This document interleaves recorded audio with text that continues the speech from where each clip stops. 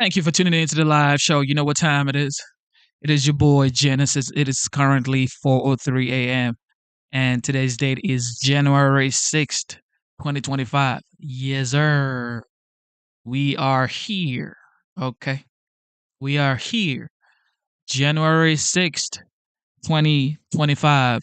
Today today is the day that the OG would be certified as the president of the United States. Well, we're just gonna wait for the inauguration on January 20. But today's the day that you certify the election votes, electoral votes. Okay. Yes, yes, y'all. Thank you for tuning in to the live show. It is your boy Genesis. Welcome. Welcome, welcome, welcome. Double tap your screen, subscribe to the channel, join the memberships. It is what it is. Let's have a good time. Let's talk about this right here. Um, all right, here we go. Agenda, given that slim majority, is Florida Congressman Byron Donalds, a key member of the House Oversight Committee. Congressman, it's great to see you this morning. Thanks so much for being here. It's good to be with you, Maria. Good morning, everybody. You just heard the back and forth. Mike Johnson says he's going to have a bill with energy permitting, the border, as well as tax extensions on President Trump's desk by the end of April. Lindsey Graham just said he's worried it's likely not going to happen that way. Well, look, there's going to be a big lift, a lot of stuff that has to go into this bill. I'm not really going to get caught into whether it's one bill or two bill. I think the job right now is specifically in the House is putting together the overall package. And then your political dynamics, your dynamics on Capitol Hill, the calendar in the House, the calendar in the Senate, that will largely dictate what this ends up looking like. We use this phrase on Capitol Hill often. You have to build the plane while it's in the air. That's what you're about to see. And so, yes, tax policy, yes, energy policy. The DOGE work from Vivek and Elon is going to be a major part of this. There's going to have to be reforms to some pieces of mandatory spending. And I want to be clear, we are not touching Medicare. We are not touching Social Security. But there are other parts of mandatory spending. There's going to have to be some reforms. There's going to have to be some cuts. And so when you put all that stuff together with border security, which is going to be central to all of this, just like tax policy, we can deliver it. It's just working through the finer points and details with our colleagues in the House and, frankly, also in the Senate. Well, I mean, the idea is to obviously keep the promises that President Trump made, but there's all these new complexities now to the tax policy plans because Trump has said he wants no tax on tips, no tax on Social Security, and all the rest. That takes time to write a new tax bill. And I've already spoken with a couple of senators who say there's absolutely no way they are voting yes to eliminate or raise the debt ceiling. President Trump wants that in this major bill. I know you guys don't usually like big bills. Can this really, I mean, is this really realistic that you can get this done?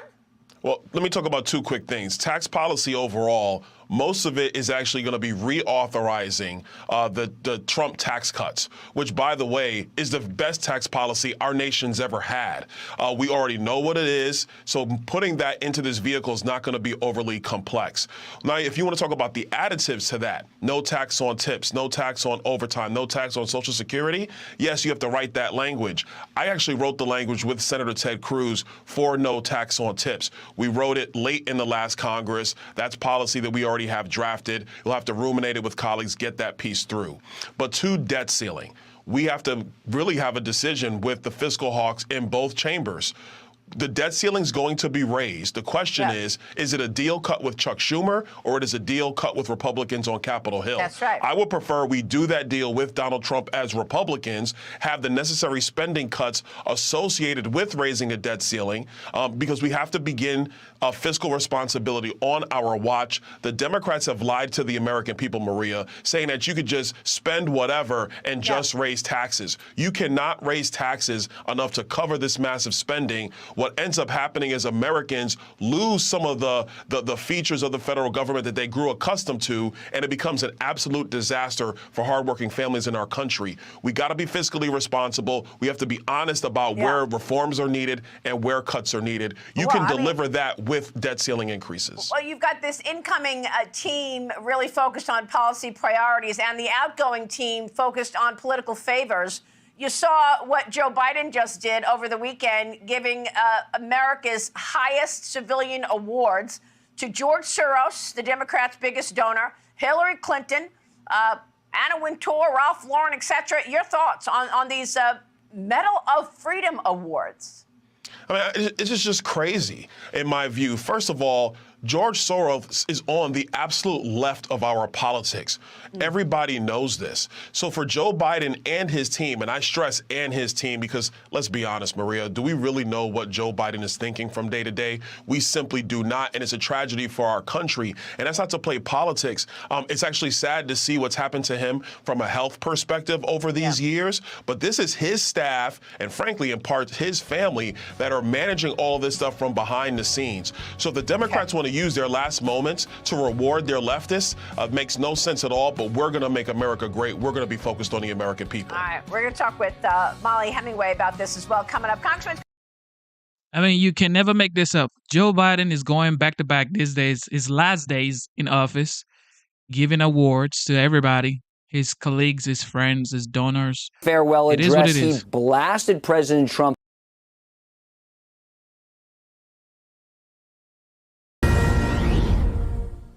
Well, President Biden is shocking members of the press. Just moments ago, he blasted former and future President Donald Trump at a White House event.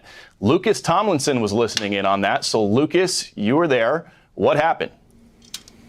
Well, Bill, good evening. Perhaps President Biden getting a jump on those legacy speeches he's expected to give or a farewell address. He blasted President Trump, saying he's a threat to democracy. Here's what he said just moments ago. He also scolded some reporters. Believe he's a threat to democracy? I think what he did was a genuine threat to democracy. Come on, man. This man right here. You can't even talk properly. Like, Jesus, relax. They are, and they'll find no safe harbor here. Thursday. We're going to continue to relentlessly pursue ISIS and other terrorist organizations where they are, and they'll find no safe harbor here. Now, for years throughout his presidency, President Biden said that white supremacy was the biggest terrorist threat to the United States. It's not clear if he still thinks that. Security measures have been beefed up tomorrow ahead of January 6th and the certification of the election. There's another layer of fencing that's been added to Pennsylvania Avenue. Of course, you have Jimmy Carter's state funeral later this week, and in 2 weeks, President-elect Donald Trump's inauguration, Bill. And Lucas, you just asked him face-to-face the other day if he still believes white supremacy is the biggest threat to the country, and he just blew you off, didn't answer you. So we'll see if you get a chance to ask him again last couple of weeks. Lucas Tomlinson, live at the White House. Lucas, thanks. Hi, everyone. I'm Brian Kilmeade. I want you to do me a favor. I want you to click to subscribe to the Fox News YouTube page.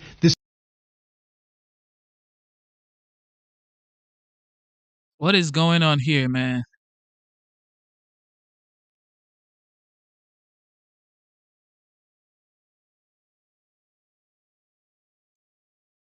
So the President-elect Trump has also floated purchasing Greenland from Denmark as world powers to race to boost their presence in the Arctic. A former Trump ambassador to the Kingdom of Denmark, Carlin Sands, agreed to talk with us about this. So no one thinks, again, President-elect Trump could actually buy Greenland, do they? Oh, yeah. Well, it's more the idea. It's the art of the deal. Denmark is a kingdom, and it has the Faroe Islands and Greenland, the world's largest island, just off our northeast coast, and it's 1/3 the size of the continental U.S. And if you have Denmark, which is an economy and population close to the size of Colorado, our state, can you imagine Colorado trying to defend and develop the world's largest island full of rare earth minerals, gold, energy? And so we don't really want Russia or China, for instance, to control that island, which wants to go independent. They want to be independent. And so we need to make sure to secure it for on behalf of the American people, understanding that Greenlanders want opportunity and want to prosper as well. So we're already seeing Denmark say it will increase security money for Greenland. The president-elect is getting part of what he wants by just bringing this up in this debate, right? Well, you could say that. I mean, Denmark's it's a great country. They're good friends of ours for a long time. They've gone into tough places with us. You know, their military is capable, but they're not even able to defend Denmark, the small country of 5.5 million people. They just don't have the capacity. And $1.5 billion, I will just say, it's a drop in a bucket of what's needed, because I'm sure it's over multiple years. And then we have really, even the U.S. and certainly Denmark has a lack of awareness of what's in the North Seas, in that giant GIUK gap. And GIUK stands for Greenland, Iceland, and the UK, which is just below where the Faroe Islands are. So that whole North Atlantic into the North Sea, we need to know what's above, on, and below the water. We need to make sure those sea lines of communication stay open for our own security. So, Carla, then what does engagement look like? What should President-elect Trump do in his first term? Well, he has the best advisor, so I'm not going to tell him what to do. But I know what we were working on and toward in the first Trump administration, and that was securing the region, making sure we have awareness. So, for instance, Russia's militarized their Arctic coast.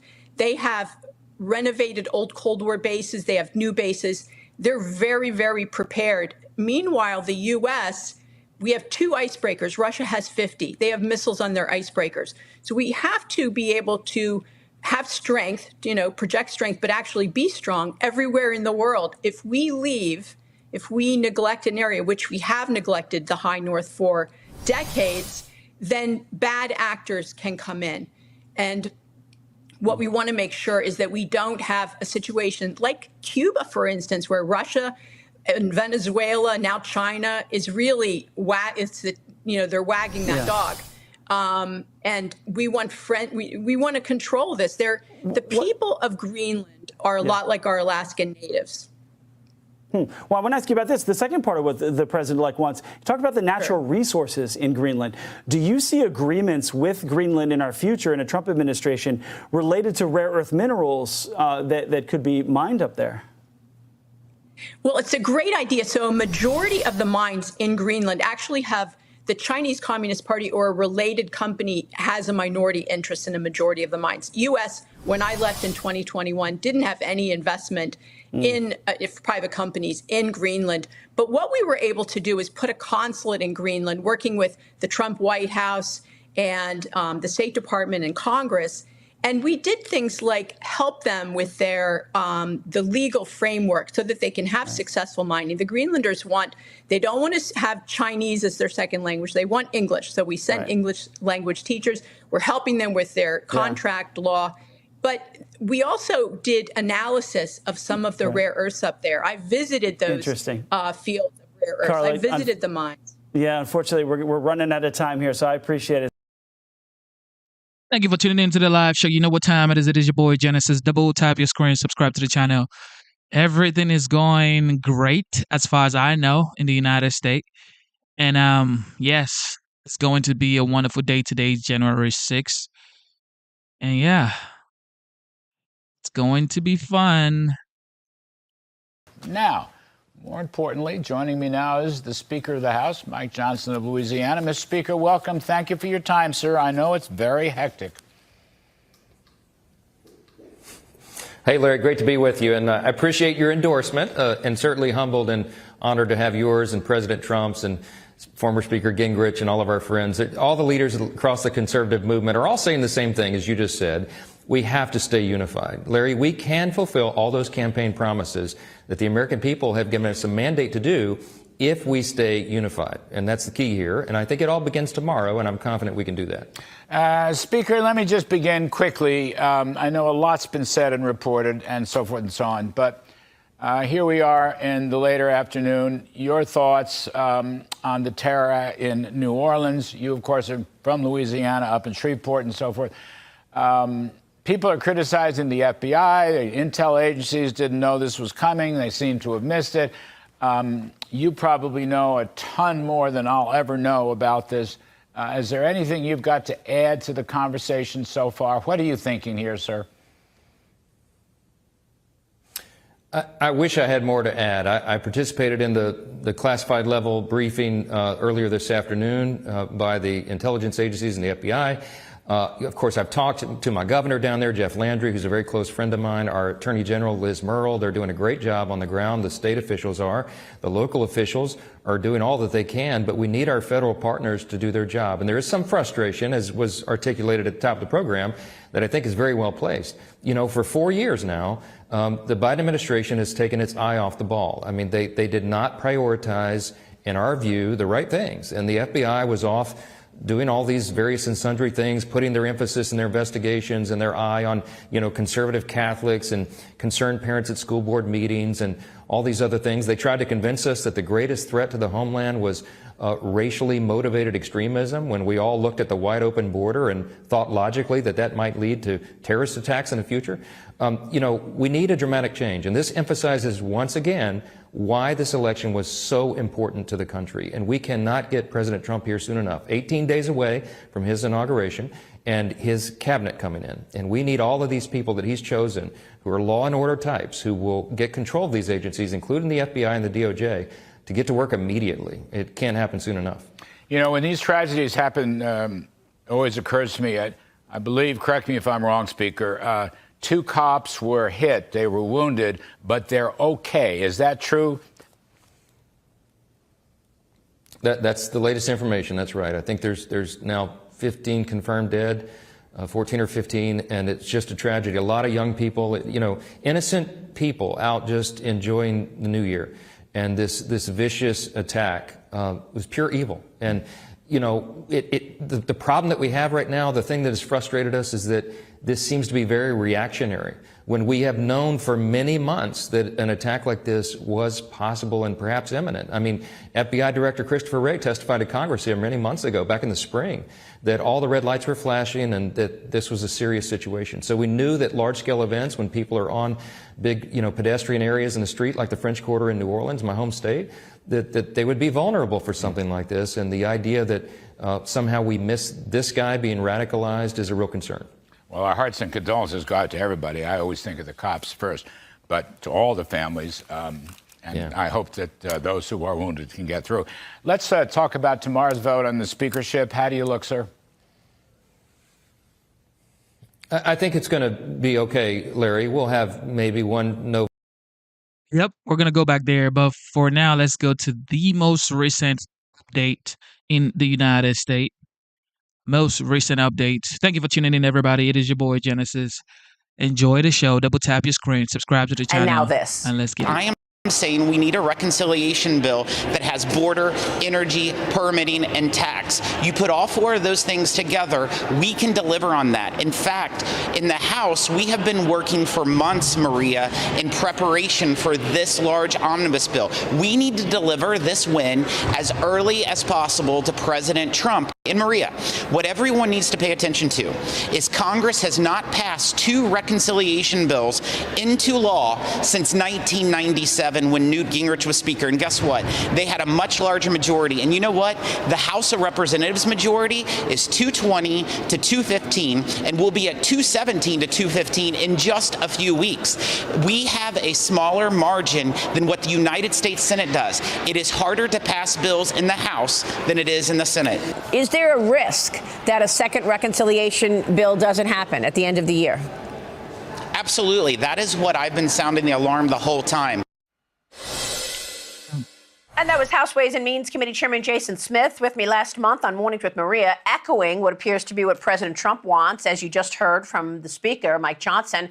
That is one large reconciliation package within the first half of the year, perhaps to be on President Trump's desk by the end of April, to include border security, deportations, energy permitting, and tax extensions, all in one package, as opposed to 2 reconciliation bills, which was what my next guest was planning. Join me now with the agenda and the man writing legislation, helping to set that agenda, In the Senate is South Carolina Senator Lindsey Graham, the chairman of the Senate Budget Committee. Senator, great to see you this morning. Thanks so much for being here. You heard Mike Johnson and what President Trump wants. Can you get it done? I'm very worried. I'm very worried that if we don't put border first and get it done, it's going to be a nightmare for our national security. We've got millions of illegal immigrants that President Trump has promised to deport, and he should. Why are we doing mass deportation? Because we had mass illegal immigration. Laken Riley's murderer was released because there was no bed space to hold him, and he was paroled, and he raped and killed the girl. Right now, we have 41,000 beds. Under the Trump plan, we're going to go to 150,000 beds. We're going to double the number of ICE agents to find people and kick them out. We're going to finish the wall and put technology on the border to shut it down. That cost $100 billion. I'm willing to offset the $100 billion with cuts in other places, but there's no way in hell Democrats are going to give us $100 billion for mass deportation. Every day we delay is a dangerous day for America. 3,000 Americans die from fentanyl poisoning every 2 weeks. I've never seen so many threats to our nation as I do now. It started with Afghanistan. ISIS is on the move. They're coming here. Last year, we found 8 people from Tajikistan that were affiliated with ISIS. I wrote a letter to Schumer saying, let's have a hearing about ISIS-K in Afghanistan. He blew me off for an entire year. Now he wants a hearing about New Orleans. The threats to our nation are large. I want the tax cuts. They're $4.7 trillion. They will ruin the economy if they expire at the end of the year. I will try to be a team player here, but I want to tell the American people, from my point of view, the number one job is to secure the nation for the federal government. Our border is broken. I wanted it fixed by February the 17th. To the tax cut wing of the party, I am with you, but if you hold border security hostage to get tax cuts, you're playing Russian roulette with our national security. And isn't therein the point right there, Senator? Because if you don't get everything all in one bill, don't you lose some members? You just said it yourself. The Democrats are not going to vote for $100 billion for the border. No so isn't way that important in hell. that you link taxes with border and energy? Well, here's what I'm saying. I'm saying that as we negotiate tax cuts, there are tax-cutting people, and I'm one of them, that won't vote for border until they get all their taxes. I'm not a big fan of the SALT deduction. I live in South Carolina where we have low taxes. Why should people in South Carolina subsidize California and New York tax policy? You're going to have a hard time with me on that. What does President Trump want the most? To make us safe and prosperous.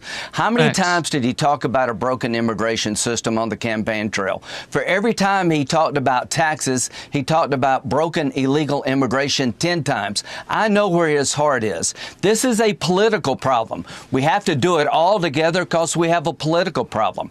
We have a national security problem. I am hoping that Mike Johnson, who is the right man for the job, I am so glad he got to be Speaker. He's a wonderful man. I hope he can do this by May. But here's what I want America to understand. Every day that we don't deport a violent criminal is another day that we're exposed to their actions. Every day we don't shut down that border is another day for terrorists to come in. And every day we delay in combating the fentanyl problem, 3,000 Americans die every 2 weeks. So count me in for cutting taxes. But my purpose on this show today is to warn Americans that this broken border is a national security nightmare. Donald Trump has a plan to fix it. It costs $100 billion. If we can get him the money, that's all he needs to fix it for 4 years. Yeah. No Democrat is going to help us, folks. If you think they're going to help us, you shouldn't be allowed to drive. Well, I understand all of that for sure, but can't some of these things that you're envisioning that will belong in this first reconciliation package, can't that be done by executive order? I mean, I'm being told that one of the first executive... Shout out to Lindsey Graham, man. Speaking facts, chilling, warning facts. This is why Trump won the election. He won the election based off of the border. He said he was going to deport a lot of people, illegal people. Okay. If you came in here illegally, then there's no point. You're going to have to go. Okay. A lot of people say, well, I'm going to get my my citizenship the longer I stay. Some people have been in the United States for 20, 25 years, and yet they still don't have that documentation. It's like, it only took me 5 years to become a United States citizen. If you work your way, put your head down, be a useful human being in the United States, USCIS wants you to become a United States citizen. So I support this, Lindsey Graham. God bless you, man. Orders that President Trump is going to issue is to freeze all pending rulemaking. Freeze all pending, and then can he get executive orders on permitting there and perhaps something else on energy? Sure. Why must it all be there in the first package? Well, he needs money to hire ICE agents. You can't do that by executive order. We have a bill funding the government that expires March 16th. There's no new money available. We're operating under a continuing resolution. We need to increase military spending dramatically. We have the lowest amount being spent on the military in the last 80 years. We have 296 ships. The Chinese are going to have 440. Trump wants more ships. Well, you need money to do this, but we also need to cut the government. I'm promising you, as budget chairman, we're going to find hundreds of billions of dollars with Ron Johnson and others of wasteful spending. Yeah. So when we do the $100 billion for border security, we're going to offset it by cutting other parts of the government. We can do that. I will support whatever gets us over the line, but I am worried about delay when it comes to border security. Senator, delay equals danger. I'm going to get into that with Senator Ron Johnson. Real quick on these cabinet nominations. Look, Giorgia Meloni, Prime Minister of Italy, in Mar-a-Lago this weekend with President Trump. No doubt talking about the threats on the global stage. What are your thoughts here in terms of the terrorism element and getting President Trump's national security team in place? Do you have confidence that all of his cabinet nominees will be confirmed? Yeah, I do, and I want to do them sooner rather than later. When President Trump left office, we had the most secure border in American history. The caliphate was destroyed, ISIS was destroyed, and Iran was in a box. We killed Soleimani, the Iranian Revolutionary Guard leader. The last 4 years have been a friggin' disaster. They rolled back every policy that worked on the border. They went back into the Iran nuclear agreement, giving the Ayatollah hundreds of millions of dollars is used for terrorism. Yeah, the confirmations, do them now, do them quick. Get them all done in January, February. We need our team on the field. We need an FBI director. We need an attorney general. We need them all. Get it done. We got to get it done. So we're under attack here. We're at war. You're prepared to vote for all of Trump's nominees then? I am ready to go. Bring them up. I'll vote. Let's get it done. This is the spirit right here, man. Republicans need to get together. There's so much to be done, okay? Bigger issues. Look at New Orleans. Look at Las Vegas. Look at the security situation. This is not the time to be playing politics. I support that guy right there, man. Shout out to the man, Lindsey of South Africa. It is what it is, okay? It is what it is. Everybody has to focus on making America great again. So Tulsi Gabbard, Pete Hegseth, every one of them, RFK Jr., every one of them needs to be confirmed and move forward. There's no time to be playing politics because the enemy's looking and lurking close. So you better be ready. You better be ready. You better be ready. You better be ready. Somebody said you're not even American, bro. Actually, I am. Why do you think I'm doing this show? I am American, though. I am a United States citizen. Was I born in the United States? No. Am I American citizen? Absolutely. Just like Elon Musk. Elon Musk wasn't born in the United States. He was born in Pretoria, South Africa. And guess what? He is an asset to the United States. Okay? Saving lives, saving astronauts from space. NASA needs him to save the astronauts. Okay? He helped Donald Trump win the election. And I'm doing my part. I'm doing my part, young man. A little bit of nervousness occasionally. Okay, so here my advice to you is embrace the. Here is the full remark from the current president, Biden, at the White House reception for new Democratic members of Congress. Institution you serve. I really mean it. Improve it. Don't tear it down. You know, we 36 years ago, I for 36 years, I was a United States Senator. I got elected when I was 29. You have to be 30 to be sworn in. And I wasn't old enough to be sworn in. And I came down to Washington, and when I was a number of the senior senators helped me out, and I was in Teddy Kennedy's office waiting to hiring staff, interviewing people. And I got a phone call in his office that my wife and daughter had just been killed, and my two boys weren't likely to live. They'd been Biden, what we got? a tractor trailer broadside of them on Christmas shopping. And the reason I bother to tell you the story is not to seek any sympathy, but to say to you that my decision at that time was to not be sworn in, to get the hell out. And we had a Democratic governor, so I knew they were going to be able to appoint a Democratic senator, and I wasn't a worry. And but a group of about 7 Democrats and Republican senators, starting with Mike Mansfield, who they call him Iron Mike, who was the majority leader, and a Southerner named Fritz Hollings, and a bunch of folks got together, and they came to see me in 2 different groups to convince me to stay, because I knew that we'd get another senator, but I wasn't sure. I didn't think I'd get another father, my 2 boys who were recovering. So I wasn't going to stay, but they brought me into their homes, these senators. There were 6, 7 of them. I won't name them all and bore you with it. But from Teddy Kennedy to Fritz Hollings to Mike Mansfield, and they just embraced me. It wasn't overly sympathetic. It was just, you just come and stay. I'll never forget. Just come and stay 6 months, then you can go home. Then you go home.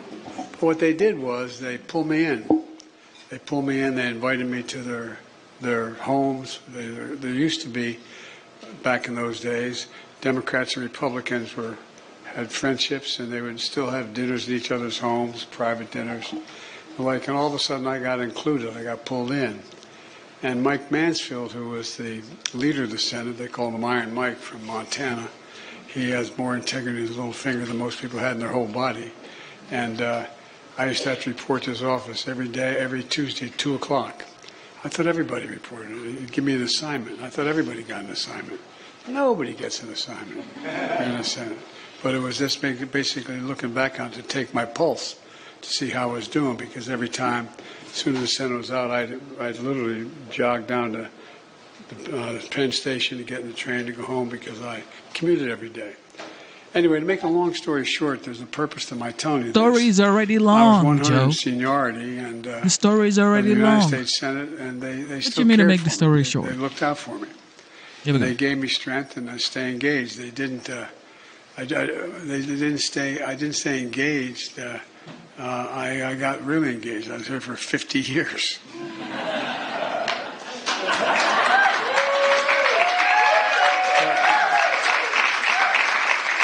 But my point is, you don't have to give up your principles or your beliefs to build relationships, to compromise and reach a consensus. That's often the only way to get big things done, at least in my experience. That's why I've tried to do my whole career. I'm proud of the record we're going to leave you all to build on, an economy that grows from the middle out and the bottom up instead of the top down. Once in a generation investment in infrastructure, over $1.2 billion, and $1.2 trillion. CHIPS and Science Act, climate change, clean energy. The point is that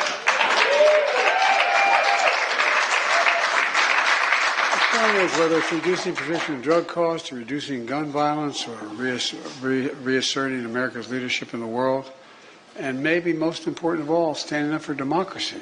And every generation gets tested. I taught constitutional law for a long time, and they used to always give a lecture about every generation has to fight for it. I never really believed what I was saying, in the sense that I didn't think I'd have to fight to maintain democracy. But tomorrow's January 6th. Tomorrow's January 6th.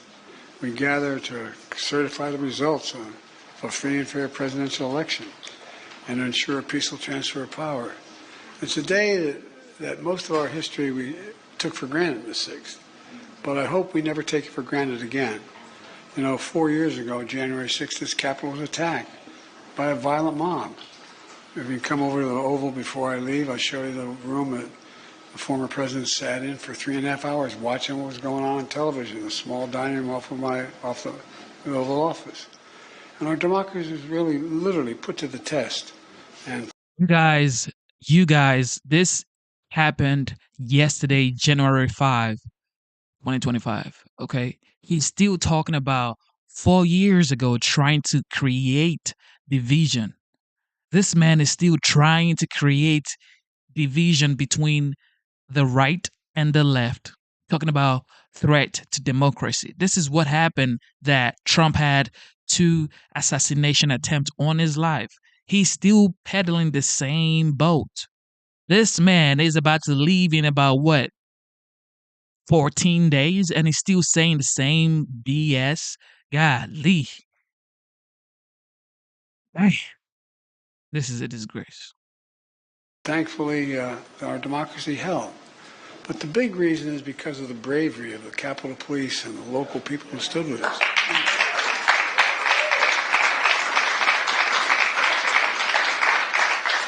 Never forget them. They're guarding you. Give them the respect and support they deserve. But it's also due to the members of the House and Senate who, even in the face of these threats, and in the threats of their life, courageously fulfilled their duty to the Constitution. They showed up and did the work. Now it's your duty to tell the truth, to remember what happened, and not let January 6th be rewritten or even erased. To honor the Constitution, not only the most extraordinary of days, but it's one of the toughest days in American history, January 6th. But every day, you've sworn an oath, and I know you'll never forget the oath you swore to, but now, 4 years later, I'm leaving the office of president. I'm determined to everything in my power to respect the peaceful transfer of power.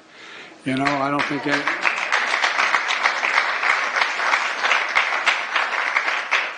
I wasn't going to run when I ran in 2020 because I had lost my son, didn't want any part of getting engaged again. But my son, Beau, and who was the Attorney General and likely the next governor of the state of Delaware. But, I think it's important to restore basic conditions. Last time this occurred, this transfer of power, the losing party never even showed up. Never even showed up and everybody understandably says to me, why are you being nice, Joe? Why did you have him over to the office for 2 hours? Why are you cooperating? Because the rules matter.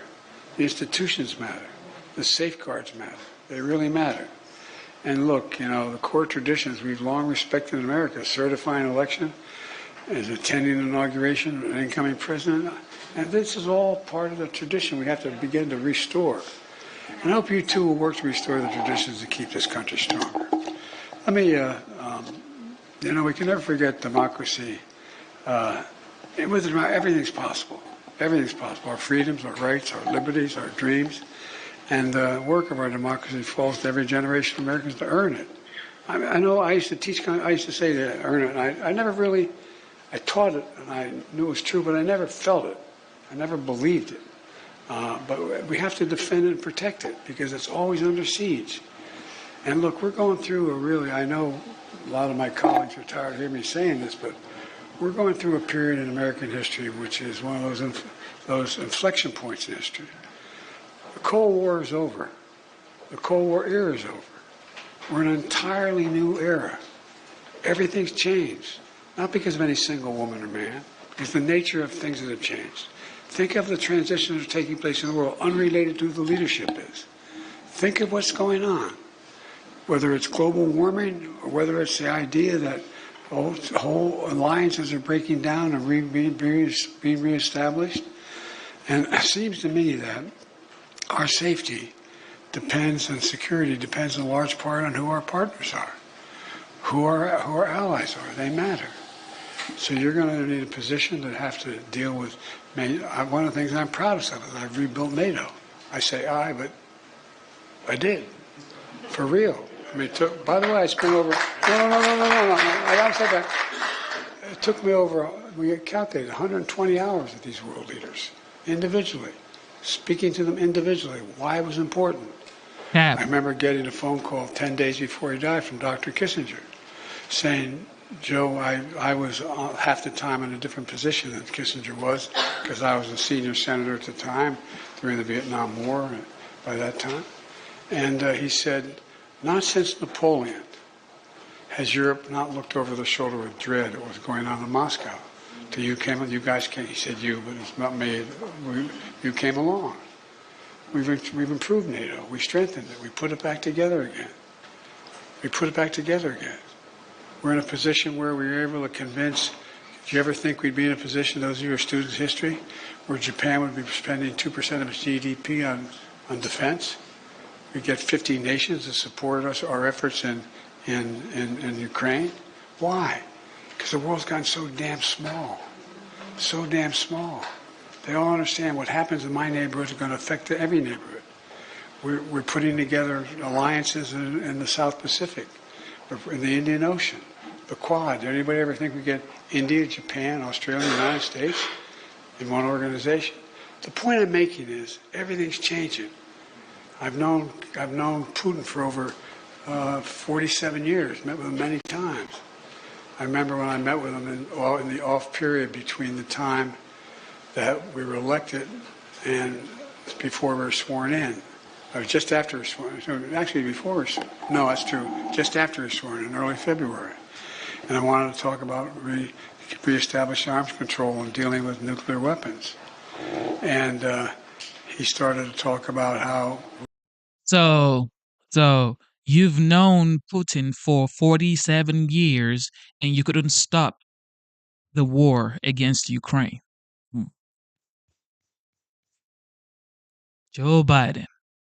Russia changed and so on and so forth. And he talked about he has 8 time zones. I said, yeah, 8 time zones around the Arctic Circle. And guess what? The ice is melting.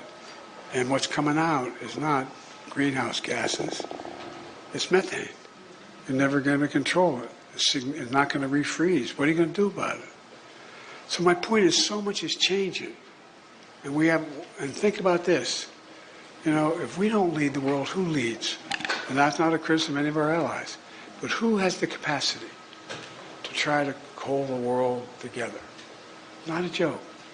We can do it without going to war. We can do it as we've been able to do, God willing, since we've come into office. We can do it without sending American forces into place.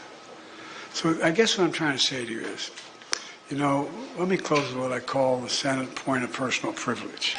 You know, my father used to say it's a lucky person who wakes up with both feet in the ground and believes that what he or she does matters. Well, you're among the lucky few. What you do really is going to matter economically and politically. But one piece of unsolicited advice, and I was reluctant to say this to the press here, but I'm going to do it anyway, because they know the facts here. Going back to when I told you when I got elected, I didn't want to stay. Teddy Kennedy and Fritz Hollings and Tom Eagleton and a number of Republicans as well, there were 9 of them, decided to, you know, keep me engaged and invite me to everything they were doing. And Teddy used to come over to my office and say, let's go to lunch. And I wanted no part of going to lunch or getting to know anybody. I just wanted to do my job, get down on Union Station and go home. I mean, for real. And many of you have been through what I've been through and a lot worse. And so one day he walks over and says, I won't use his exact line, he said, darn it, Joe, you're going to lunch with me. So I went over to the private Senate dining room. There's 2 Senate dining rooms. The one dining room you'll be able to take someone if you're a senator, and the House is not fundamentally different. But in the Senate, I was fairly successful at bringing together coalitions as a senator. I don't mean but I work like hell. And Barack used to always kid me. We'd meet every morning. The first thing we'd meet with one another at 9 in the morning every morning. And the last person we'd each speak to at night, and we ended the day was with one another. That's a deal we made. And one of the things was he always used to say that, you know, I know, and I'd always be, I said, look, Barack, all politics is personal. All politics is personal. And the reason I mention that is that I went over, Teddy had me come over to the Senate. There used to be a Senate dining room. When you walk in the first floor on the Senate side, you go down that hall on the first cross corridor by the elevators. One goes into the Foreign Relations Executive Committee room, another goes down to the staircase going up to the floor, as well as an elevator, and there's an office door on the left and one on the right. On the right is a Senate dining room. Those of your senators are going to be able to bring any of your colleagues or friends in to have lunch with you. But the door to the left used to be a private Senate dining room. You had to be only a U.S. senator was allowed in. And you walked in, and it was a T-shaped. You walked in, and there was a buffet table on the left, which had all luncheon material out, and a long table on the right, like a big dining room table, but it was seated, I'm guessing, 18 to 20 people. And then you walk straight ahead, and perpendicular was another table by windows looking out over the parking lot.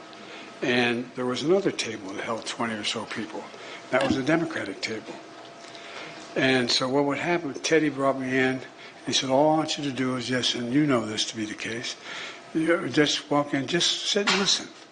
You'll learn more in an hour sitting here with these senior senators and others than you'll learn in the next 10 hours doing anything else. So I remember sitting down, and Jim Eastland, I ran because of civil rights in my state. We were segregated by law to our great shame. And here Jim Eastland and, John Stennis and Herman Talmadge and all these guys, these Southern, by any definition, racist senators. And I sat there and listened. Teddy and Eastland would go at it, hammer and tong up on the floor. They go down and eat together. They didn't leave their values behind, their points of view. They sat and ate with one another. And so what happens? When you get to know that the other senator, he is, her husband has testicular cancer and is dying, well, you have a different perspective. When you find out that one of them has a son that has a serious learning disability, or somebody has just lost their mother or father, you learn about what they're going through. And it personalizes things in ways that only private conversation and personal things can do. And you begin to understand, and you begin to learn about, and you'll find this, you all know this in your states as congresspersons and districts, that the next district over, the person may not be a bad guy or woman, but they have a constituency that have a very different view than yours does. Not bad or good, different than yours does. Not a whole lot of people in Kansas worry about fishing rights in the Atlantic. Not a whole lot of people on the Atlantic coast are worried about agricultural issues on corn in Nebraska. I mean, so you begin to look at other people's perspectives, and it becomes less personal.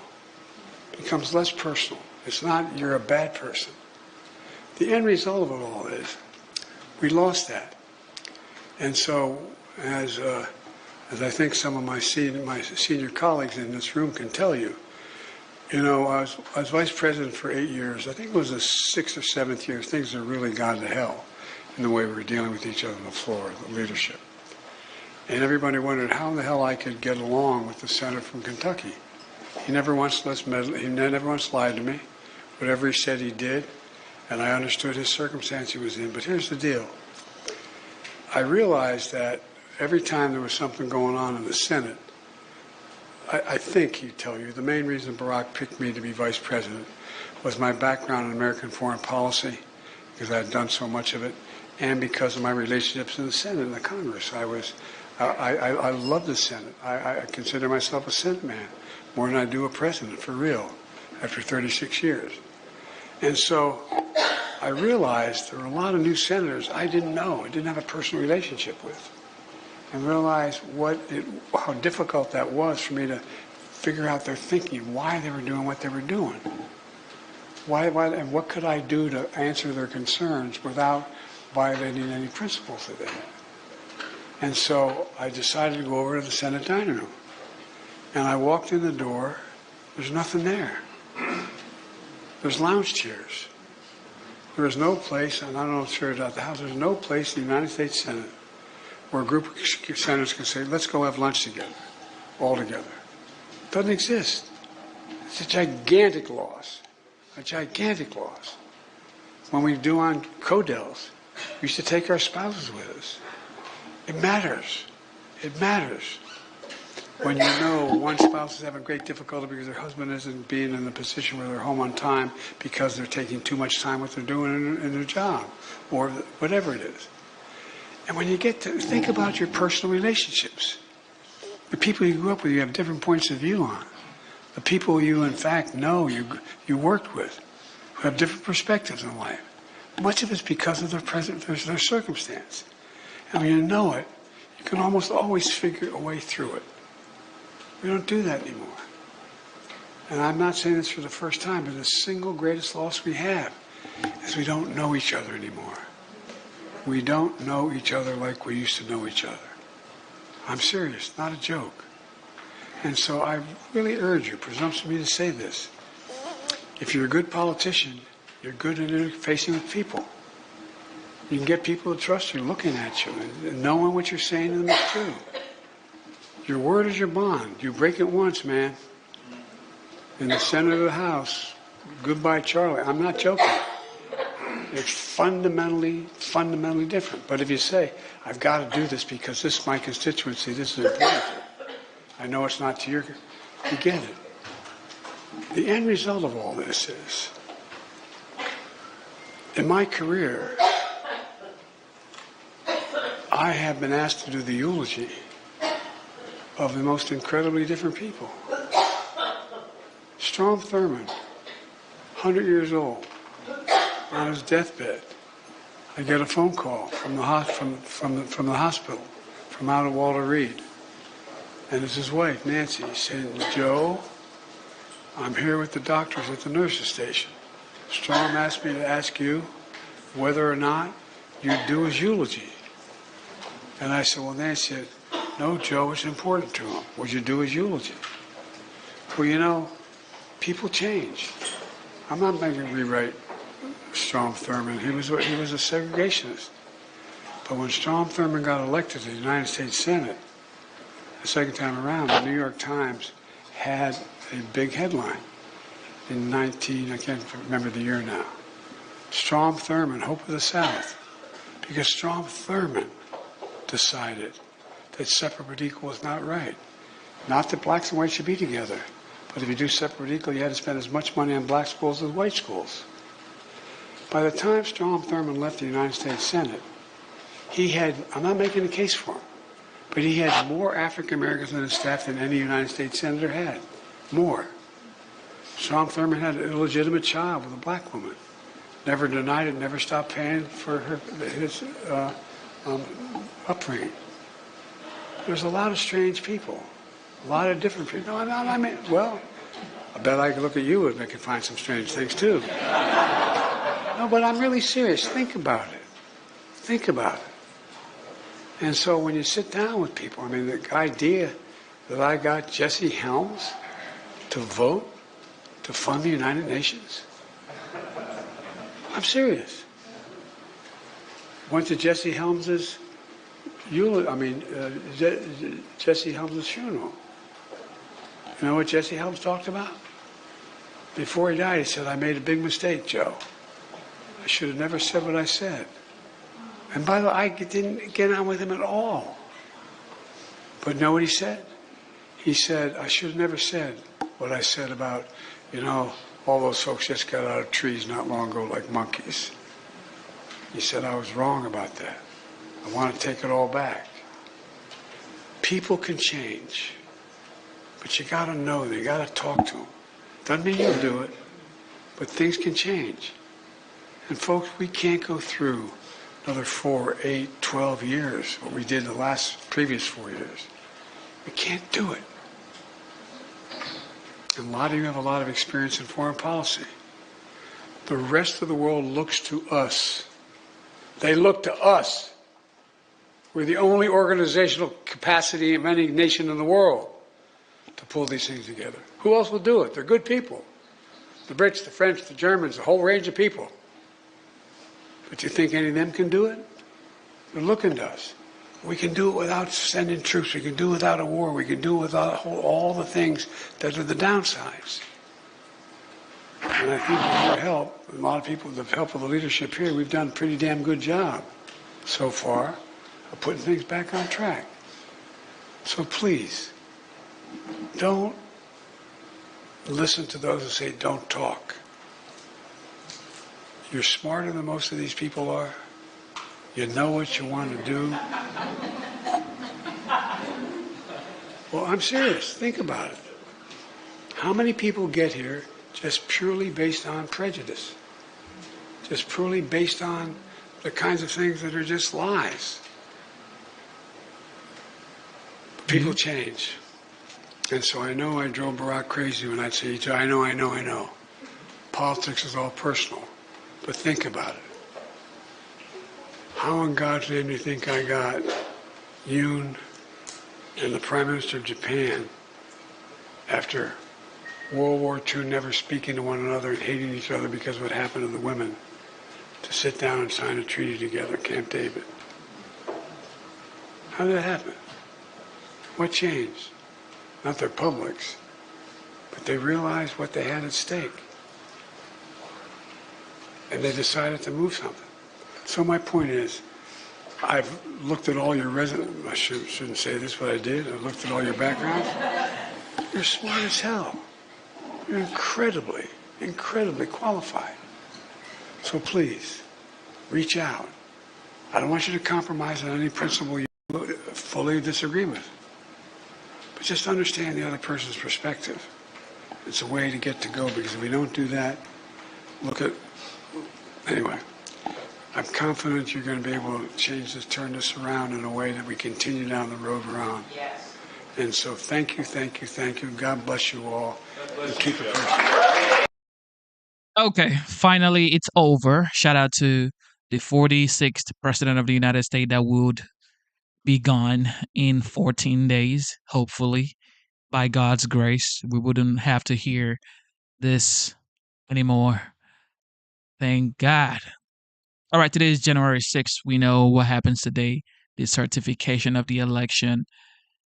And yeah, it's a special day. And everything Biden just said, I didn't even get anything. What's the point? What was he trying to say? Look, you can never make this up, y'all. We're joined by a soon-to-be Deputy Chief of Staff, Mr. James Blair. Welcome, Mr. Blair. Thank you for joining us. So day one, what's on the agenda for day one, the afternoon of his inauguration? Hey, thanks for having me, Trey. Look, day one is going to be action-packed. What you will see is the president work quickly and aggressively to implement the policy that he campaigned on, especially those that can be done through executive action. So these are things like securing the border, unleashing American energy, getting wokeness out of the military and restoring it to being the world's most lethal and well-trained fighting force, getting men out of women's sports. Those are the types of things that you will see President Trump focus on in the earliest days of his administration. All right. Over the past couple of weeks, I have heard President Trump ask for the debt ceiling to be raised, and then 30-some-odd House Republicans rejected that. He wanted Mike Johnson as Speaker. Some Republicans could not do that without having to have their hands held and their egos stroked. So how are you going to navigate such a fractious House Republican conference? Well, look, President Trump ultimately was given a mandate, as you referenced in your opening, by the American people. This is the first time a Republican has won the popular vote in 20 years, and the first time a non-incumbent Republican has won the popular vote since 1988. He won by millions of votes. And what the president wants to see is people to unify around the agenda that they clearly voted for, and that is his agenda. In the House, look, there's 13 districts in the House that President Trump won that a Democrat was just seated in. In the Senate, there's 2 Senate seats up in Georgia and Michigan and states the president just won. The president wants to see people come together and unify behind the agenda that he campaigned on, that they swept majorities in both chambers of Congress into power to help him with, and that's what he hopes to see happen. So I think it'll just be working with those folks and letting them share their differences, but ultimately we're confident that both chambers will come together and pass legislation that the American people want to see, which is the Trump agenda. That's one reason you're going to be really good at your job, is because some people use the sugar and then some people like to use the whip, and you got to have it for different people. He was asked by the media whether he would primary senators who would vote against certain cabinet nominees, and he says it depends on what the reason is. I would ask the same thing about the House. Will he potentially intervene in House primaries for those members who just can't seem to get on board with what you and I have both referred to as a mandate? Look, I don't want to, say exactly what the president will or won't do because he reserves that prerogative when the time is right. But I think he is known for being very active in politics. He is not afraid to express his opinion publicly and clearly. That's what he's done on the policy, and that's what he intends to get done as the president, and he expects the majorities in Congress to help him with that. So I will reserve comment for what he'll ultimately decide to do, but this has always been a very active political president. He is the one with the mandate, and the will of the people is behind him, and I think he will use that to his benefit to make sure the policies he ran on get enacted. All right, you and I are going to leave with a little bit of sense of humor. Joe Biden is not known for a sense of humor, but he did say something I thought funny over the holidays. He said he would have beaten Donald Trump in the general election. I'm guessing he's basing that on his... Why would Joe Biden said he would have beaten Donald Trump if he was the candidate? You had a debate back in the summertime 2024 and you fumbled, and that was why the Democrat Party had to drop you, Joe Biden, and then you gave the United States people, you gave them Kamala Harris. So it's like from fry pan to fire, okay? Because Kamala is actually worse than Joe Biden. He knew what he was doing. Commanding debate performance, but what did you think when you heard Joe Biden said he actually would have won the general election?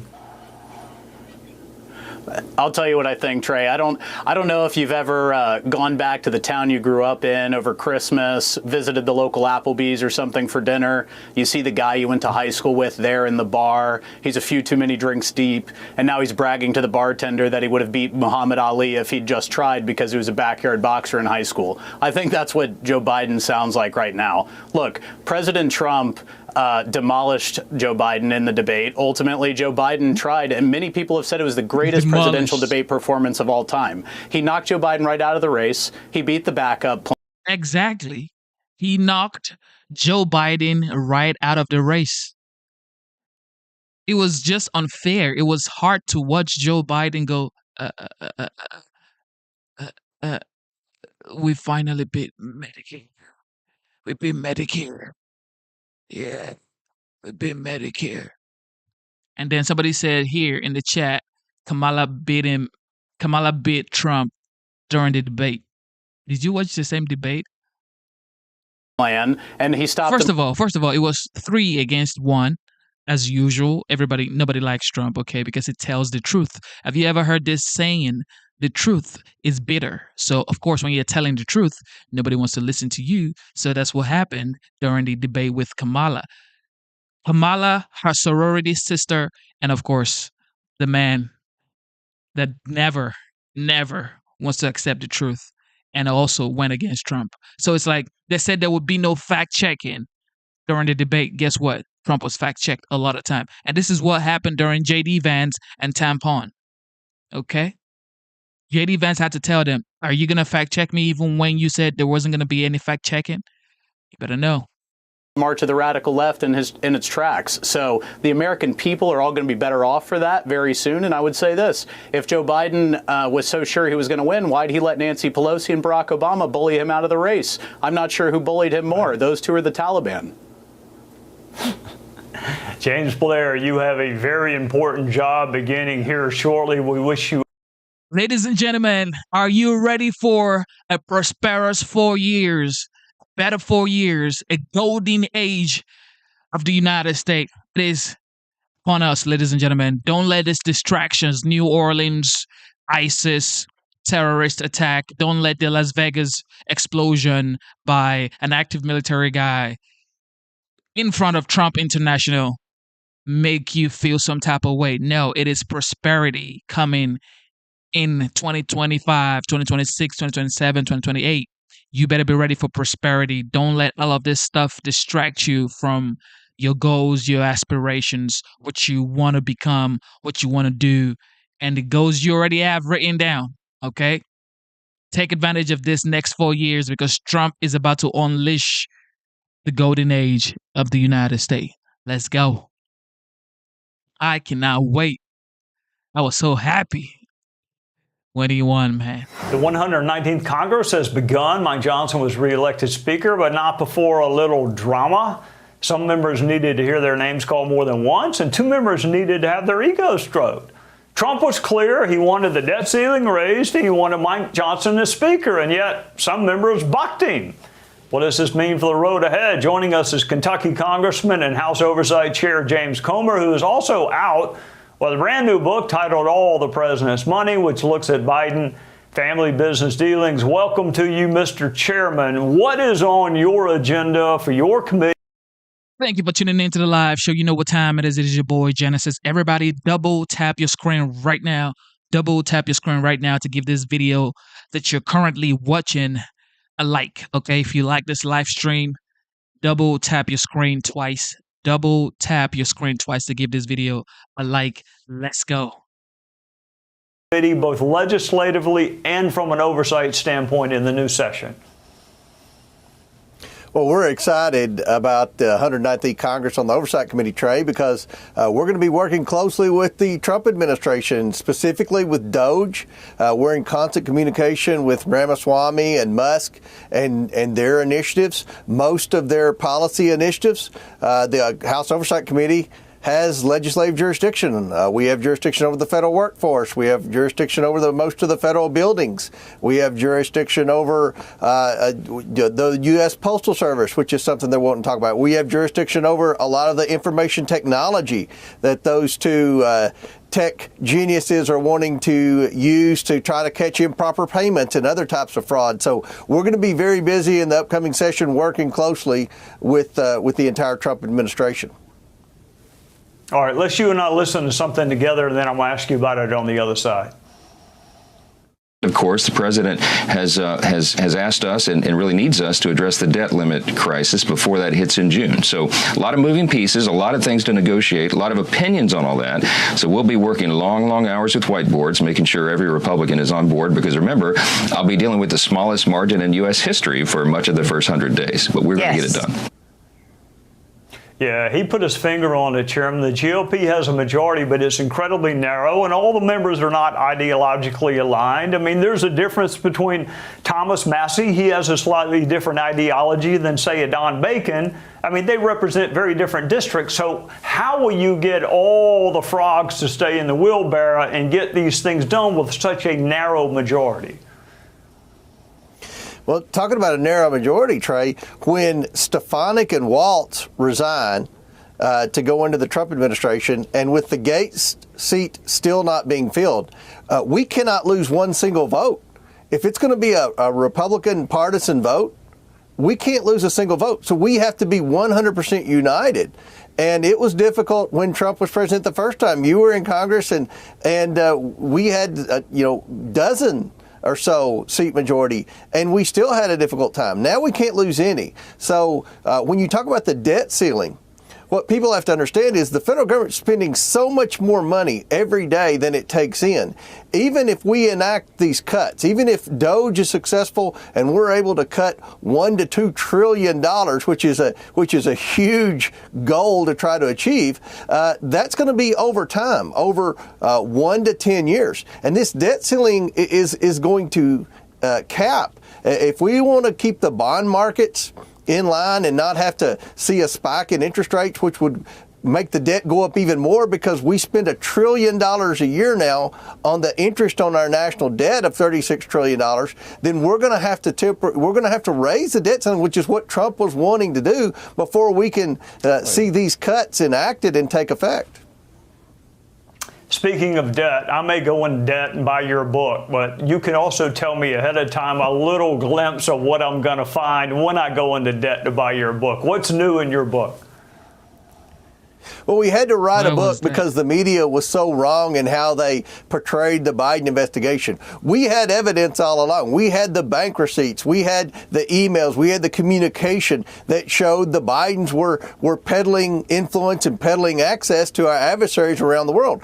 We know from the whistleblowers that came forward because of our investigation that the Bidens never paid any taxes on it. But the book goes into all the obstruction that we faced from the White House, from the mainstream media, and explains what goes on during a congressional investigation and what we can do and what we could never do. So I'm proud of the investigation. The book details every penny they took in and explains all the trials and tribulations we went through getting that information. Now we can add the moniker author in addition to chairman. You and I have both shocked every English teacher we ever had by writing a book. Chairman James Comer, congratulations to you. I hope I see you. Thank you for tuning in, ladies and gentlemen. Today is January 6th. You know what happens today, ladies and gentlemen? The certification of the election. And it's going to happen real fast. Of course, there is a snow warning, blizzard warning actually, that is going to snow heavy in Washington, D.C. However, everybody is in Washington already ready to certify the election. And where are you right now? Put your city in the chat. And is this snowing? I am in Georgia. It's pretty warm. Well, it's not warm. It's not snowing anyway. It's currently, what is the weather right now? It is 50 degrees and it's estimated to rain around 8 a.m., 9 a.m. But it's not like, snowing or anything. So, yeah, compared to New York, 50 degrees is definitely warm. Let me know what city you're watching from and let's get it.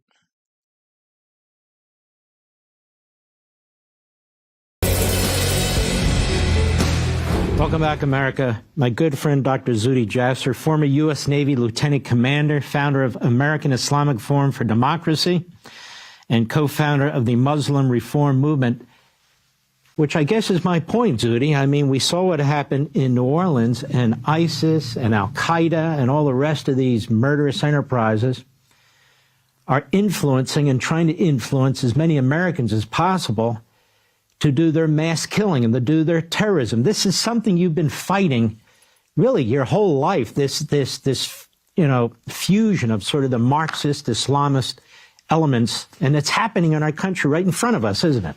It sure is, Mark. And, this massacre, this horror really lays bare on how much, not only do we have a 9-10-01 mentality right now in America, January 20 can't come soon enough. And ultimately, the quarter of the world's population of Muslims, we have to look at where they are in history, which is 1,445 years old as a religion. They haven't gone through an enlightenment process. We need reform, a separation of mosque and state. And as we saw with the Biden administration, the BLM movement, the radicalization of the far left, you have this red-green axis. So it's not just a quarter of the world's population that's Muslim that can be radicalized in this jihadism, this cool, political Islam that stretches from the Islamic Republic of Iran to the Muslim Brotherhood in Egypt to Hamas to our universities. But also the CCP and the neo-Marxists on the left have been radicalizing the far left. So you saw the BLM movement making terrorism and violence cool. So as a result, Hamas now is being endorsed to the point that you and I didn't see when we were talking about it in 2008, 2010, when I began testifying to Congress about our need to have a program of countering Islamism, not this generic, mindless, violent extremism counter, but countering the ideas. And now it's not just a quarter of the world, but 3/4 of the world that lives under tyranny, that hates America. So anti-Americanism is driving this. And that's why we need solutions. And the solutions can't come fast enough, as they will in a few weeks with President Trump. And we need to start having a strategy of promoting an offense of pro-Americanism so that we can start to push back against the viral ideology that infects minds like it did with Jabbar. And yet, Zuhdi Jasser, with the wokeism, with the embrace of the Marxist left, particularly in the Democrat Party and the media, this pro-Americanism and this assimilation into Americanism of people who come here, it's just not happening right now. President Trump wants to push back on that, but it's going to be quite a task, isn't it? Absolutely. That's why not only do we need the security element of sealing the border, deporting the criminals, etc., but we need an offense. I called for a commission on Americanism that looks at not only the foreign threat coming through our border from Hamas, Hezbollah, and others, but also our domestic threat of citizens like Jabbar that harbor ideologies that are un-American, anti-American.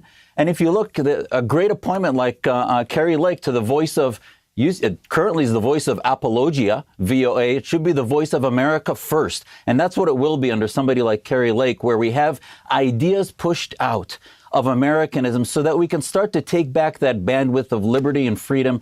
I mean, look back at Reagan. He never fired a bullet against the Soviets and yet destroyed the global ideology through things like the U.S. Information Agency, Radio Free Europe, and otherwise. And our domestic, this is why it's so great to see somebody like Elon Musk working with the president, because platforms like X and others are where the jihadi cool gets spread, and it's spread in our universities. And we're going to be able to counter that by beginning to have an unabashedly pro-American mindset, where our kids, like my children, are looking at saying the only thing we would ever die for is America. We don't want to die for Islam. We don't want to die for anything else. We understand that America, as America goes, the rest of the world goes. And that's why we need a new ideology, push forth of Americanism against political Islam. And this is what Vivek has been talking about. This is what Vivek has been talking about for like 2 years now. He's been saying Americans needs to get that feeling again that most Americans have lost. Like, most Americans would never say they love America. Like, I love my country. Like, people they're not saying it the way they used to say back in them days. Now it's like, whatever happens, happens. People would even, like, American-born citizens would even support another country before they support their country. Before you support the United States, bro, come on, yo. Come on. Whatever happened through the TV shows, the music, or whatever that made people not like America, even Americans, yeah, that's bad. Come on, man. We need to bring back the love for country in this country.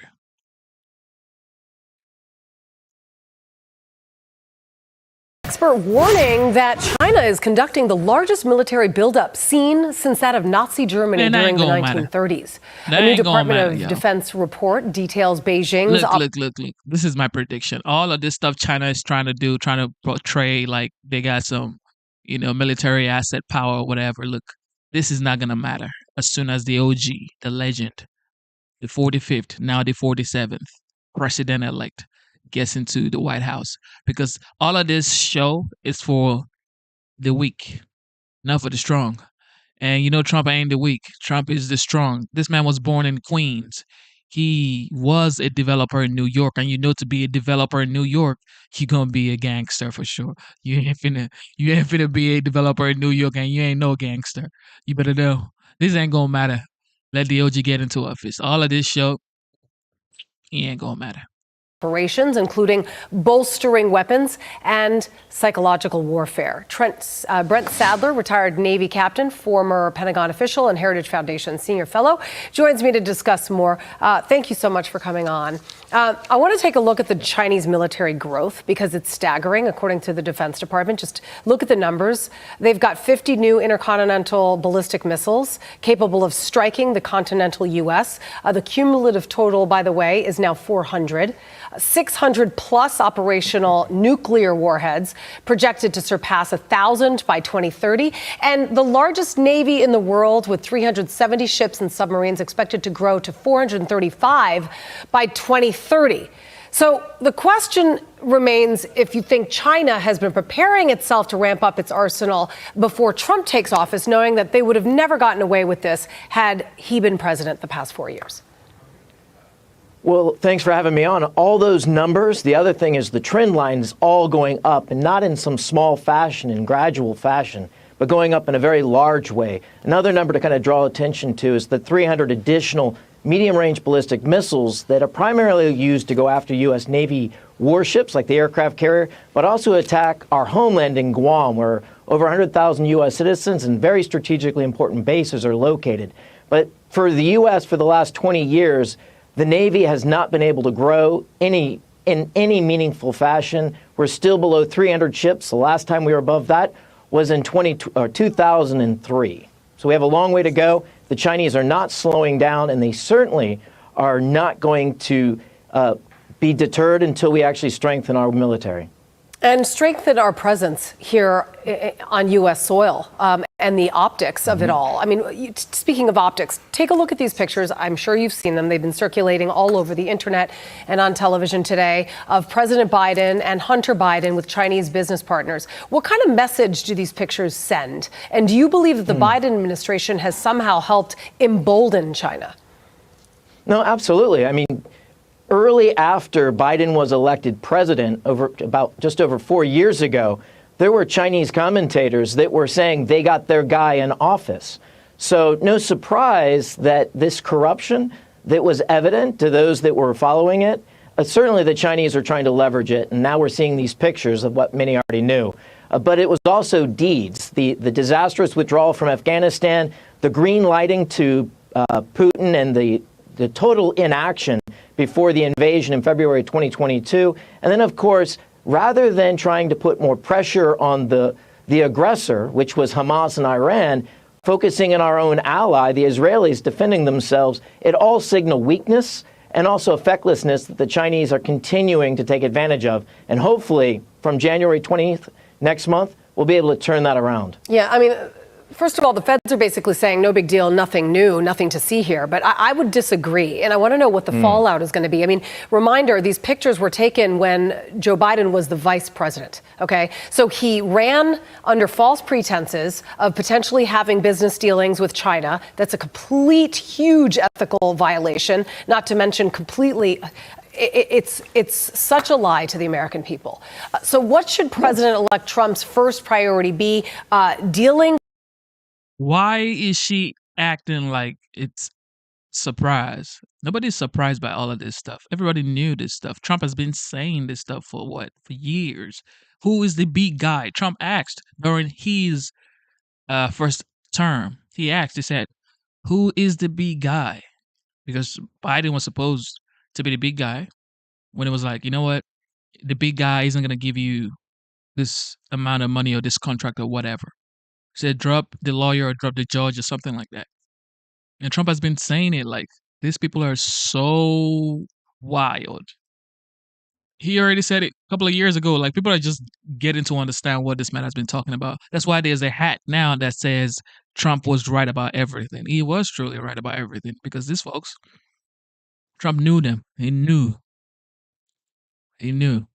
With China when he takes office, and what should the fallout be for Biden lying to the American people?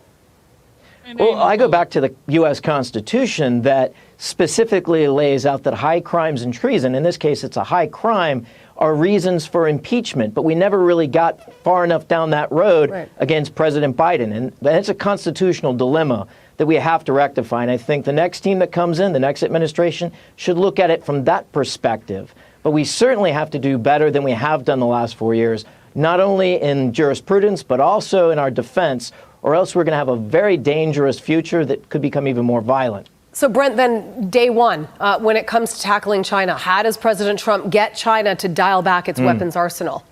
They've made so much progress. I mean, is it too late at this point? Yes. Well, it's never too late and never give up. The United States has a lot of advantages. We just continue to not prioritize the things that would have made it an easier problem to solve.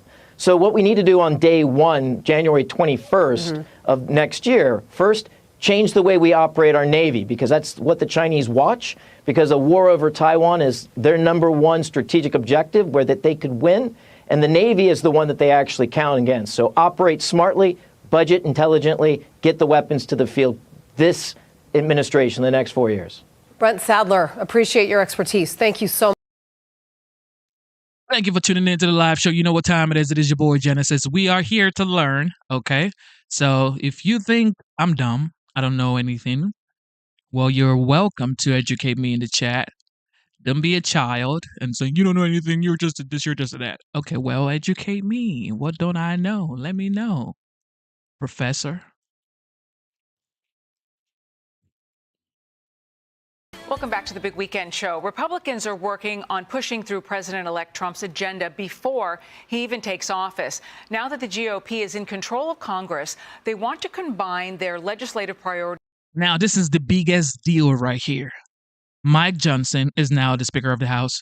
Everybody needs to align.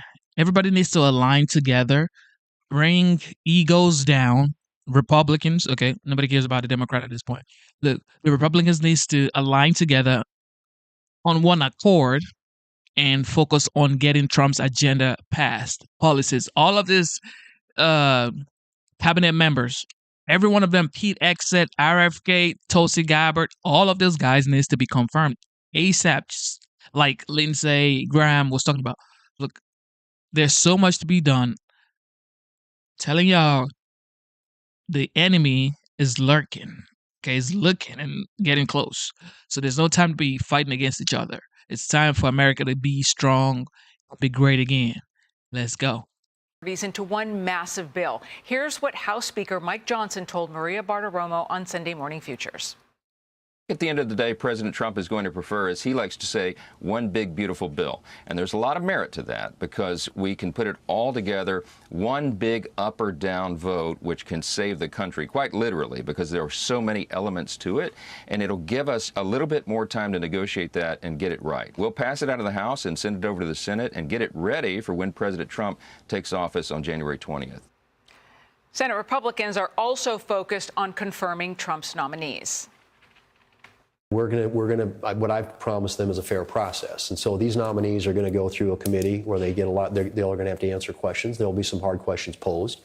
We're going to do everything we can to ensure that he has the people he wants in place. Okay, so Joey, I want to pick up right there where the Senate Majority Leader was talking, because CBS News is actually reporting that Thune has been privately telling President-elect Trump that he believes Pete Hegseth will have the votes to be confirmed for Defense Secretary. And I guess my question to you is, one, I mean, does that, obviously that sounds very positive for the President-elect, but also it could be a positive sign just going forward with his nominees. Yeah, I think the smartest thing Trump did was get these nominees out there so early and allow that visceral reaction to happen quickly. You saw the types of attacks that came. I don't remember, it's been a few years. I don't remember, I guess for Trump it was mainly the Supreme Court nominees that got the most visceral attacks, but even still, with everything they did for Kavanaugh to keep him out, he's a Supreme Court justice now. I think that's just kind of where we are. I don't think that these attacks work on Republican senators.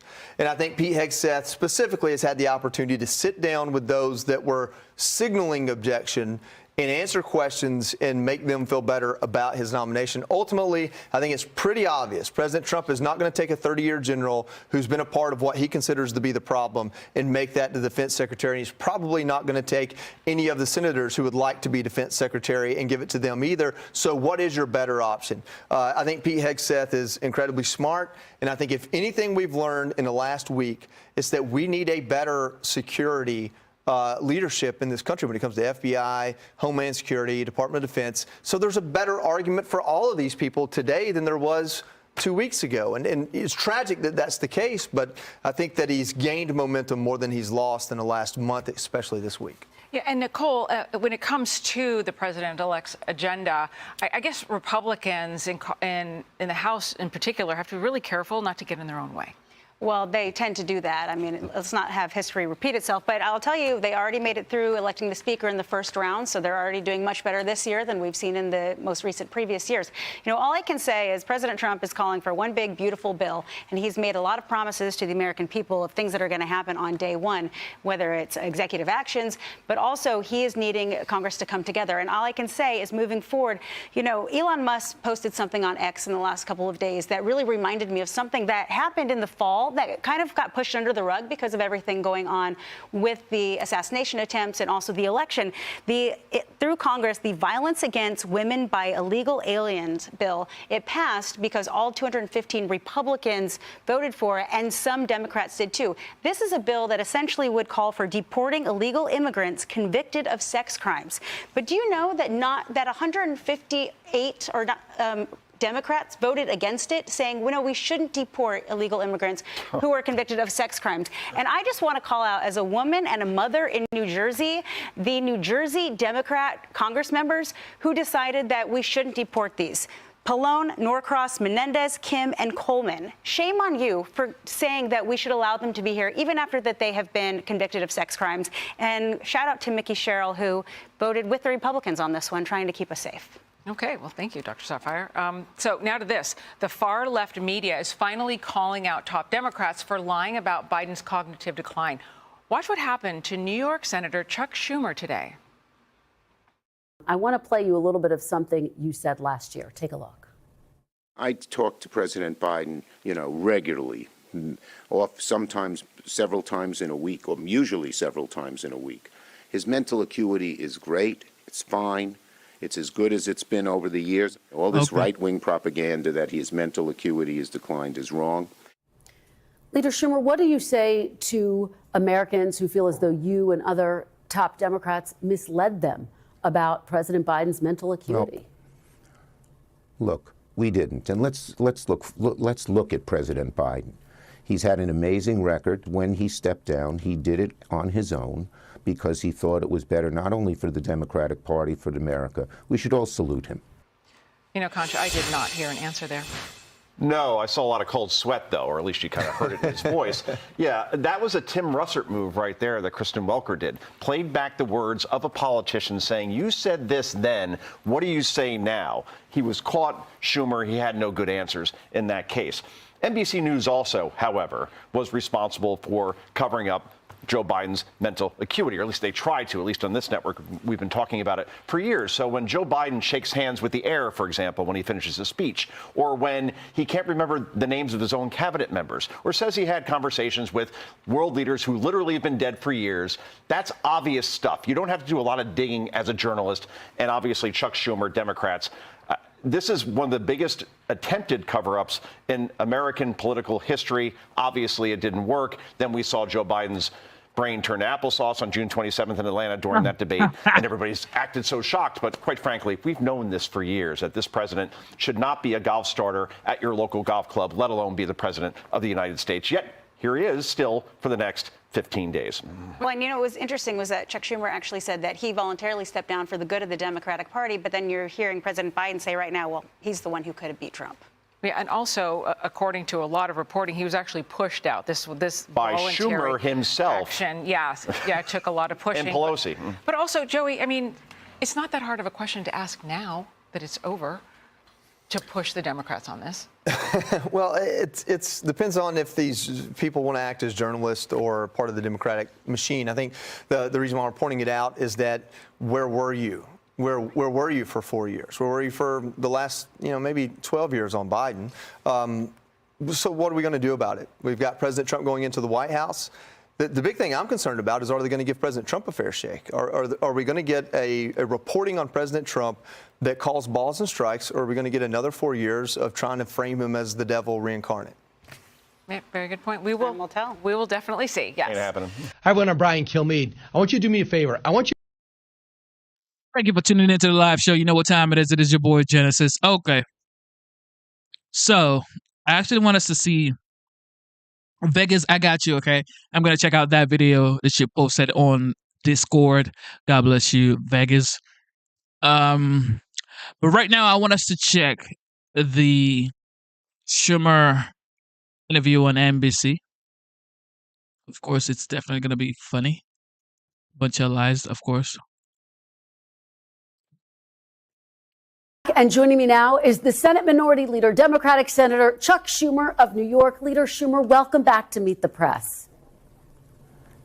Kristen, good to be back, and Happy New Year to you and your family and to all of America. Oh, Happy New Year to you. Thank you so much for being here on this first Sunday of the new year. I do want to start off by getting your insights into the attack in New Orleans. As you know, a lot of families are sitting at home. They feel afraid. They feel on edge. There are a lot of big events coming up, from the inauguration to the Super Bowl, which is going to be in New Orleans.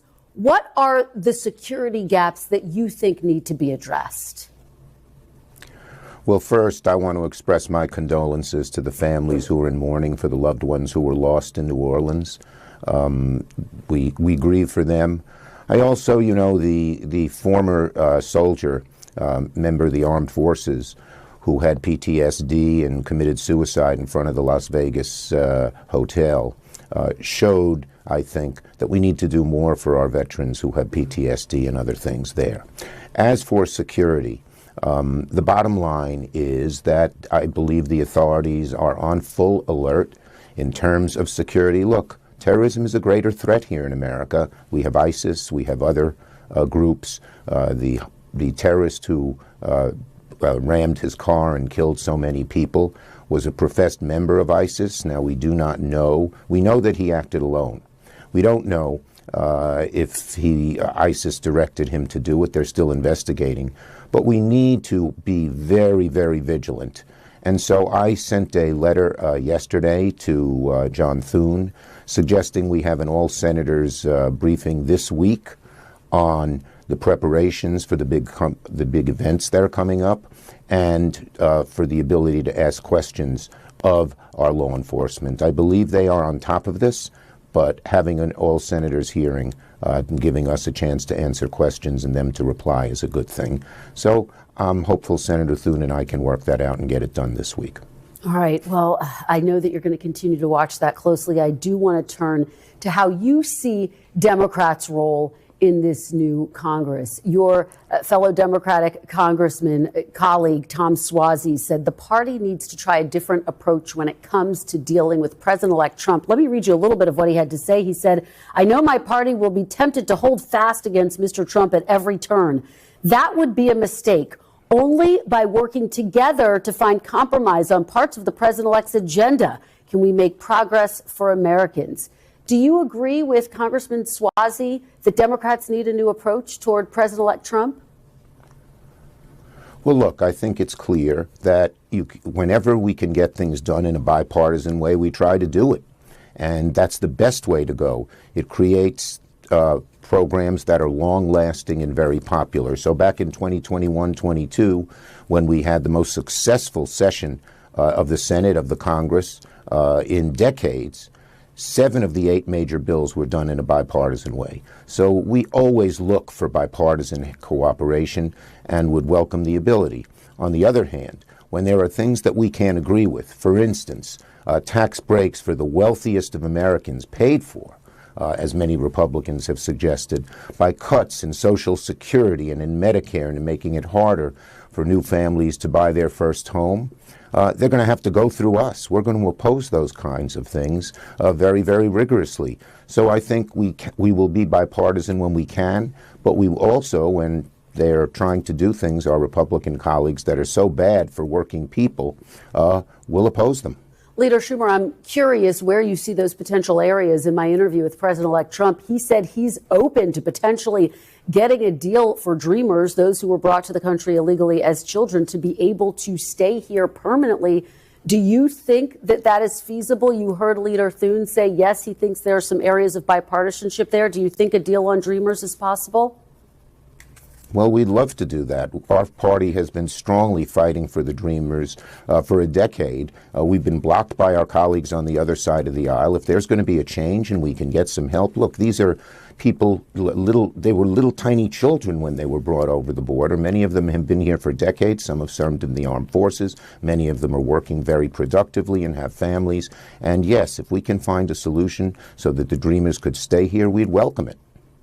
You know, you heard Leader Thune in terms of President-elect Trump's cabinet say that the Senate should work, quote, as quickly as possible to get his cabinet picks in place, and basically saying that if his national security picks are not in place quickly, that could undermine the nation's national security. Do you agree with Leader Thune there? Look, we've asked for 3 things that are reasonable. First, that there be thorough FBI background checks of every one of the nominees at the cabinet level. Second, that there be hearings where members have the opportunity to fully ask the questions that they want answered. And then third, there be a vote. That's been the tradition here under Democratic and Republican presidents. It's been advise and consent. And look, any American who applies for a job has to undergo a background check, has to answer questions that the potential employer asks him or her. So, of course, we should do those things, and I hope we will. The bottom line is these positions are really important, as Senator Thune said, for our national security, and the American people should have the ability to know who is being nominated and what their criteria are. Are you a yes right now? Characteristics are. Are you a yes right now on any of these picks? No, I'm waiting for this process, this reasonable process that we've asked for to unfold. Let's talk background checks, thorough background checks, hearings, and votes.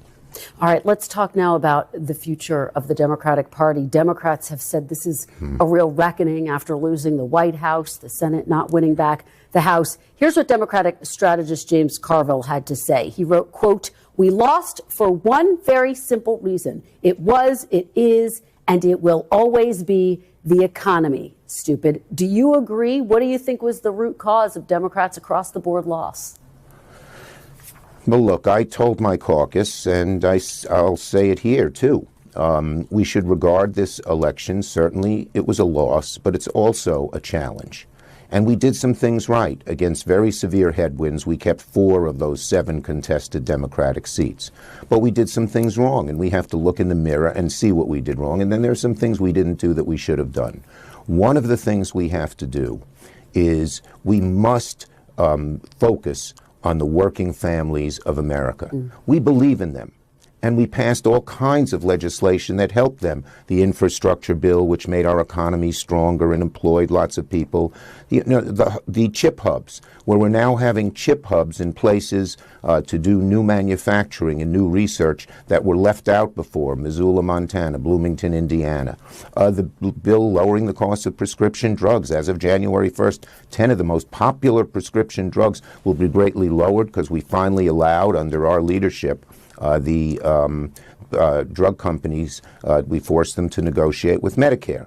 So we did a lot of good things, but all too often, Kristen, we talked about the mechanics of the legislation and the details of the legislation, and we really didn't show the kind of empathy and concern to average, or show enough of it to average working families who didn't realize how much we had done and how much we care for them.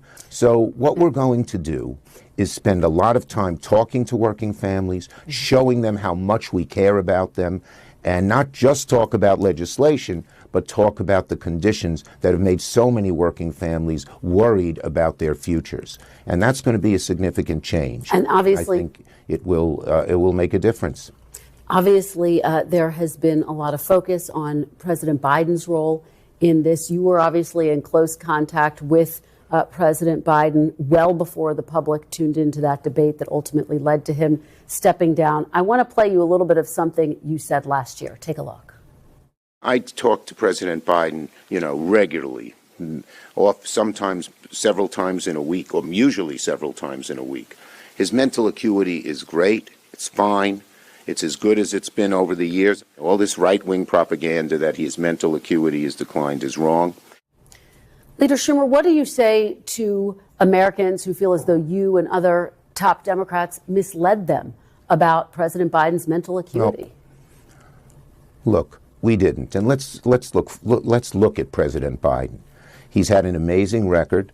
The legislation we passed, one of the most significant groups of legislation since since Lyndon Johnson's Great Society, putting in 235 judges, a record, and he's a patriot. He's a great guy, and when he stepped down, he did it on his own because he thought it was better not only for the Democratic Party, for America. We should all salute him. We should all salute him. Do you feel, as we have this conversation today, that President Biden could serve another 4 years had he stayed in the race and potentially won? No. Well, I'm not going to speculate. As I said, I think his record is a stellar one, and he'll go down in history as a really outstanding president. Before I let you go, Leader No. Schumer, in 2 weeks, you will be the highest ranking Democrat serving in Washington.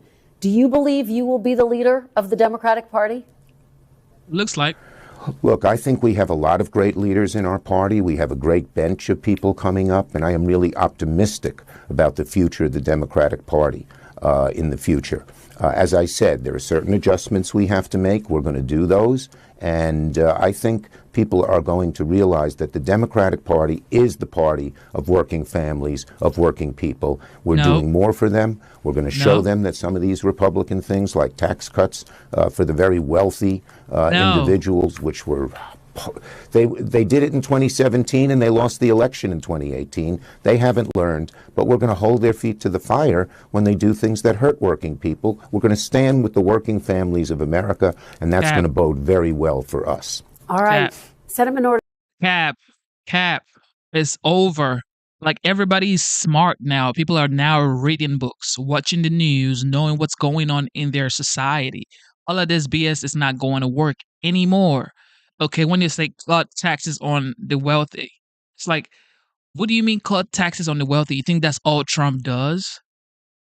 When you say cut taxes on the wealthy, what do you mean? This wealthy people, okay, for example, Jeff Bezos, Elon Musk, Bill Gates, this man, they don't get paid in cash. They get paid in stocks. And what do they do when they get paid in stocks? They borrow against the stocks because they know you cannot tax interest on the debt. So they use debt to live life because they know they got stocks in the billions.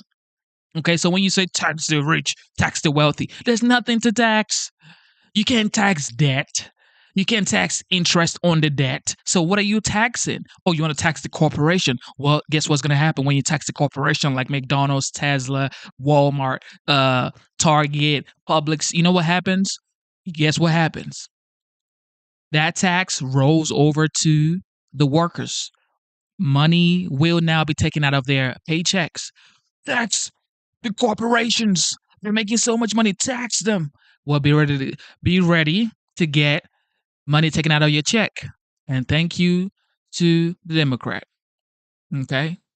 Talking about tax the wealthy. It's impossible to tax the wealthy because they have no income. Everything is being moved into stock market. So it's like they operate their life based on debt and interest. So what do you want to tax? Interest or debt? Man, you better wake up.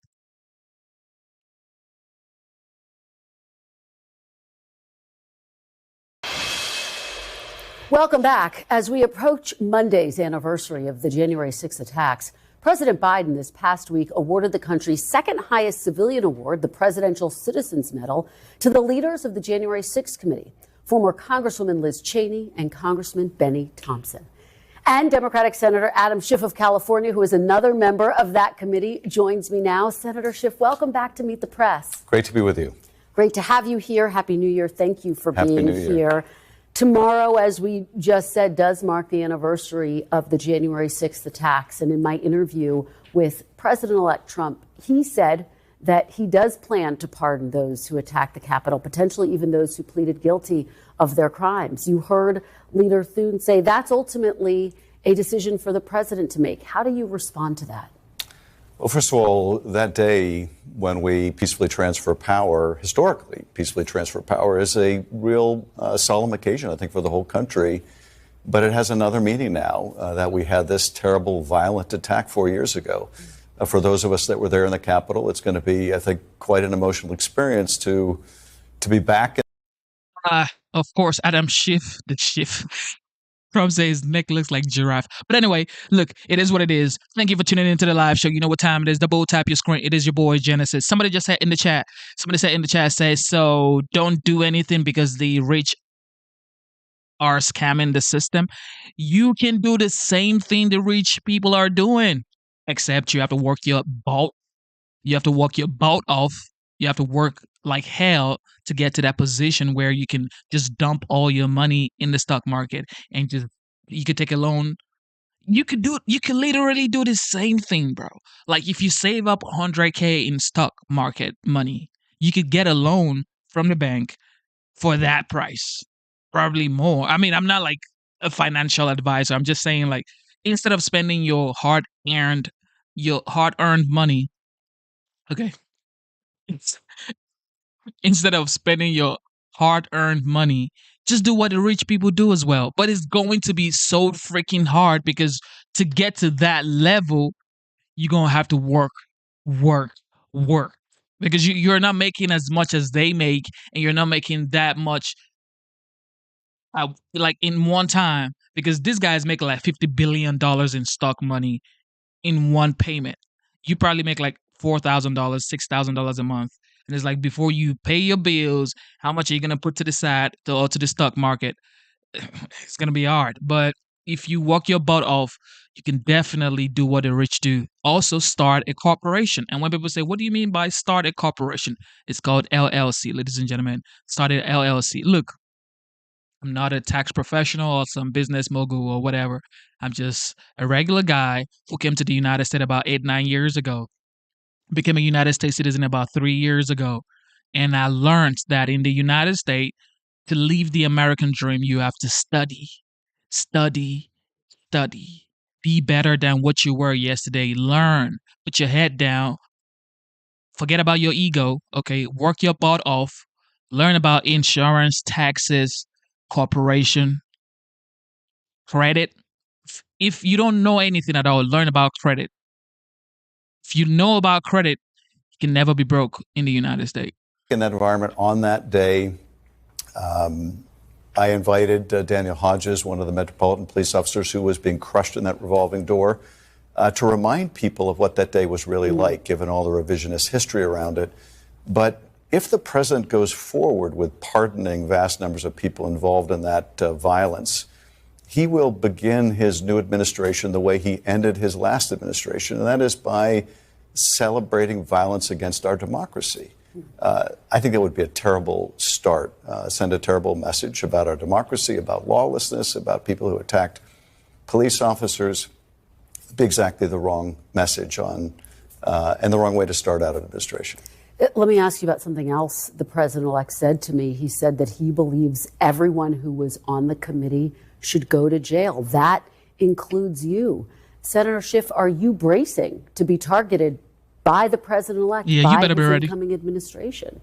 You know, I don't think any of us really know what he means by any of that, whether he's serious about it, whether it's his kind of Trumpian hyperbole or what it is.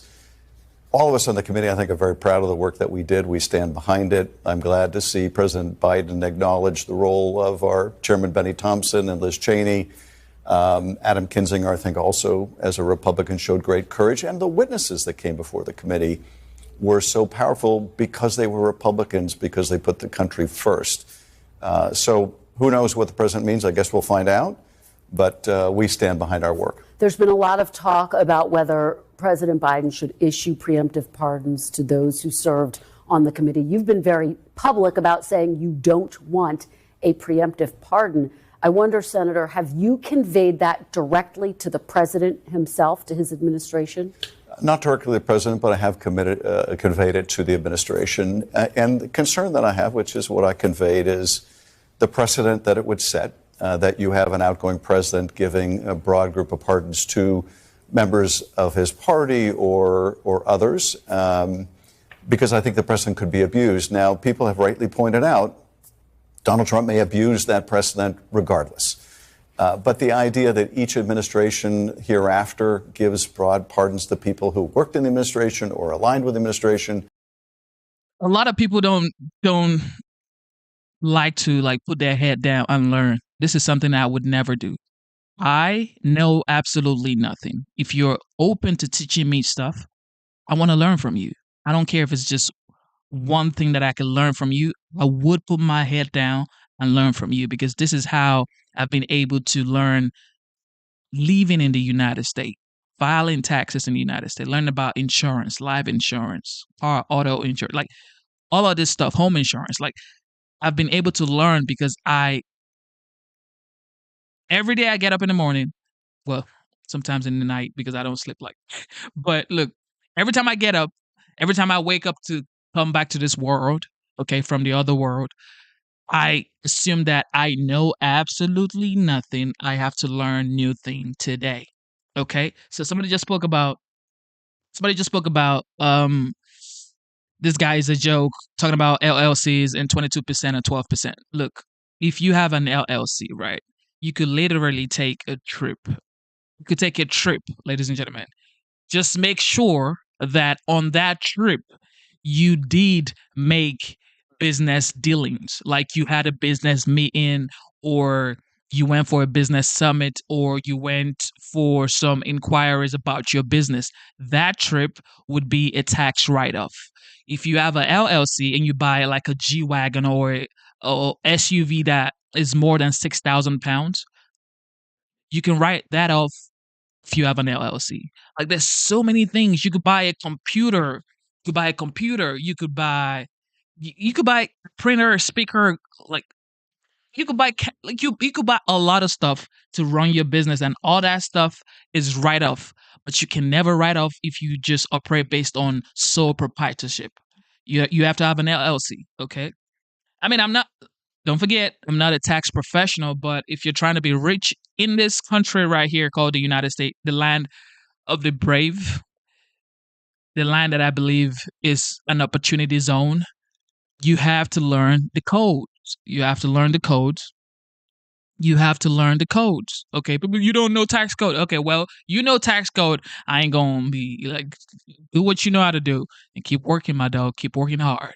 Hard work pays, okay? Work hard, don't work smart, okay? Don't go learn and work smart. Be out there working hard. You tell me who you think, bro, if you're gonna work hard in the United States without working smart, you're never gonna get anywhere. But if you work hard and smart, just like Elon Musk, this man shoots rocket into space, and he says he works 18 hours a day.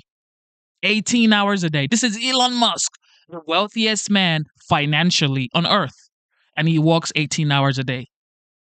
And guess what? When he works, he gets paid in stocks. So it's like, when you wake up, you wake up. If you're still asleep, all right, keep sleeping, my dog. I don't think that's a road we want to go down.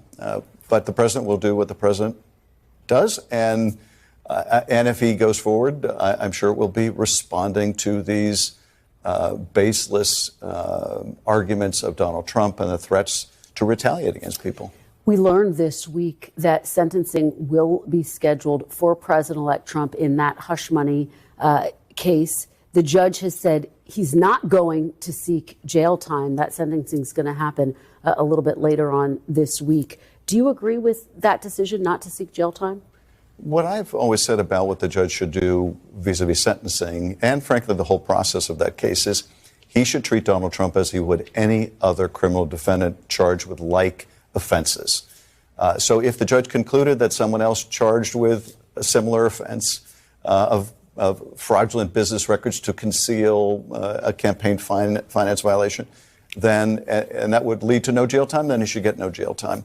But I particularly concur with his decision to go forward with the sentencing. The federal justice system really let down the country. The Supreme Court certainly did. It didn't timely investigate and prosecute the offenses around January 6th. I think New York has demonstrated, frankly, how the justice system ought to operate. No one should be above the law. So much of your time in Congress. This guy just said New York has shown how the law is supposed to work. No one should be above the law. So tell me why Hunter Biden was given immunity. Why was he given immunity? By his daddy, the president of the United States, the 46th president of the United States. Joe Biden said, I am not going to give my son, Hunter Biden, immunity. Guess what he did? He said it like 1,000 times with Karine Jean-Pierre. She said it, the White House press secretary. President is never going to do that. He understands that the law, nobody is above the law. Okay, he believes in the Department of Justice, in our justice system. He also believes in a jury of his peers. 2 seconds later, wah, wah, wah, SpongeBob style. I am giving my son immunity, and now writes a bunch of BS on a note saying any father would understand. Of course I would understand. I would give my daughter immunity too. So I would never come out and say I would never give my daughter immunity. My daughter? Bro, I'm giving my daughter immunity the first day I get into office. What are you talking about? But why would you get interviewed and then say, I'm never going to give my son immunity because you thought that Kamala would win, but when she lost, you gave him immunity? Of course. Bunch of shit talking about nobody's above the law. Yes, people are above the law in this game. You better know if you ain't know. Hunter Biden already showed us that people are above the law. Hunter Biden, like, he literally made videos of himself taking crazy amounts of, like, I can't even call the name, y'all, on YouTube. Like, this man was taking a bunch of stuff on videos with girls and stuff, like real life. He made videos. They're video evidence. Yet his father said, you know what, son, I got you. Your daddy is the president of the United States. Fuck all that. Was spent basically conducting oversight over then President Trump for a range of different reasons, the Russia investigation, Ukraine, and then January 6th. Given that the two federal cases, as you just referenced, have been dropped for now, how focused as a senator will you be on overseeing oversight of Donald Trump's actions? Well, a lot of that will depend on what the president's actions are. Does he take a different approach in the second administration? Or does he once again try to abuse the powers of his office? Will you continue to focus on his election interference? Well, my focus is going to be on getting things done for the people of California and the country, and particularly on the economy. I know I'm going to have to face very early on these tax cuts for rich people and for large corporations. What the voters in California elected me to do was to try to. You know what? When I hear men like this who are millionaires, okay, men like this who are millionaires talking about tax cut for rich people. You are the rich, my dog. You are the rich, okay? Stop acting like you're one of us. You're not one of us. Okay, Schiff, don't even try acting like you're one of us. You are a millionaire and you're going to take advantage, okay? Just like Trump said in 2016. Trump said, Hillary Clinton, all of your donors are taking advantage of the tax cut, the tax code that y'all wrote. Okay, and you guys are never going to change it. You're not going to change it. So it's only right for we, the people, to learn those codes and play by the rules. So stop acting like you're one of us, Adam Schiff, talking about, he's gonna reduce taxes on the wealthy. You are the wealthy, my dog. People and for large corporations. What the voters in California elected me to do was to try to bring down the cost of living, the cost of housing, the cost of childcare, not to give tax breaks to very wealthy people or corporations. So my focus is on the economy. To your question earlier about James Carville, I think James Carville was right. I think it is still about the economy. I think we lost the argument on the economy. We need to win that argument. We need to persuade the American people once again that we are focused first and foremost on delivering for them, and that means helping them with their small businesses, helping them pay their rent or their mortgage. That's going to be my first priority. But, if the president is trying to take away the rights and freedoms of the American people or abusing his office, I'm certainly going to stand up and defend our. Oh, my goodness. Somebody just said in the chat, somebody said, who are you and how do you become American citizen? Common sense. Come through the legal way, okay? Come into the United States legally, go through Homeland Security. I'm telling you the process. If you want to come into the United, I'm just going to give you the OT right now, okay? The orientation. Come into the United States legally, go through Homeland Security. When you get into the United States, USCIS actually wants you. They want you to become a United States citizen. All you have to do is go through USCIS and figure out ways to become a United States citizen. The United States needs skills, people that can put their head down, be a very hardworking person, and love the United States. That's the criteria. You have to love the United States, just like I love the United States. And it bothers me to talk to people that are born in the United States, and I'm telling them, you know what? The United States is the greatest country. And they're telling me, man, bro, you ain't never traveled to Switzerland, Australia? Bro, there's no way the United States is the great. And I'm asking these people, like, are you American? Were you born here? They're like, yeah, I was born here. And you don't think America is the greatest nation? Man, bro, you got to get deported. As a citizen, you need to get deported. But anyway, yes, I took the test. Of course, you have to take the test. You cannot become a United States citizen without taking USCIS test. Okay, you probably have to take like 3 tests, but the final one is when you get asked about the Constitution, what happened, how was the United States, how did they originate, when was the Independence Day, who wrote the Constitution, who are the representatives of your states, stuff like that, Star Spangled Banner, stuff like that, all that kind of stuff. Okay, so when I hear people say they've been in the United States for 26 years and they're not citizen, and now blaming Trump that is coming into office, they're saying, well, Trump wants to deport us. He wants to let us go out of this place when we've been living here for 30 years paying taxes. Bro, you've been here for 30 years and you didn't figure out how to become a United States citizen? Have you heard of something called USCIS? And the one that even bothers me is, of course, you got to learn English. The one that bothers me is this lawyer. He said he came into the United States at, I think he was 7 years old. He is a lawyer, and then he's been here for 27 years, and is talking about, well, Trump is going to really be a big issue for us because we've been here for 27 years. I'm a lawyer. I'm fighting for people here in the United States. What will my clients do? Bro, you are a lawyer and you didn't know anything about the USCIS, or you should have just gotten an immigration lawyer. Immigration lawyer would have helped you a lot. I didn't get immigration lawyer because all you have to do is read, put your ego down, watch a lot of YouTube videos. You can learn anything on YouTube. I learned how to file for myself on YouTube. Yeah, that's just me. That's just me. Okay. I'm not even a lawyer, bro. I'm not even a lawyer. Okay. This man is saying he's a lawyer. I mean, you're a lawyer. Just get an immigration lawyer. And I promise you, you would be a United States citizen in like 5-6 years. It took me 5 years, but I don't know why people just act like, look, I don't get it. I just don't get it. You want to blame people. You want to point the fingers like this. You never point the finger this way. People don't like pointing the finger at themselves. They like to blame other people. I like to blame myself. If shit goes wrong in my household, I blame myself first.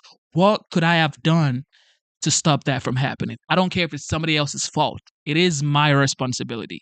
Yeah, Lee. Our country and our Constitution. Let's talk quickly about the president-elect's cabinet picks. Kash Patel for FBI director. That comes against the backdrop of this latest terror attack in New Orleans. You, of course, serve on the Judiciary Committee. If Kash Patel is confirmed, will you be able to work with him? You've been quite critical of him.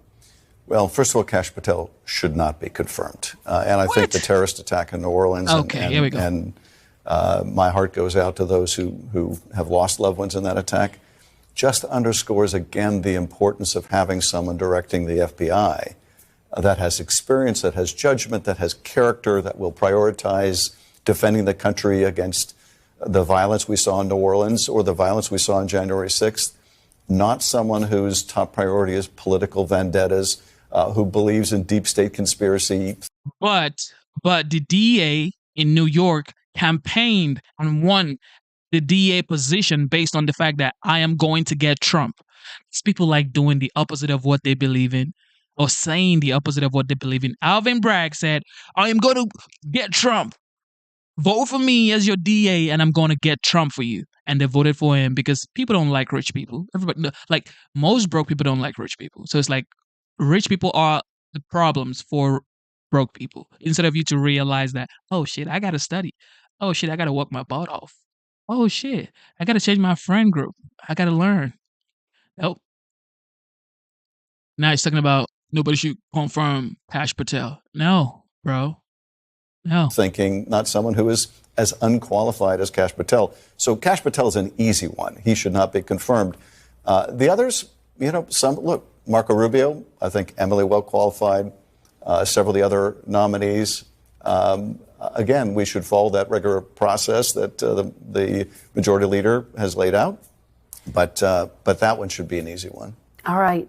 Senator Adam Schiff, thank you so much for being here in person. We really Exactly. Yeah, you are absolutely Local. EE is absolutely right. It says having an American passport doesn't mean you are American. No offense. Absolutely. What makes you an American is knowing what time it is. What is this?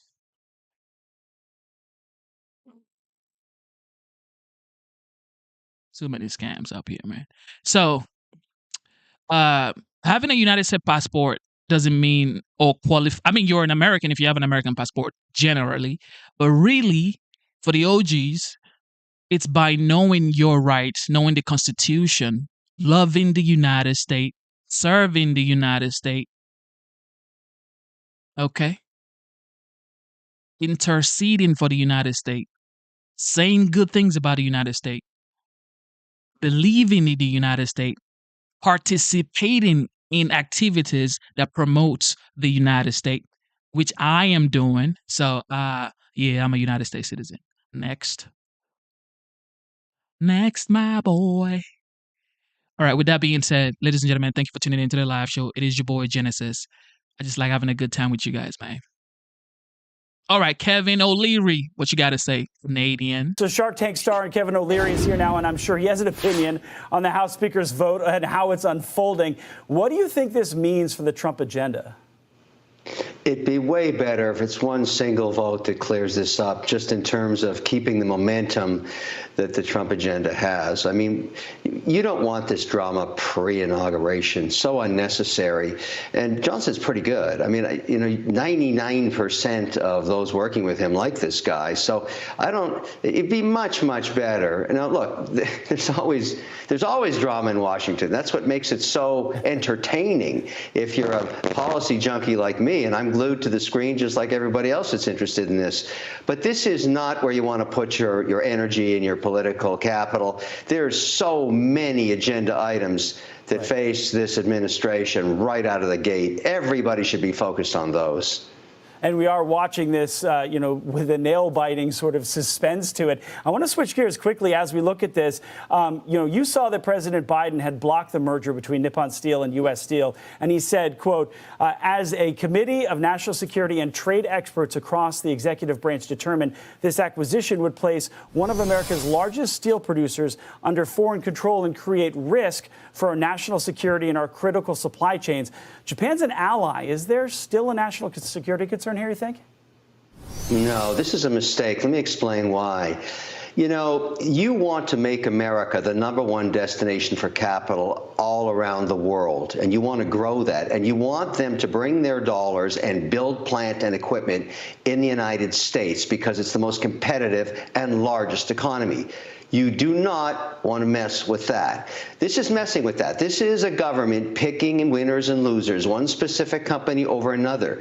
Nippon already said they'd invest $14-15 billion, leave the plant, upgrade it, enhance the job situation, make sure the steel minimums are provided for, and that's what you want. And I hope that actually Trump overturns this because, remember, he just shook hands on $100 billion just 10 days ago from SoftBank. That's money coming in.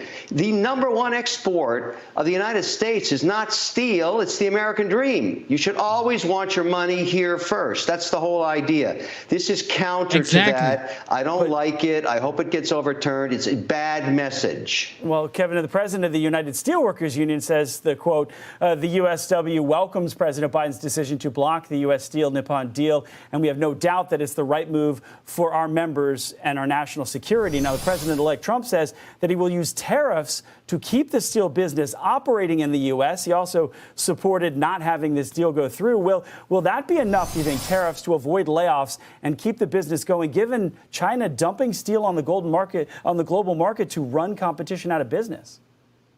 Yeah, I don't like the Chinese government, and I'm a hawk on that, and I'm an advocate for massive tariffs as a negotiating tool.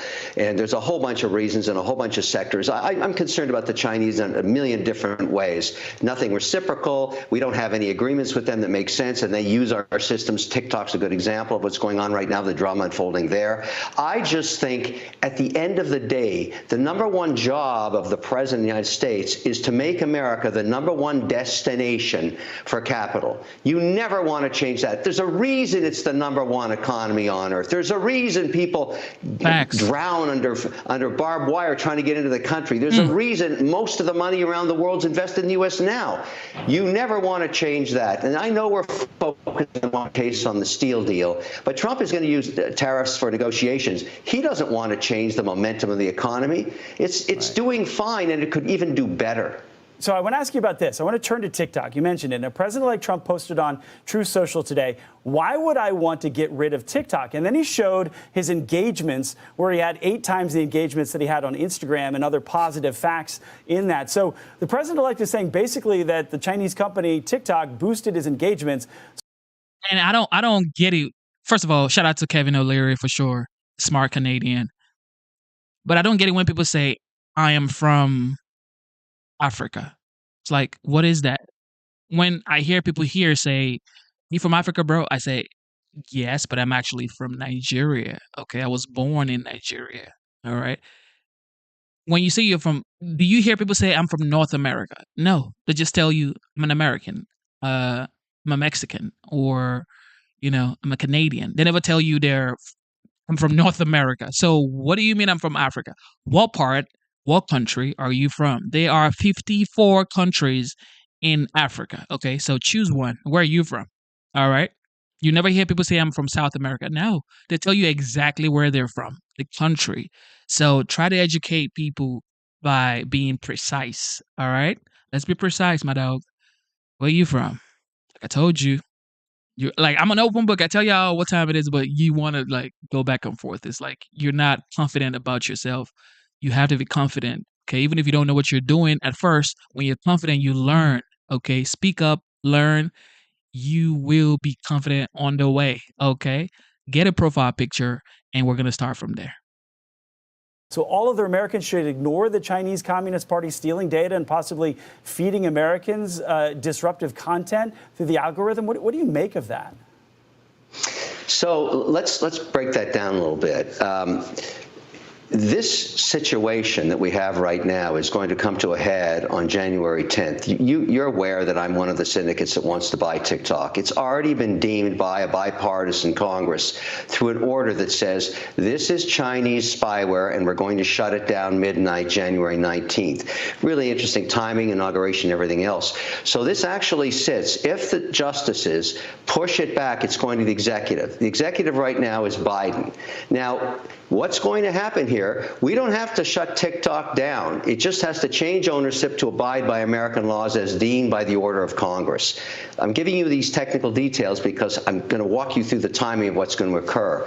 My guess is justice does not want to mess with the will of Congress. They'll push it back to the executive, and then Biden will open the door and say, is anybody here willing to buy this under terms that really fit the order? In other words, maybe rewriting the algorithm and making sure DOD, Department of Defense, approves it, and all the rest of that. There's been many voices on this thing.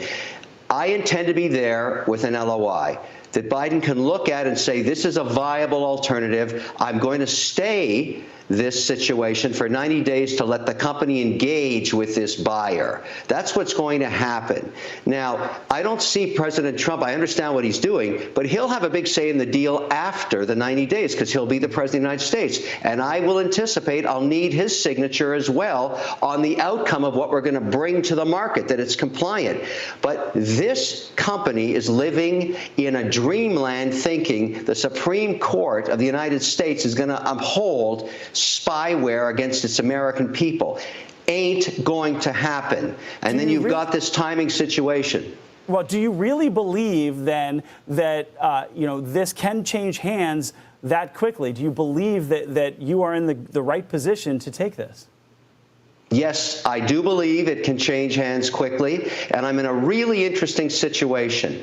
All of that business, all of that revenue TikTok has comes from what I call the shark tankers, companies from 2 to 5 million in sales, 2 generations of shark tankers that have used it for customer acquisition in the same way that President Trump detailed how effective it is. My job is going to be how to figure out to keep them on board during the transition period. We may take 3, 4, 5 months to rewrite the code. And the way to do that is to make them my partners, to allow them to invest invest beside me at the same price that I am investing at, and get 5, 6, 7 million of them on board, and we go through the journey together. Supreme Court is going to turn this down. Watch it happen. Yeah, we got to go on this. Thank you I appreciate the debate.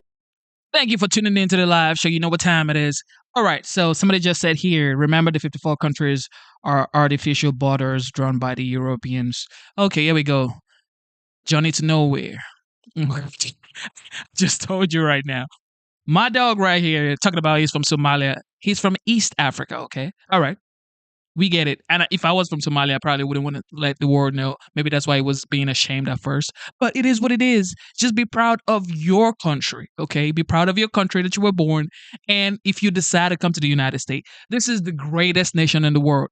You can argue, you can hate me for it, but I'm going to let you know America is the greatest country on earth because even Canadians want to come here. And New York borders Canada. And Canadians want to be part of the United States. Yeah, they're about to be the 51st anyway. Okay. Australians want to be Americans. Switzerland people want to be Americans because people are going to say, well, if you go to Australia, if you go to Switzerland, man, it's so pretty. If you go to Switzerland, those people want to be Americans. Yeah. So America is the greatest nation in the world. You can hate me. Oh, you don't respect your people, bro. Yeah. America is the greatest nation. And 5-4 means fuck around and find out. He says you're bragging too much. Hello, America. I'm Mark Levin. This is what people don't like. When you actually put your head down, study, sleepless night, get to know what you know, and then they're going to say you're bragging too much. Yeah, like Alvin Bragg of New York. Life, Liberty, and Levin Sunday. Thank you for being here. Two great guests. Representative Michael Waltz is going to be the National Security Advisor.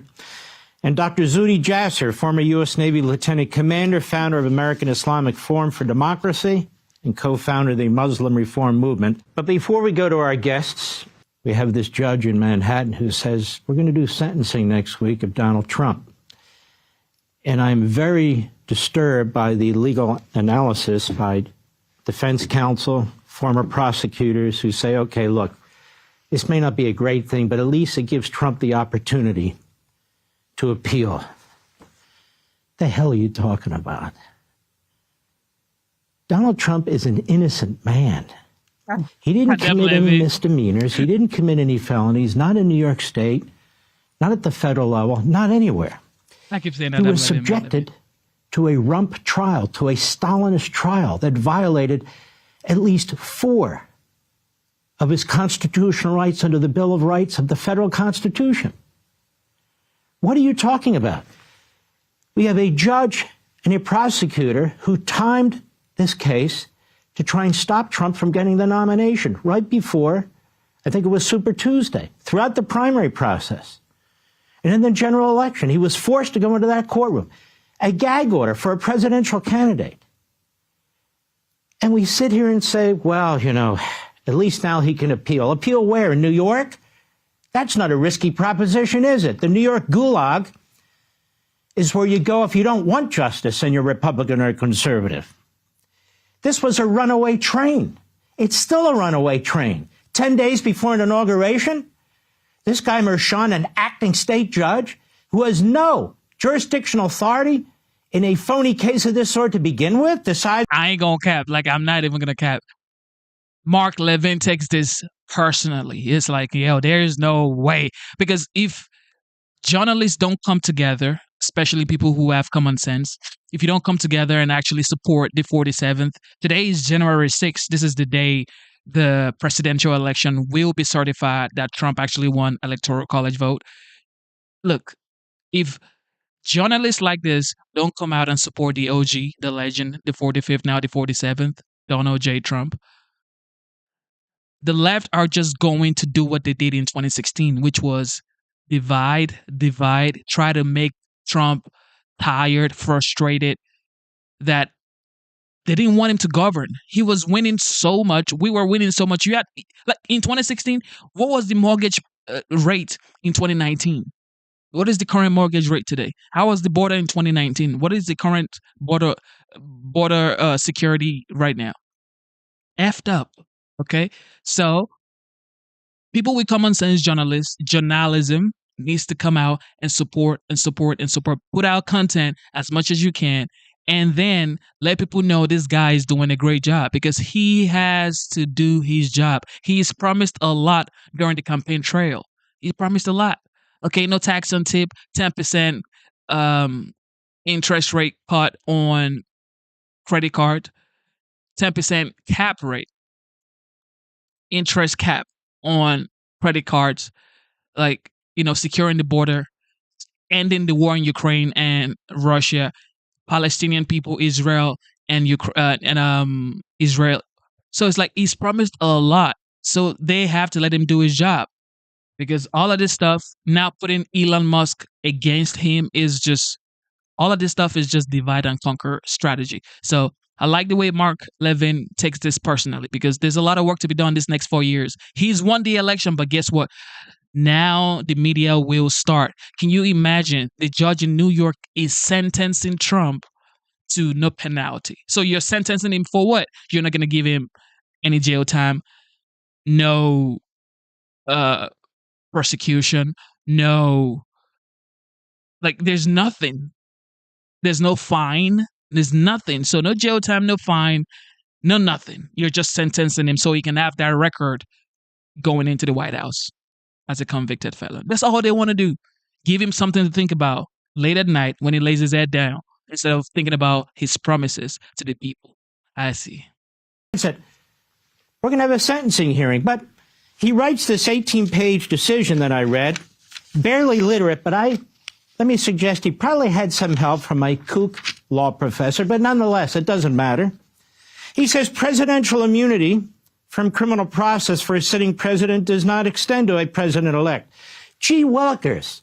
Well, once he rules on sentencing, there's an appeal process. That's part of the criminal process, and Donald Trump will be president. And that appeal process will go on throughout his presidency if he's stuck in New York. Exactly. He says only the president has the authority of the chief executive. A president-elect does not. A president-elect does not. So what is he trying to do here? Smear Donald Trump all during his presidency. Exactly what the Department of Justice in its 2000 memo said is a huge problem at the federal level. That is, you cannot have a sitting president with this stuff hanging over his head. It undermines his effectiveness. It undermines his representation of the American people with foreign governments. Merchan knows exactly what he's doing. He's responsible for this whole damn thing. President-elect immunity, retroactive immunity, so he concocts these ideas that the president's lawyers are pushing for, presidential-elect immunity and retroactive immunity. No, they're not. Essentially, he does not seriously address the supremacy clause. Why? Because if he did, he'd be out of business. He had no authority whatsoever to oversee this case. It should have been dismissed immediately. But don't worry, we're told by defense lawyers, we're told by former federal prosecutors, look, unconditional discharge, no incarceration. No incarceration. If this clown excuse for a judge tried to put Donald Trump in prison, or an ankle bracelet or anything of that kind, what do you think would happen?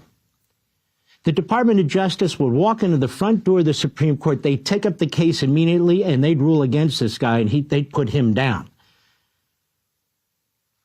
He's evil. Not completely stupid, but he's evil. That's why he didn't do it. That's why no fines, no penalties. That's why Trump doesn't actually have to show up in person, because he doesn't want the case to go where it ought to go, to the Supreme Court. Ladies and gentlemen, I just got an update. This isn't like breaking news. This happened like 3 days ago, but I'm just seeing it. It says here, the state of New Jersey, new law removed the requirement for teachers to pass a basic reading, writing, and math test to address the state's teacher shortage. So now, in New Jersey, you don't have to pass a basic reading, writing, or math test because there is a teaching or teachers shortage.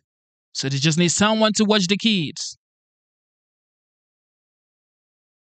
They just need someone to watch these kids. So you don't even have to learn to read or write or know basic math.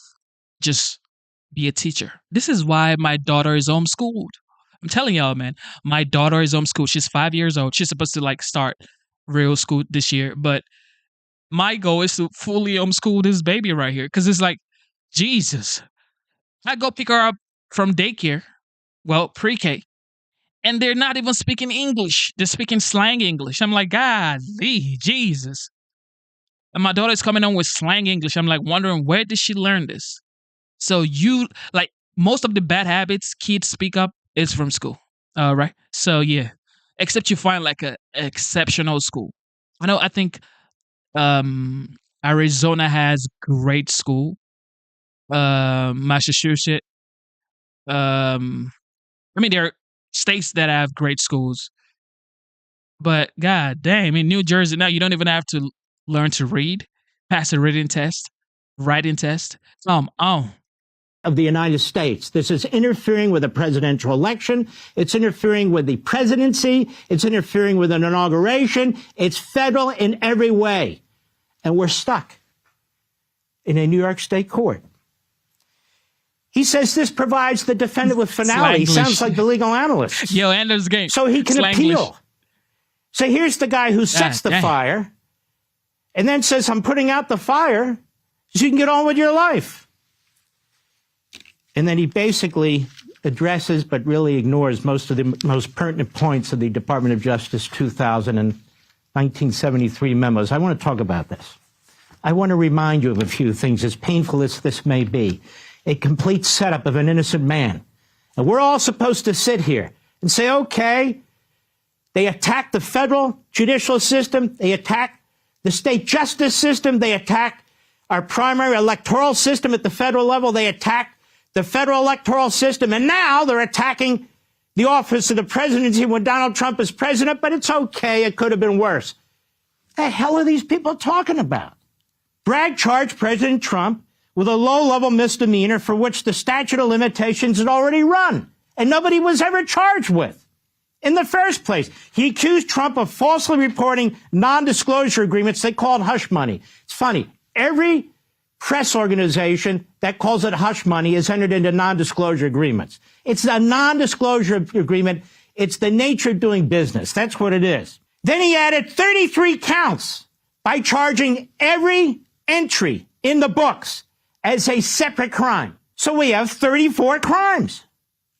Since the statute of limitations had run, Bragg then increased the alleged violation from a misdemeanor to a felony. Well, how did he do that? Bragg claimed President Trump's real goal was to commit a different crime, thereby reviving the misdemeanor statute, and then he converts it into a felony by talking about an undermining felonious act, which he really would never describe, but everybody knew it was a federal campaign law. But why wouldn't he say so? Because he has no jurisdiction, and neither does Mershon on a federal campaign law issue. Later, Bragg claimed there were other state crimes, election law crimes, another misdemeanor in which the statute of limitations had run. So there were no laws, there were no former prosecutions, they're way out of their lane with federal law, but don't worry. Trump can now appeal within the gulag that is the state New York judicial system.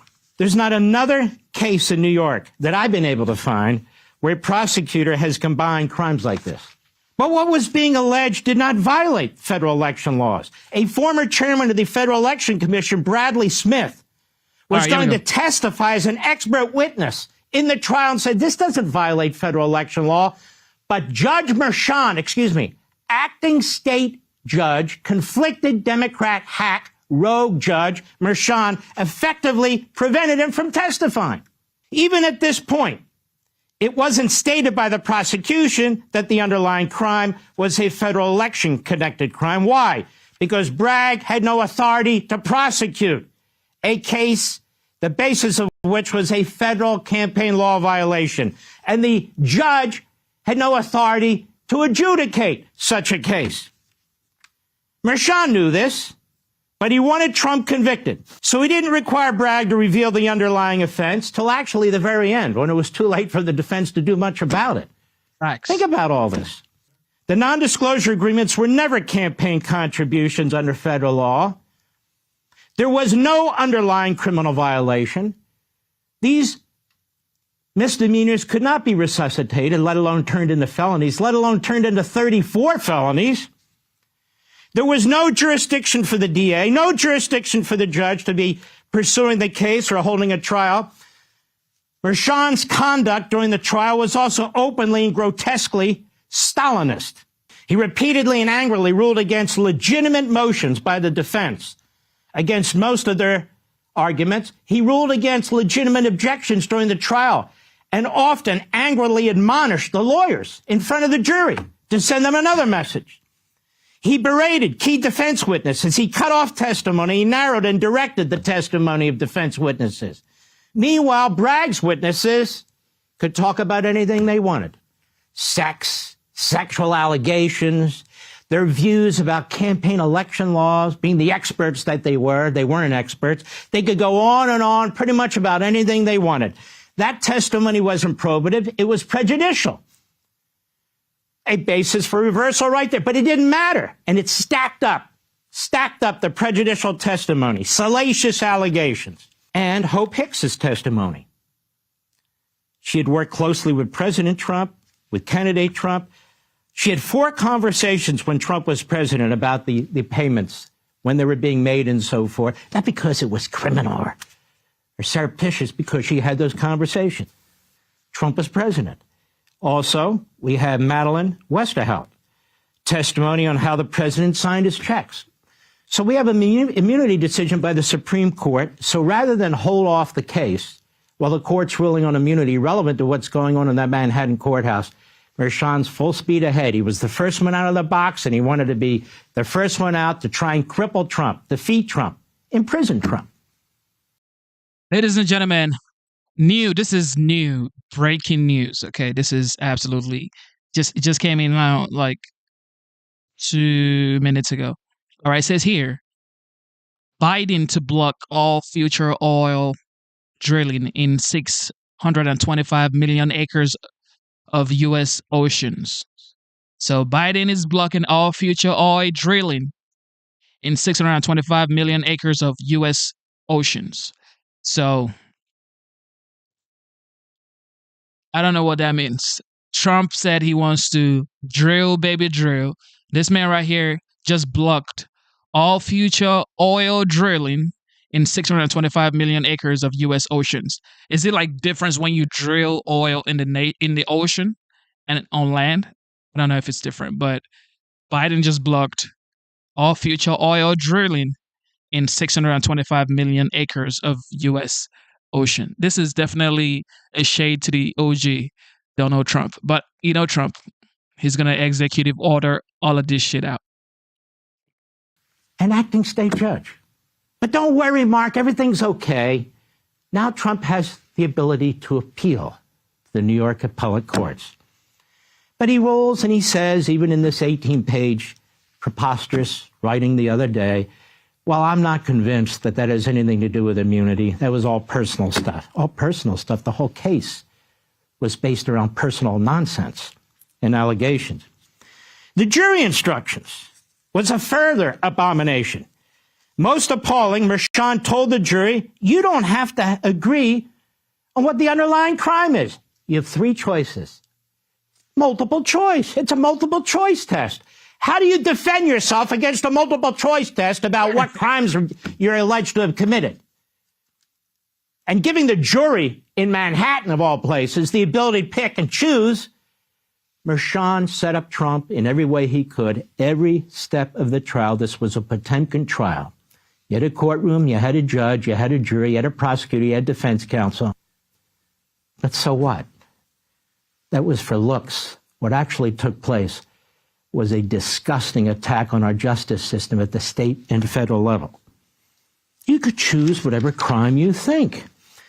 So we have a violation of the 5th Amendment, the 6th Amendment, the 8th Amendment, the 14th Amendment, violation of the 6th Amendment, violation of due process, the 5th.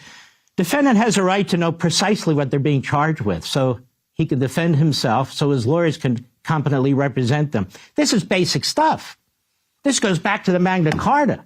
It's 1,000 years old, except in Judge Merchan's courtroom. The Supremacy Clause, which he discusses precious little in his 18-page BS document the other day. Supremacy Clause. There's a lack of jurisdiction for Merchan in a federal case, even though there wasn't a federal case. But that's the hook they hung their hat on. Federal election law. Then they added federal tax law. The hell is a DA in New York and an acting state judge in New York adjudicating, quote unquote, underlying federal crimes? Well, that's why they hid the ball right to the end. That's why they gave the jury a multiple choice question rather than said, it's federal law, because they'd be out of business.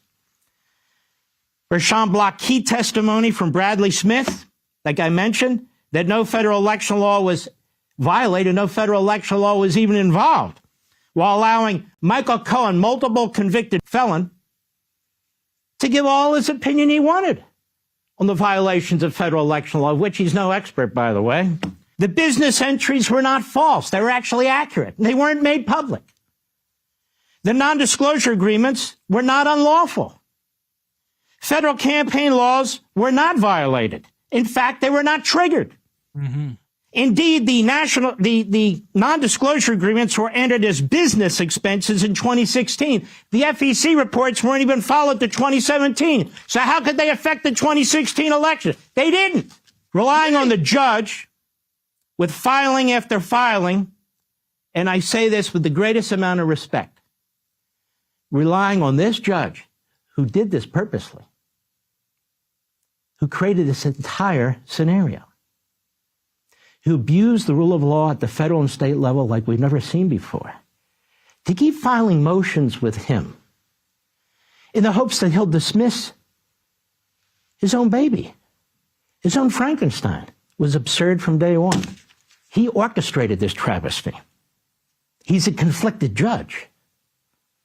To go to him to get help from him was never going to happen. This is why I repeatedly stated that the matter should be raised directly with the Supreme Court. Get it the hell out of this chain, or you're going to get stuck, or at least simultaneously. You can deal with that chain of appeals and so forth, but try and get it to the Supreme Court. Get it out of the New York gulag. But if you don't give the Supreme Court an opportunity to take the path, there's then it's definitely hilarious for sure. No path for them to take. I've mentioned here before Bush versus Gore. The late, great Ted Olson, on behalf of the Bush campaign, filed what he called an emergency appeal. You can call it a kumquat. These are called common law certs. Typically, it's a cert of mandamus or something like that, but the court knows what you're doing. There's no official name for these things because they're not statutory. Call it whatever you want. You get it to the Supreme Court and you give it the opportunity. It takes 4 justices to decide whether they're going to take up the case or not. I mean, hell, I could write this brief. Case after case after case. A violation of federal authority, federal jurisdiction, a violation of the federal Constitution, the violation of the positions of the United States Department of Justice, the attempt to damage, in fact, to cripple an incoming president or a presidential candidate. It's all federal.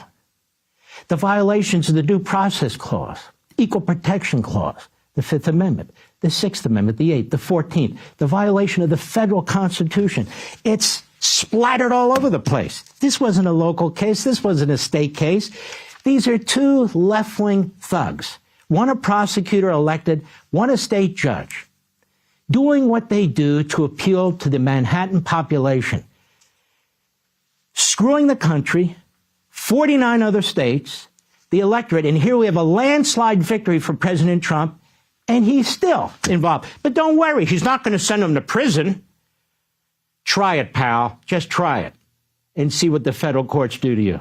Department of Justice, for half a century, has taken a position that basically what Merchan is doing is never to be done at the federal level. Let me ask you a question. You think the Department of Justice position will be, you can't interfere with the federal executive branch and the presidency unless you're a DA or a state judge. Then you can interfere with it all you want. Really? So a DA and a state judge can destroy the constitutional construct at the federal level? The reason the Department of Justice has never written a memo on this is because nobody's ever contemplated it before. We got 15,000 or so DA's offices around the country. Should we just leave this as it is? Well, at least Trump can appeal within the New York system. But what about the office of the presidency? What about the federal Constitution? What about all these issues that have been breached, that have been violated? Just leave them out there for the next presidential candidate to have to deal with? Yes, right. Now, I hope the New York appeals courts and those judges have some sense. Maybe they will. Does anybody really expect them to come through with a 100% correct decision on Donald Trump? It's not just the state judges in New York, it's federal judges in New York. Look what they're doing to Rudy Giuliani, America's mayor, 9/11. They're destroying him.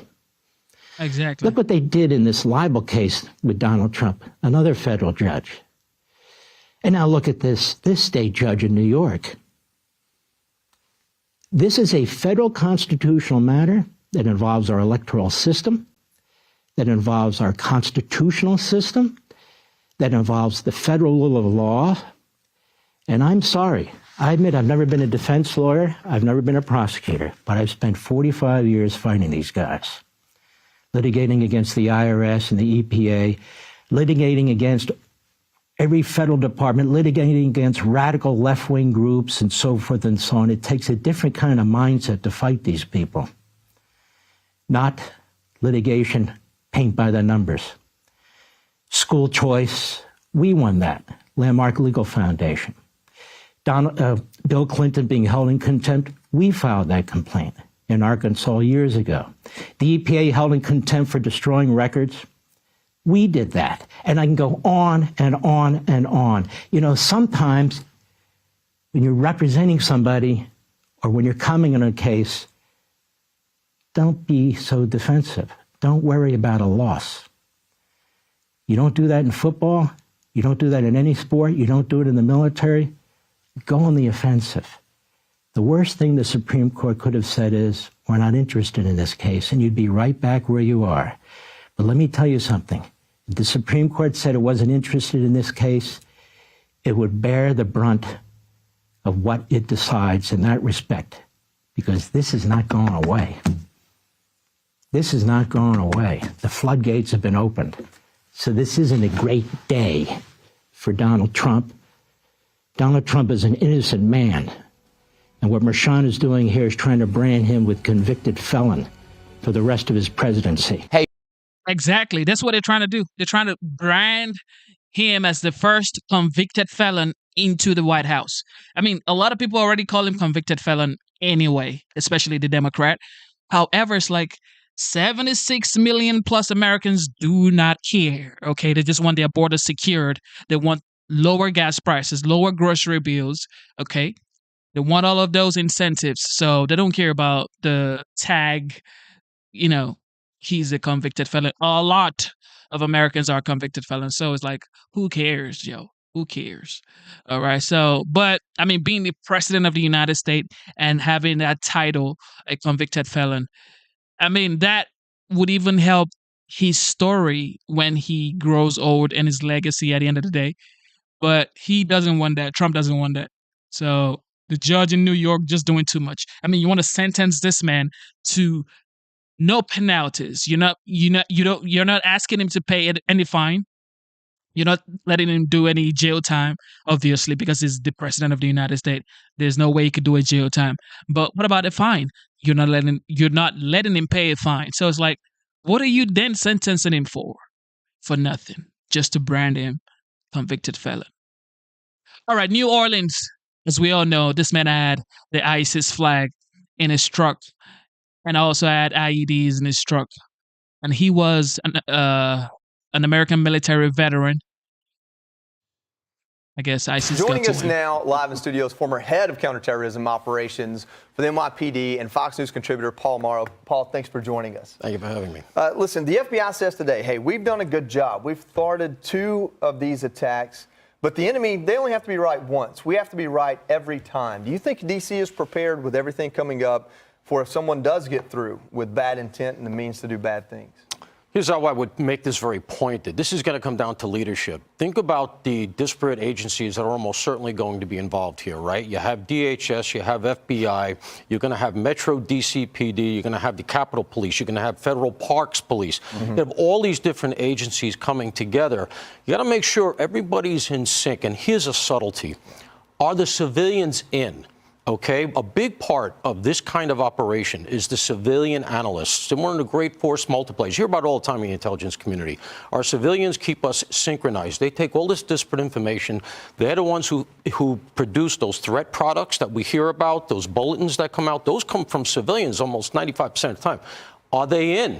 Because the last audit we heard, there was what, 1% in if you take out the security guards and the gun carriers? So are they in? Is this being organized? Are all ships at sea being activated here to make sure that this upcoming series of events, which there's a number of them, we're coming into that season here, are all hands on deck, and is everybody pulling in the same direction? Paul, we're 4 years now tomorrow, January 6, 2021. Tomorrow will be January 6, 2025. We still don't know why there were 26 confidential human sources on the ground there at the Capitol. Are we ever going to get any answers on that? Why do the FBI have so many people there, and why don't we know exactly why they were there? You really got to drill down to the ground level to find out who these sources were, who was running them. Remember, sources are just not out there running around on their own. There's somebody assigned to, quote unquote, handle that person, known as a handler, okay? Were the 23 who were not activated and purposely sent to the Capitol, were they told to go? Who paid for their care and feeding? If they didn't go, well, then were they being handled? And then there's even a larger question. Think about this now.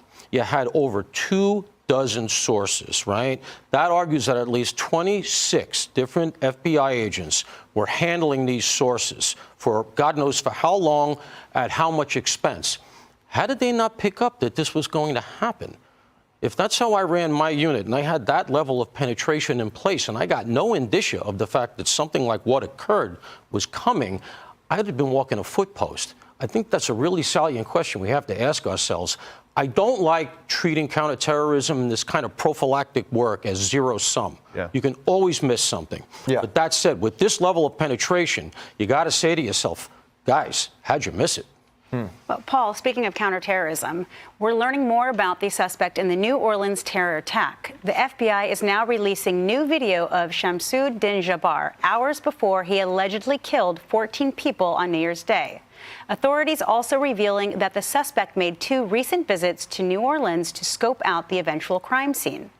This new video shows him using Meta smart glasses to record a bike ride along Bourbon Street just months before the tragedy. And the FBI is looking even further back, now investigating his 2023 visits to Cairo and Canada. We are looking to get some clarity on as to the purpose and reasoning behind each of those individual trips. Our agents are getting answers as to where he went, who he met with, and how those trips may or may not tie into his actions. You know, Paul, from the information that we've gathered, whether it's accessing ISIS paraphernalia online, purchasing material for IED, and now this new information about his recent travel, what do you make of it?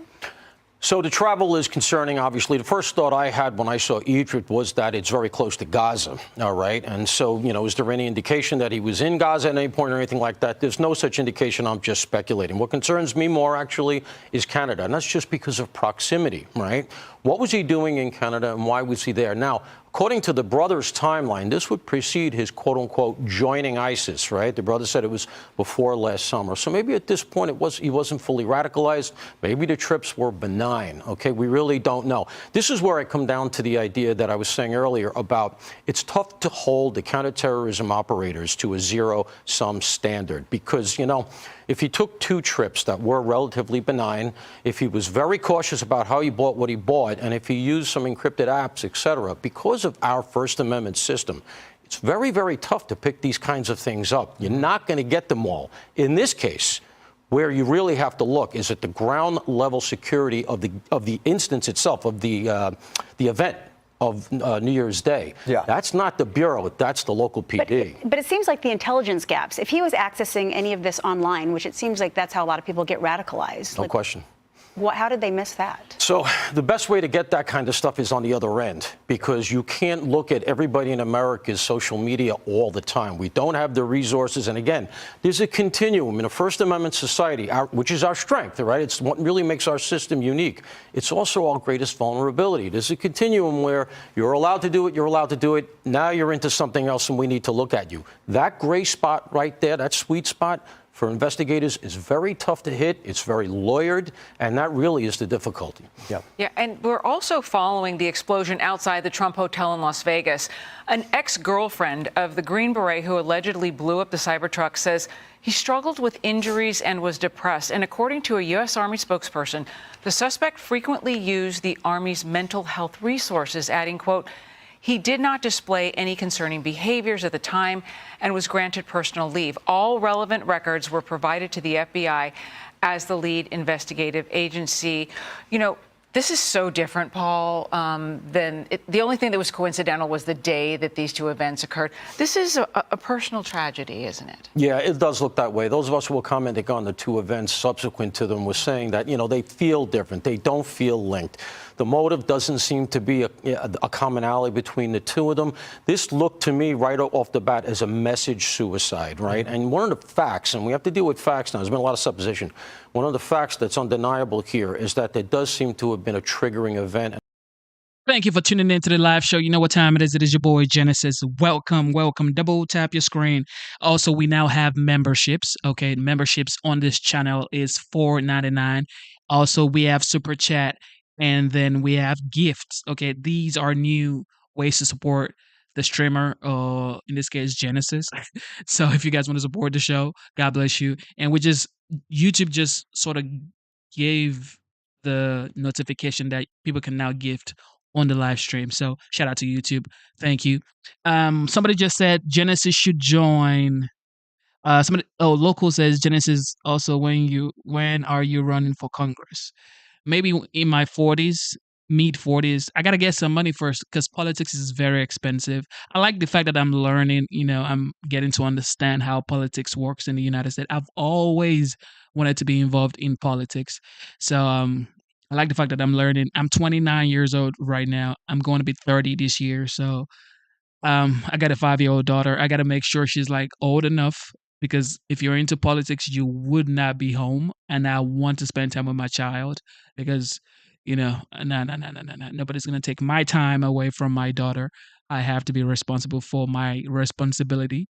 So, and this responsibility happens to be my 5-year-old daughter. So I want to be involved in her growing up when she turns, 18. When she turns 18, I'll probably be like 43 or 45. So regardless, that's a good time to go into politics when you have a lot of leverage. You've built yourself up, and definitely I would have more knowledge than I have right now and more network. And so, yeah, it is what it is. But fun fact about Genesis is I actually applied to be an Air Force officer, and I took the test one time, and I didn't pass. Okay, I did not pass. I'm not even going to cap. I did not pass because I already have a psychology degree from Nigeria, but I came here for school. I came here for film school because I'm a video director. I make short films. I shoot music videos. I shoot documentaries, ads, commercials, and stuff like that. And I came here for school, but I was in New York for like a year. So my school was New York Film Academy. I was there for like a year. And then, fast forward to last year, I took a test to become a United States Air Force officer because, I just wanted to serve. Like, I'm like, at that point, I haven't started my YouTube streaming. This was sometime around March, April 2024, before summertime, because I started this whole YouTube streaming thing around July 17th or 18th. July, that's when we started. And we had 2,000 subscribers when we started streaming. Yeah, it's unreal. We had 2,000 subscribers when we started streaming in July, like July 17th or 18th, and now 18th, and now we are over 115,000 subscribers in just like 6 months, 7 months. So yeah, but I do this every day though. Probably missed since July till now. I probably missed like 2-3 days at the most, or maybe 5 days. Okay, I ain't gonna cap. Because we had Hurricane Helene and I was affected by Hurricane Helene. We didn't have power for 9 days and we didn't have internet for 22 days. But I moved my family to an Airbnb at a close city near me. But I wanted to join the Air Force as an officer because I'm a college degree holder. So I'm like, you know what? I'm just going to join as an officer, higher rank. blah, blah, blah. But I failed my first try. And a lot of people that I've spoken with, even the recruiter was like, you could try as many times as you want. But I think he said you can only try as an officer, I think 2 or 3 times as an officer, Air Force officer. I think he said 3 times. But I know myself. If I'd do it again, if I had done it again, studied harder, I would have passed. But it was just so much to do back home because I had my daughter, I had her mom's, so much to do. But I'm not going to give excuses, okay? I'm going to be straightforward. I did not pass my Air Force officer ASVAB exam. So when I saw the result, I'm like, come on, man. And somebody said, you know what? Join the Army. It's so easy to join the Army. You're going to pass the Army easy. So easy, bro. Because they saw my test result or my exam result. They were like, bro, with this, you would have gone into the Army. I'm like, no, I want to join the Air Force officer. But yeah. Yep. It is what it is. Thank you for tuning into the live show. Double tap your screen, subscribe to the channel. And yeah, so I mean, this right here is literally being an ambassador for the United States, in my opinion. Same thing Benny Johnson always says. Benny Johnson always says he is an ambassador for the United States.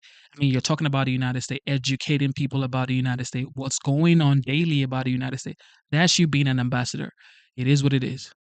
And that was a relationship, which is very often the case. So I would argue that we have a PTSD situation, something relative to his relationship going south. Apparently there was a big argument about infidelity, etc.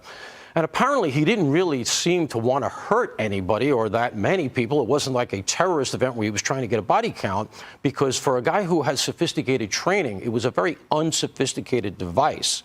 And it really didn't do a lot of damage, thank God. So it seems to me like a very different kind of event. The first thing I thought of was the Major Nidal Hasan event in Fort Hood, where the Bureau, the local JTTF, and by the way, the Army investigators had indications of his radicalization.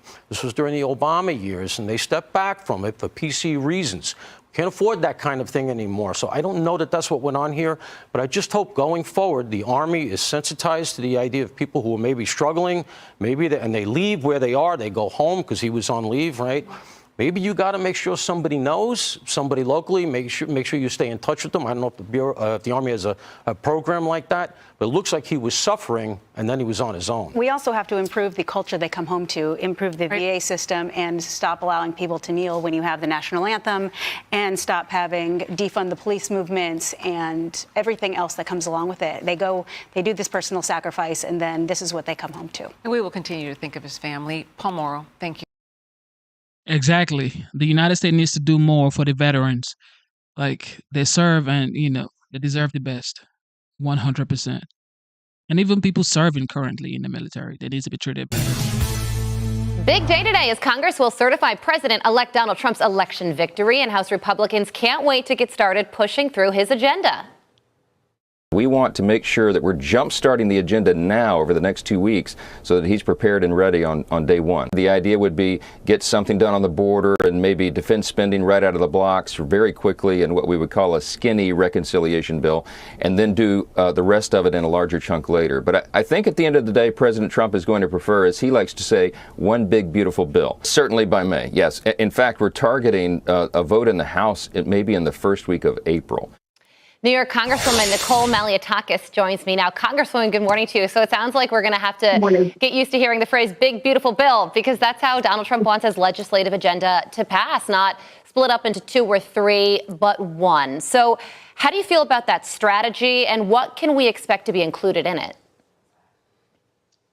Well, I think it's the smart thing to do is to do one bill that really tackles the border issues as well as energy production in our country, perhaps defense, as well as the tax cuts that we want to extend and then build upon the success.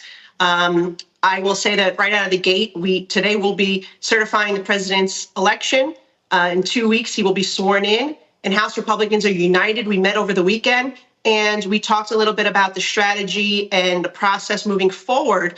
And first out of the gate, I think you'll see legislation that will give President Trump's administration the tools to secure our border, but to also deport the criminals and the cartels who have wreaked havoc, particularly in cities like mine in New York, and also the tools to find the hundreds of thousands of missing children who have either been sex trafficked, being exploited, maybe involuntary servitude. So those are the priorities on the border front. And then we'll work on the energy production to jumpstart and make sure we're energy dominant again. And then the tax is so critical because we need to make sure we preserve those cuts that created millions of jobs, lifted middle-class wages, brought unemployment to a record low. The president wants to do no tax on tips. We also want to see the tax burden on our seniors reduced. We'll be going, a group of us, to meet with President Trump this weekend to discuss in more detail some of the priorities. Well, Congresswoman, razor thin Republican majority. Trump has changed the game. Trump has definitely changed the game, man. People are going to Mar-a-Lago. Every politician in America is going to Mar-a-Lago. Well, Republicans at least. Justin Trudeau of Canada went to Mar-a-Lago to kiss the ring. Italy president, she just was in Mar-a-Lago last night, kissing the ring. Okay. Israel Prime Minister Netanyahu kissed the ring in Mar-a-Lago. Everybody's kissing the ring in Mar-a-Lago. I'm waiting for the president of Mexico. You know, she said she wasn't gonna uphold the border, whatever. Now she's saying she's open. She says she's open to taking even people that are not from Mexico into Mexico.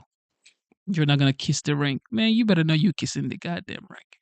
Majority in the House. I can only imagine how much work is going to be spent on getting this bill to cross the finish line. Do you think it will be an uphill battle? Well, there's no doubt that it's challenging. We have the slimmest majority in the history of the country. And obviously, when you have multiple members, you have multiple opinions. And so I think that's almost why we have to do a large bill like this, because we need to build consensus. Your border states and states like mine, we want to see that border security. Everyone in the conference does.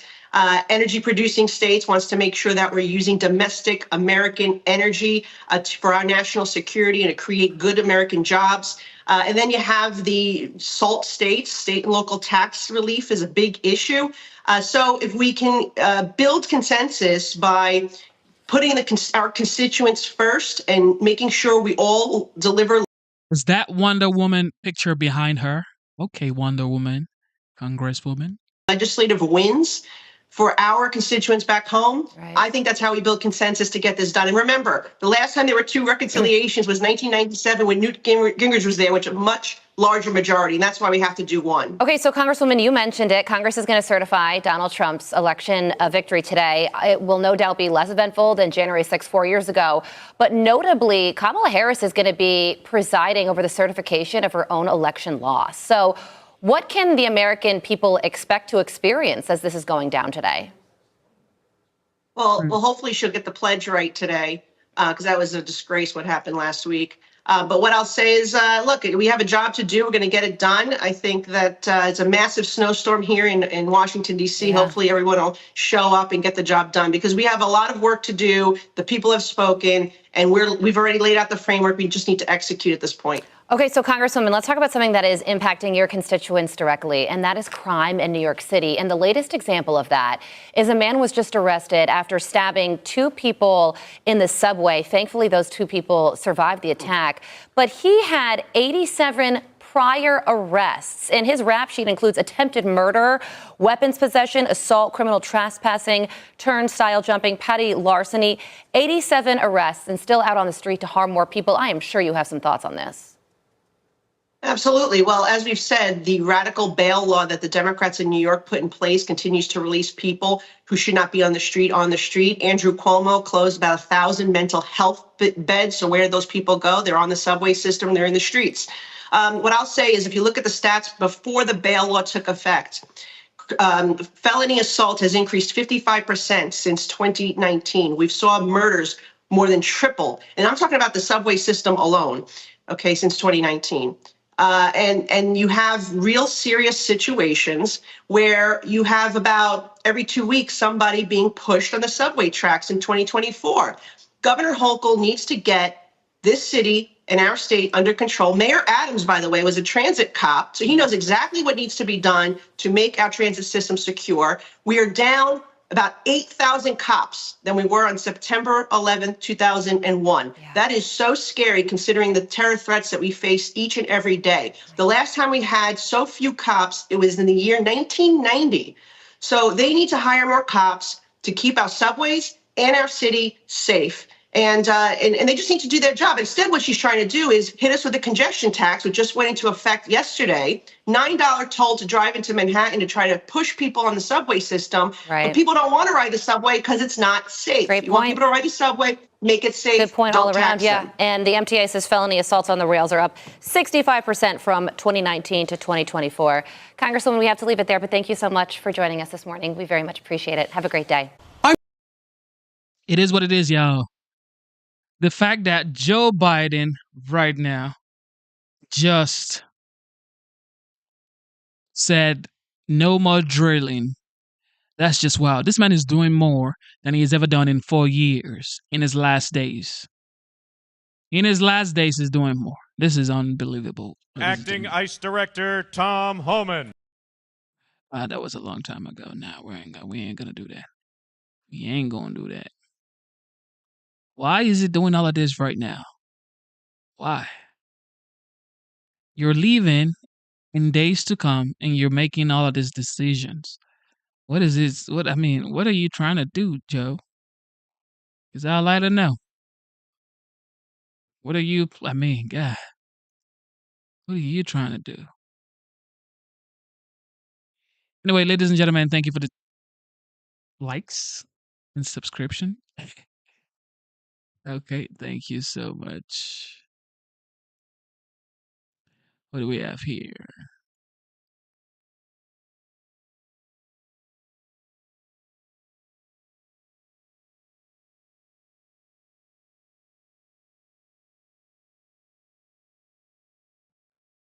Of course, you guys know Party City is going out of market, right? Party City is going out of market. God, think about Joe Biden making all of these decisions.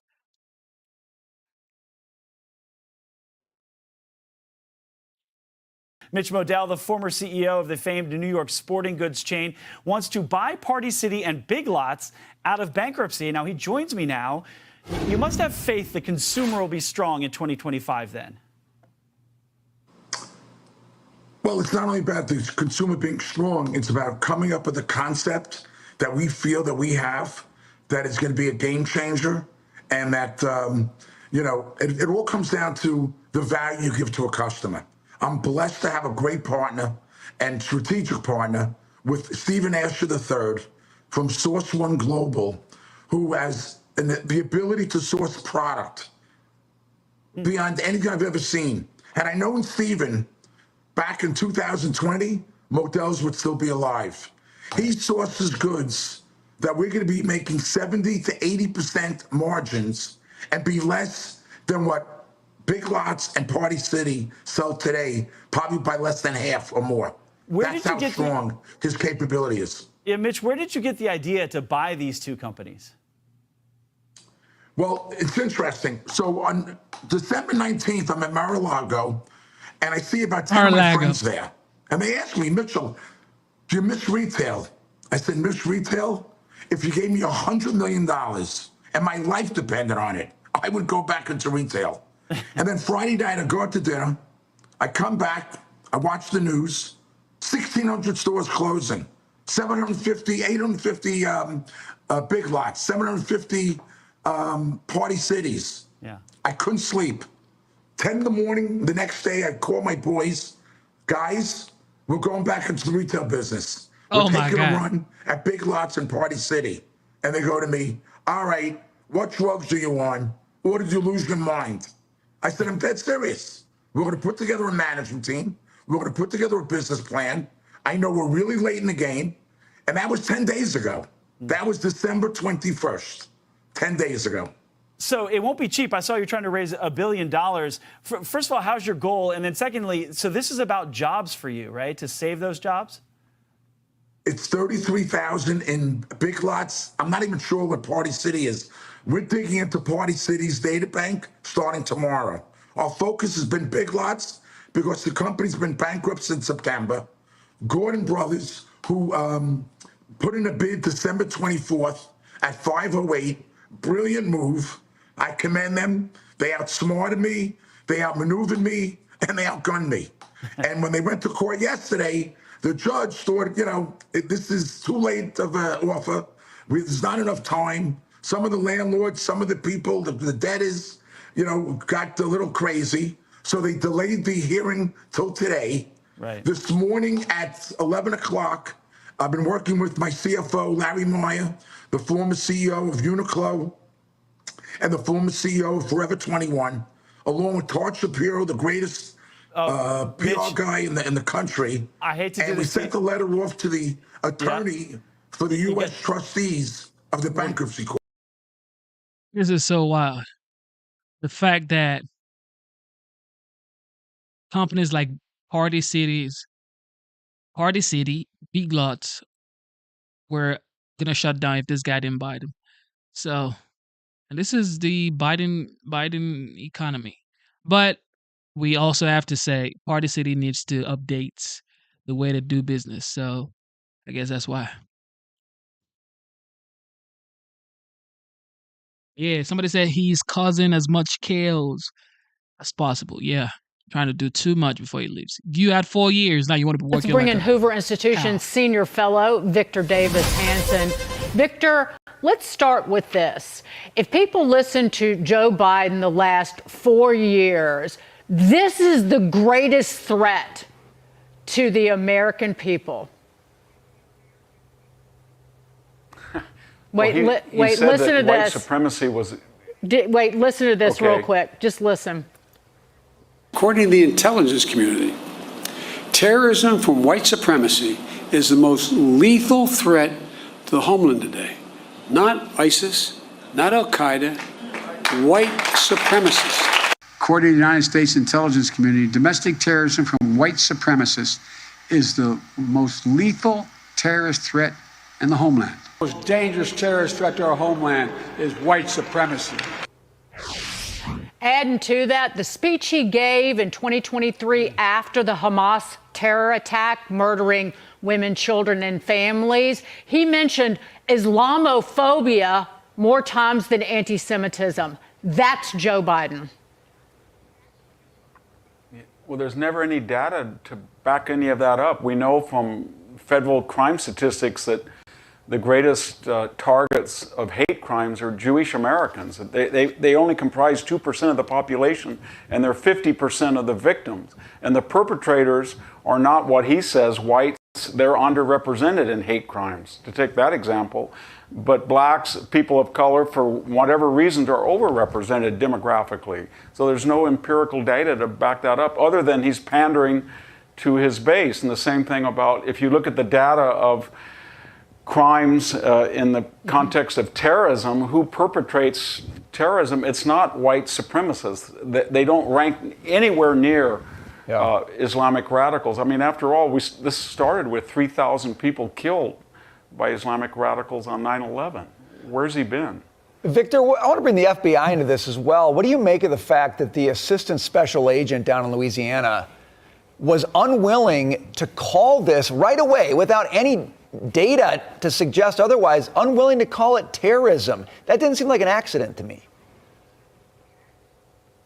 Yeah, I mean, she should have just suspended all judgment until she tends to make a reasonable conjecture, but she couldn't do that. And that's a reflection of her indoctrination. This DEI idea that it's okay to call people white supremacists as terrorists, but you don't dare touch a protected category like Muslims. It's just embarrassing, and everybody knew it. And what it's going to do, it's going to fuel the momentum to have confirmed Pete Hegseth, Tulsi Gabbard, but especially Kash Patel. People are sick of this, and they want somebody in there to bring back these agencies to their former disinterested positions. And I think they will. They'll get confirmed because of things like this very quickly. Because the whole DEI movement is really just about a political power grab, Victor. It is, they shame, humiliate, denigrate, because if you cower, they control.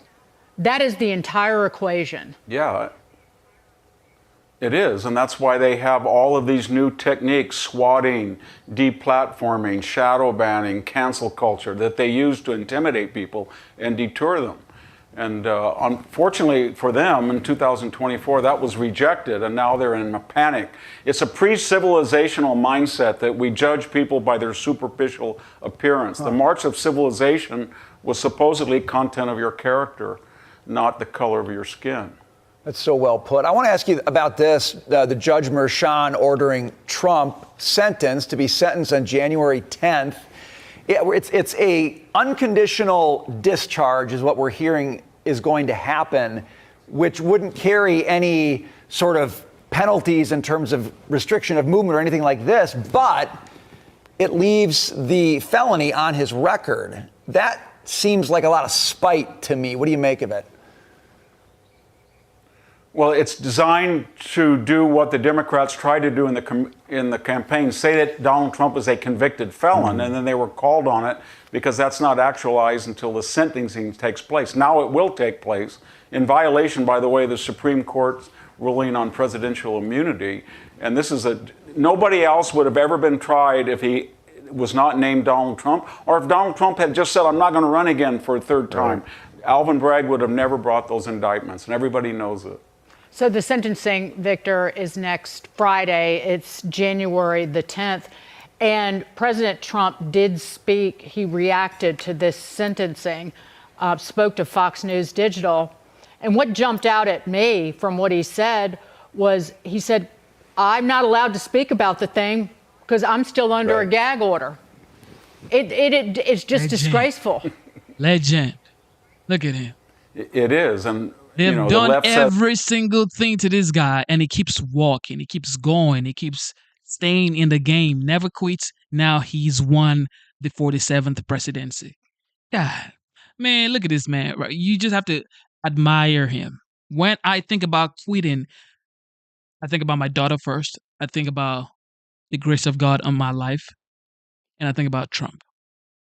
It's just facts. Because if this man can keep going, God damn it, you could keep going, G. We don't want to engage in lawfare after we engage in it, but they have been so egregious in this one-sided distortion of the law. There's going to be a lot of popular demand that some of these people who abuse the judicial system for political purposes be held to account in the next 4 years. All right, so I want to ask you about, you've got a piece, and I'm just dying to get your perspective on this. You're saying we've got our weakest president ever, President Biden, leaving, and the most audacious president about to take office. That seems full of possibility to me. What do you mean by that? Well, it's a bigger dichotomy even than the failed Carter presidency and the hope of Ronald Reagan. But now all of a sudden people are not afraid anymore. They don't have to worry about being canceled, or they can say that there is not a viable third sex, or they can say that Israel had ample cause to destroy Hezbollah. They don't have to worry about all of this censorship. And there's nobody saying, don't do that, you can't do that, our best days are over, be careful. Now somebody says, do it. Try, experiment, take gambles, take risks. We're Americans. We have energy, we have food, we have all these natural resources, Exactly. We have talent. There's nothing we can't do. And even the left is kind of saying, we're done for a while. We're going to go lick our wounds. Let you take over. We don't even want Joe Biden to finish his term. We won't even invoke the Logan Act like we used to. He's a de facto president. Just let us get out of this mess we created. It's very strange how they've got almost abdicated the last 3 months during this transition. And Victor, before we go, it's just been 4 years of blithely lying and incompetently leading.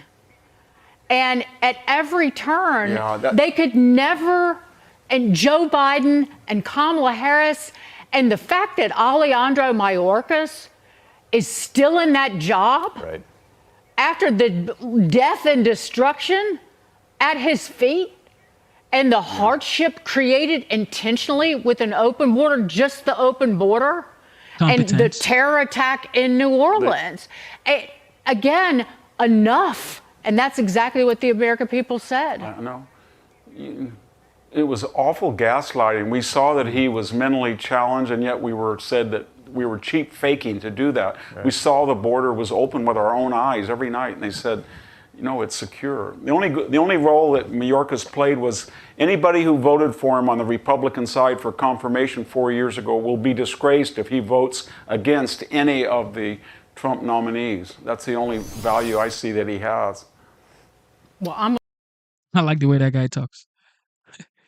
I like the way he talks. The guy right there. He ain't playing around. Okay. Karine Jean-Pierre. Karine Jean-Pierre, the press secretary, White House press secretary. She did a farewell. And here it goes.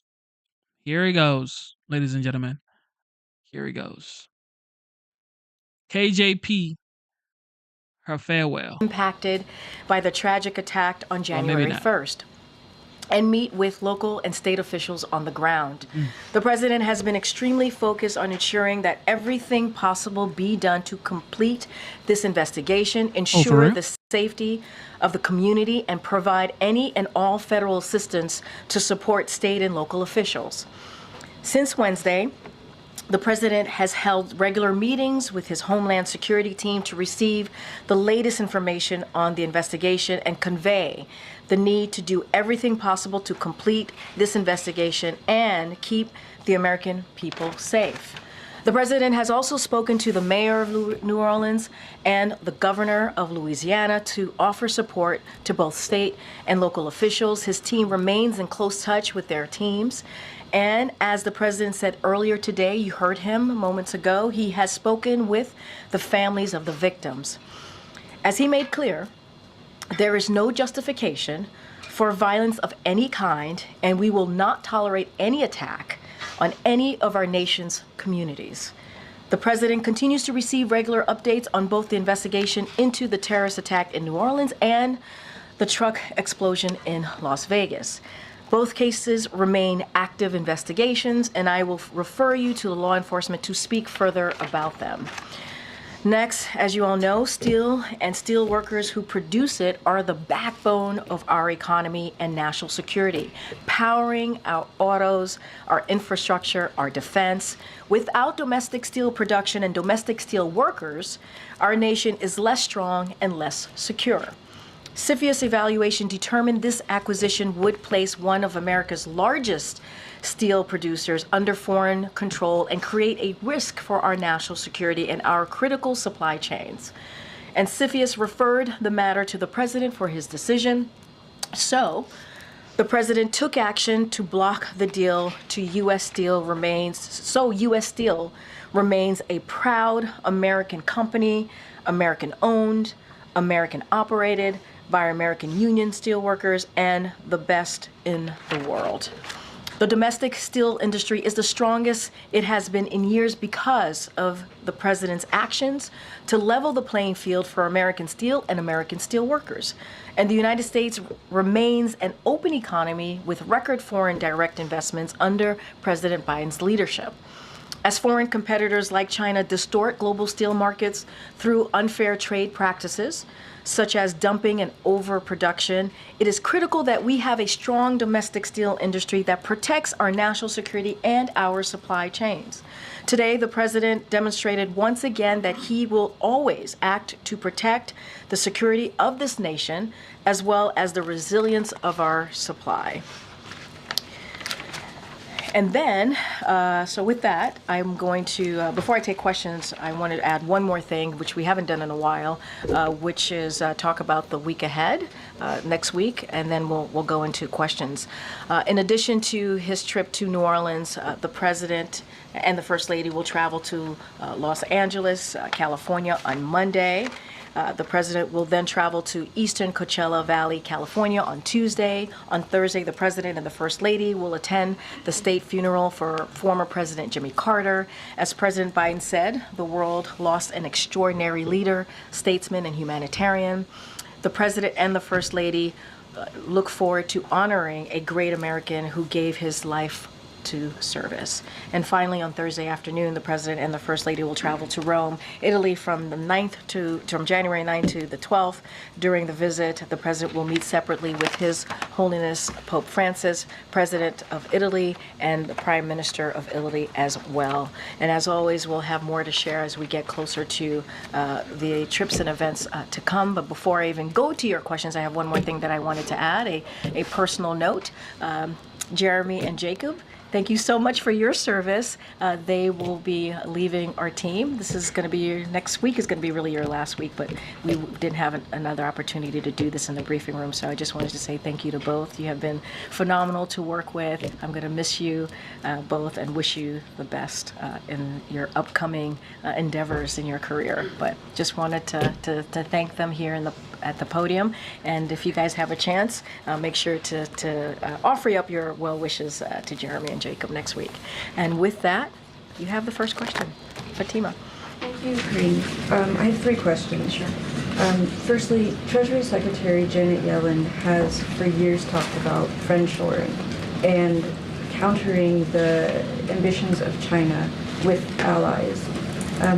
Will the president's decision on Nippon undercut efforts to strengthen relationships with our allies, and could this decision potentially damage the U.S.'s relationship with Japan?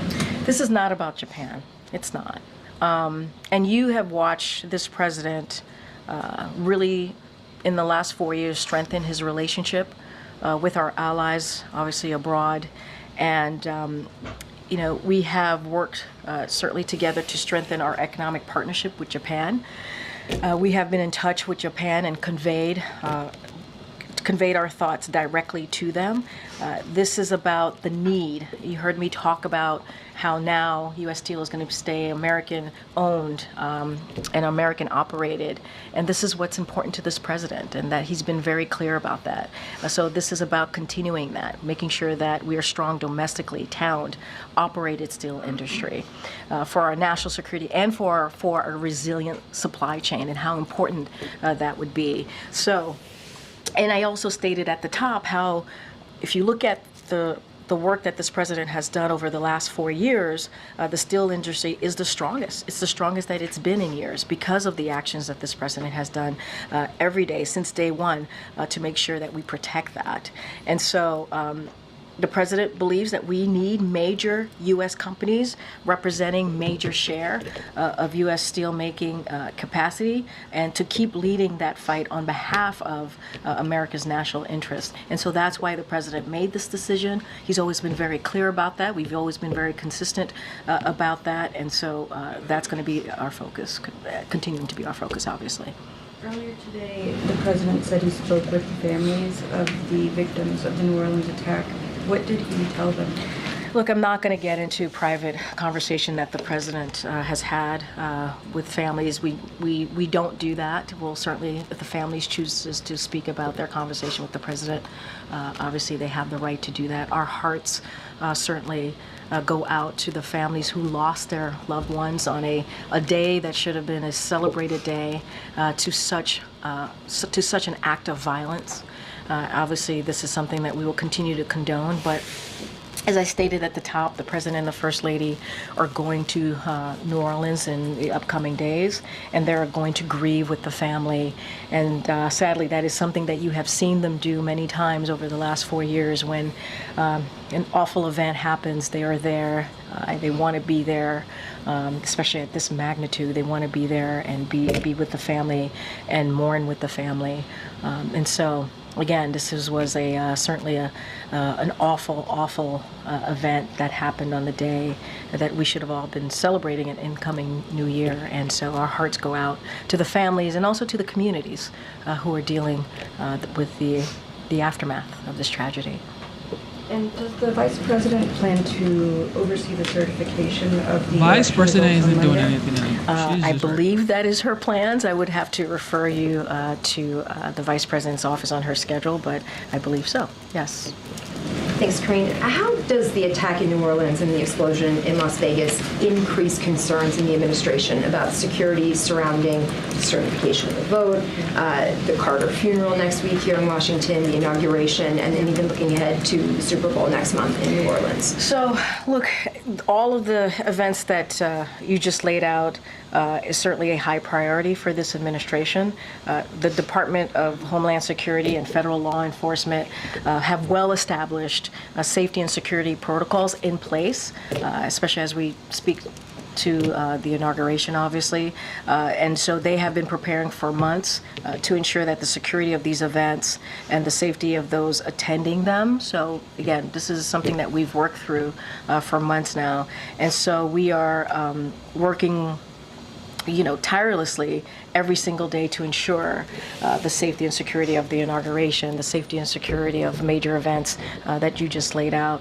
It is important to the president that we continue to protect, as I said at the top, American communities across the country, and certainly that's what the president's going to wants his team to focus on, and that's what they have been focusing on. Both suspects in New Orleans and Las Vegas served in the military. Does the president find that aspect of this troubling, and is he concerned about the problem of radicalization in the military? So look, I'm going to, obviously the FBI is continuing their investigation, so they can speak to the FBI and the Department of Defense, as you just stated, because of their status and affiliation to their military service. I would have to refer you to the Department of Defense to speak to that specifically. I don't want to get into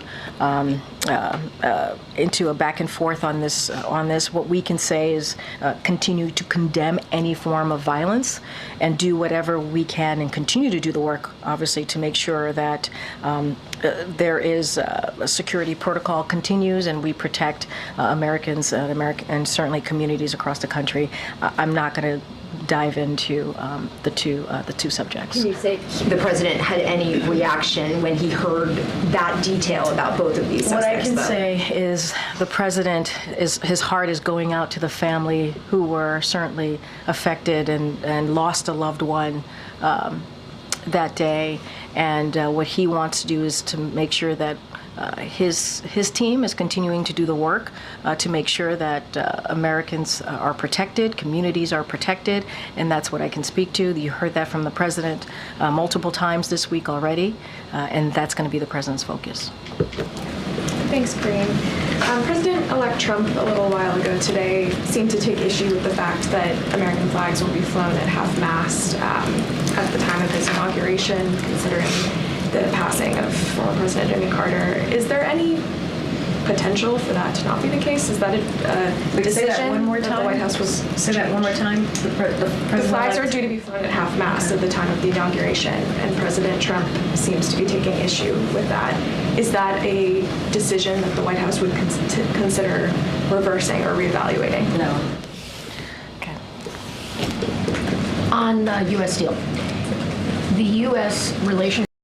Thank you for tuning in to the live show. You know what time it is. It is your boy, Genesis. Ladies and gentlemen, we're currently listening to Karine Jean-Pierre, the press secretary of Biden's White House.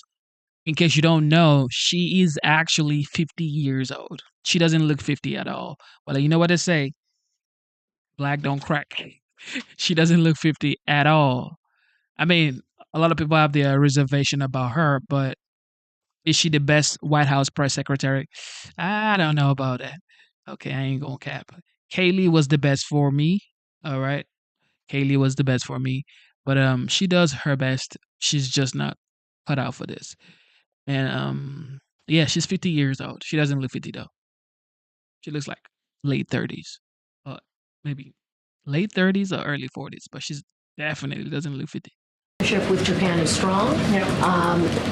What is the national security concern the president sees by having this investment in an American company? So look, you saw the president's statement. He talks about the CFIUS evaluation, how they determined that evaluation, how they got to their, again, determination that this acquisition would place one of America's largest steel producers under the foreign control and create risk of our national security. This is from CFIUS. They are independent. The president said he was going to let the process play out, and it has played out. And so if you think about our national security and our critical supply chain, CFIUS, referred the matter to the president to make that decision. And so the president took that very seriously.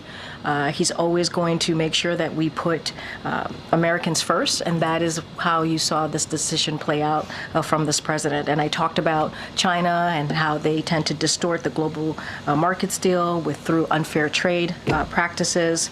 And so this is something that the president took very, very seriously, and took CFIUS determination. We got to remember this was a cross-government panel when you think about CFIUS and the decision that they made, and so that's how the president came to this decision. It is about making sure that a U.S. company is U.S. owned, U.S. operating, supporting, continuing to protect the U.S. steel makers, obviously a union, and that's what the president led with. And that's how he made this decision. Is it political? No, it's not. This is, again, as I was answering that question, we've always said CFIUS is an independent body. We let this process play out. We made sure that this process played out, and that's exactly what we did.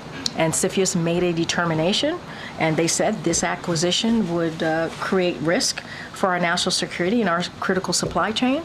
And the president took that really very seriously. And he took a careful look at the CFIUS evaluation, and so he decided to block this deal. One other. President-elect Trump had communicated on his social media some inaccurate information related to New Orleans. Okay, here we go. Is the president at all concerned about the flow of information and briefing and access to whatever intelligence or whatever he might need in terms of this transition? Is he comfortable with the information flow to the president-elect on matters like this?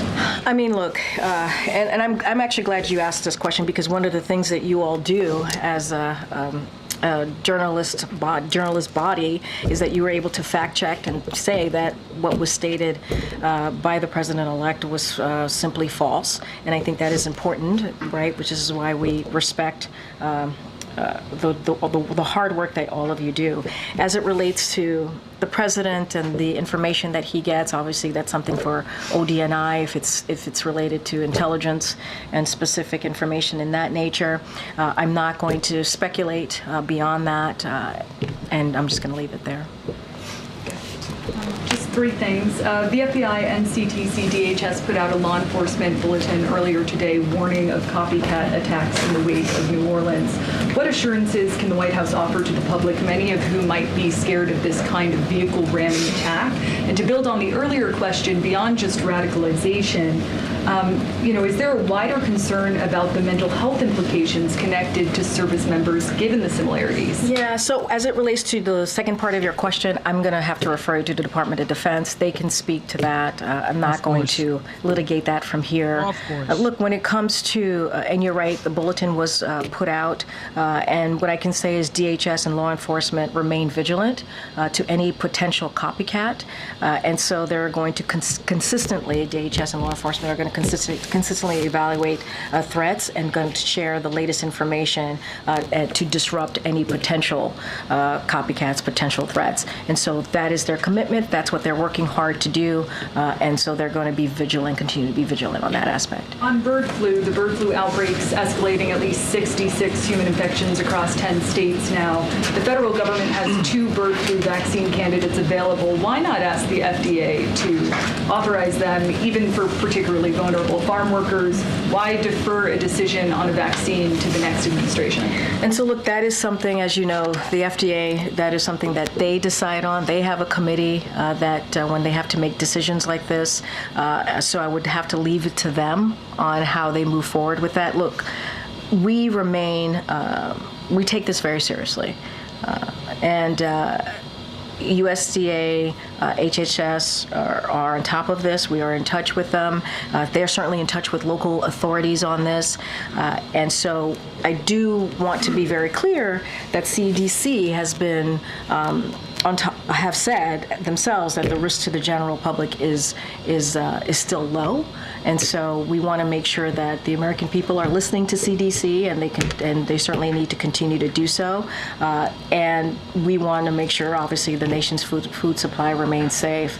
And so a couple of things that I do want to lay out that we have been able to do from this administration, which is protect, we made sure that since March, when this was detected, to protect the public health, protect animal health, protect our nation's food supply, and monitor all trends to prevent the spread of avian flu. So this work is going to continue. All relevant federal agencies continue to coordinate, as I just stated, with local authorities.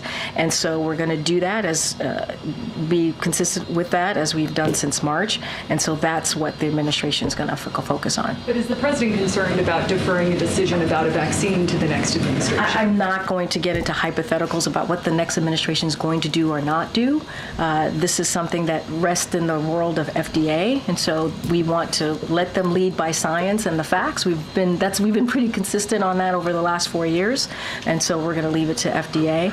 But I'm just not going to get into hypotheticals about what the next administration is going to do or not do. Last thing on a different topic, there have been reports that Chinese government hackers have breached a really sensitive office within the U.S. Treasury. OFAC, of course, administers economic sanctions. What more can you tell us about the scope of this and what information has been compromised? So what I can say is the president was briefed on this. We are closely tracking the incident. We're working to identify actions to mitigate the future risks to U.S. government networks. And anything further, I would have to refer you to the U.S. Treasury Department, FBI. They could speak to specifics on this particular incident.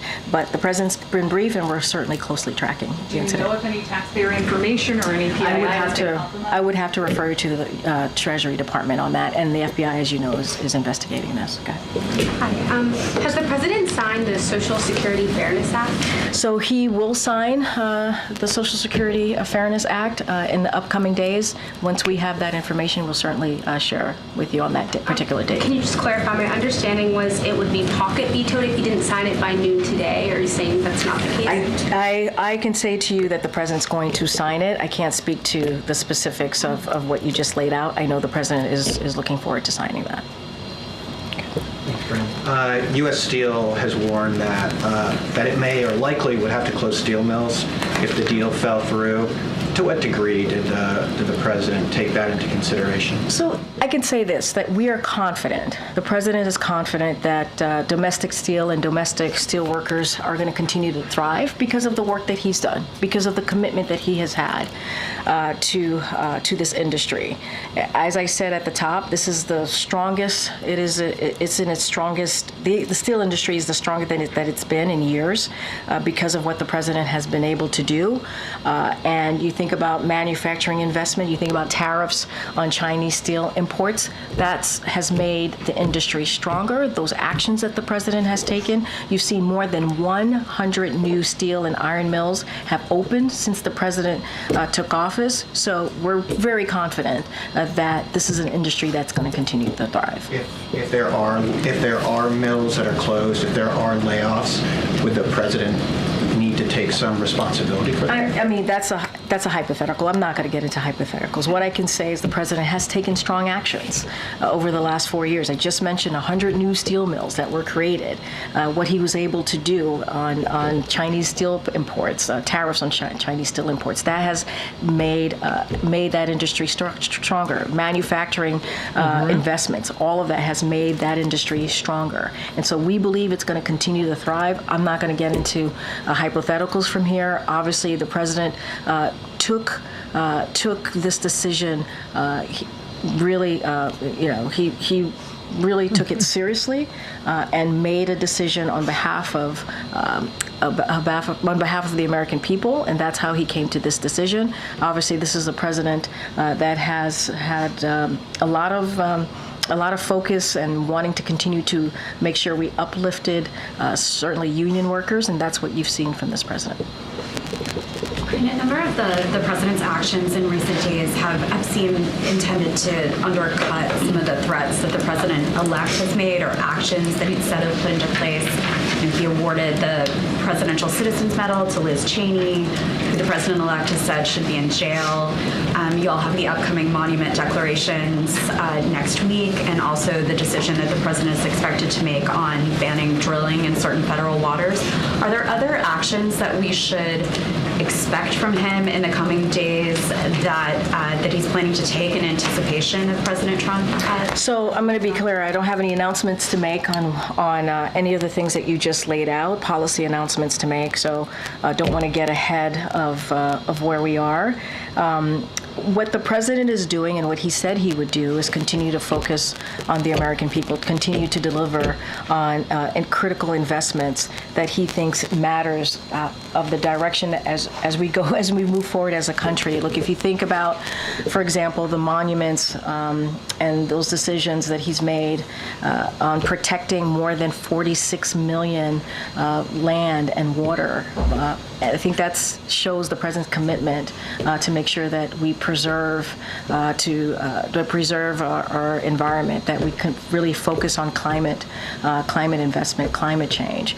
I mean, there's nothing new there. That's been part of the president's platform from the beginning. He happens to really respect Liz Cheney. He happens to really respect the congressman, and that's why he made that decision. And look, the president is always going to lift up Americans that have put their country first, is what we have seen, and he's done that throughout the 4 years, not just this past week. He's going to always make decisions that he believes is best for the American people. I mean, there's nothing new there. I think that is, if you look at what the president's done in the last 4 years, this is all consistent to what he believes, and what he believes is the best way to move this country forward. Are there other actions that we should anticipate? I'm not going to get ahead of the president. We have 17 days left in this administration. The president has a jam-packed schedule, and he's going to continue to focus on ways that we can move forward, invest in this country, invest in communities, and continue to lift up all the all what he believes this country can be. Okay. Thank you. President Biden has staked his presidency on the preservation of democracy and has commemorated January 6th in different ways every year. What, if anything, will he do to commemorate the anniversary on Monday? And in that context, does he still believe Donald Trump is a threat to democracy? Look, I don't have anything to share at this moment. You will hear from the president about January 6th, his thoughts on January 6th in 2021. Nothing has changed. And I think this is a president that has spoken multiple times in the last 4 years and beyond about democracy, the importance of democracy, protecting our democracy. And so I would expect that he will continue to be steadfast on that. And then I imagine the president is reflecting on Jimmy Carter this week, and so much of Carter's legacy is his service to both the nation and the world in this post-presidency. So I wonder how President Biden is thinking about his own post-presidential service and what he wants that legacy to be. I'm not going to get ahead of this president. He's going to have an opportunity to speak to all of you. You're going to hear from him many times in the next 17 days about his thoughts about his presidency. I'm going to let him speak for himself. But I think if you look at the last 4 years, what he's been able to do, whether it's climate change, whether it's bringing the economy back on its feet, whether it's manufacturing investment in this country, he's had a historic presidency. He's done more in one term than most presidents have been able to do in 2 terms. And that is just the facts. That is what we've been able to see from the Biden-Harris administration. So I think it speaks for itself, but as far as the president and his personal thoughts, his personal views, I'm going to leave it to him to speak to. Gotcha.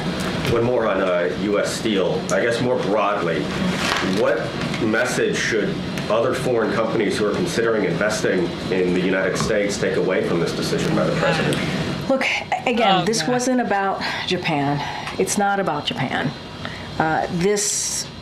We have a strong alliance with Japan. We have worked together, as you know, I've mentioned before, to strengthen our economic partnership. That is something that you've seen this president work tirelessly on over the past 4 years. And certainly we talked to Japan about this particular decision. We've been in direct touch. This is about a domestically owned, operated steel industry. And we're talking about our national security, of course, but also our supply chain, our resilient supply chain. And so that's what the president wanted to focus on. That's what you saw, this action from this president. And so that is going to be our focus. We're going to continue to work on our. Thank you for tuning into the live show. You know what time it is. It is your boy, Genesis. I would say this one more time, okay? Because I keep seeing Africa, Africa, Africa in the comments section. Look, it's like saying North America. When you travel and people ask you, where are you from? Do you say you're from North America? You just say, I'm a Canadian or an American, okay?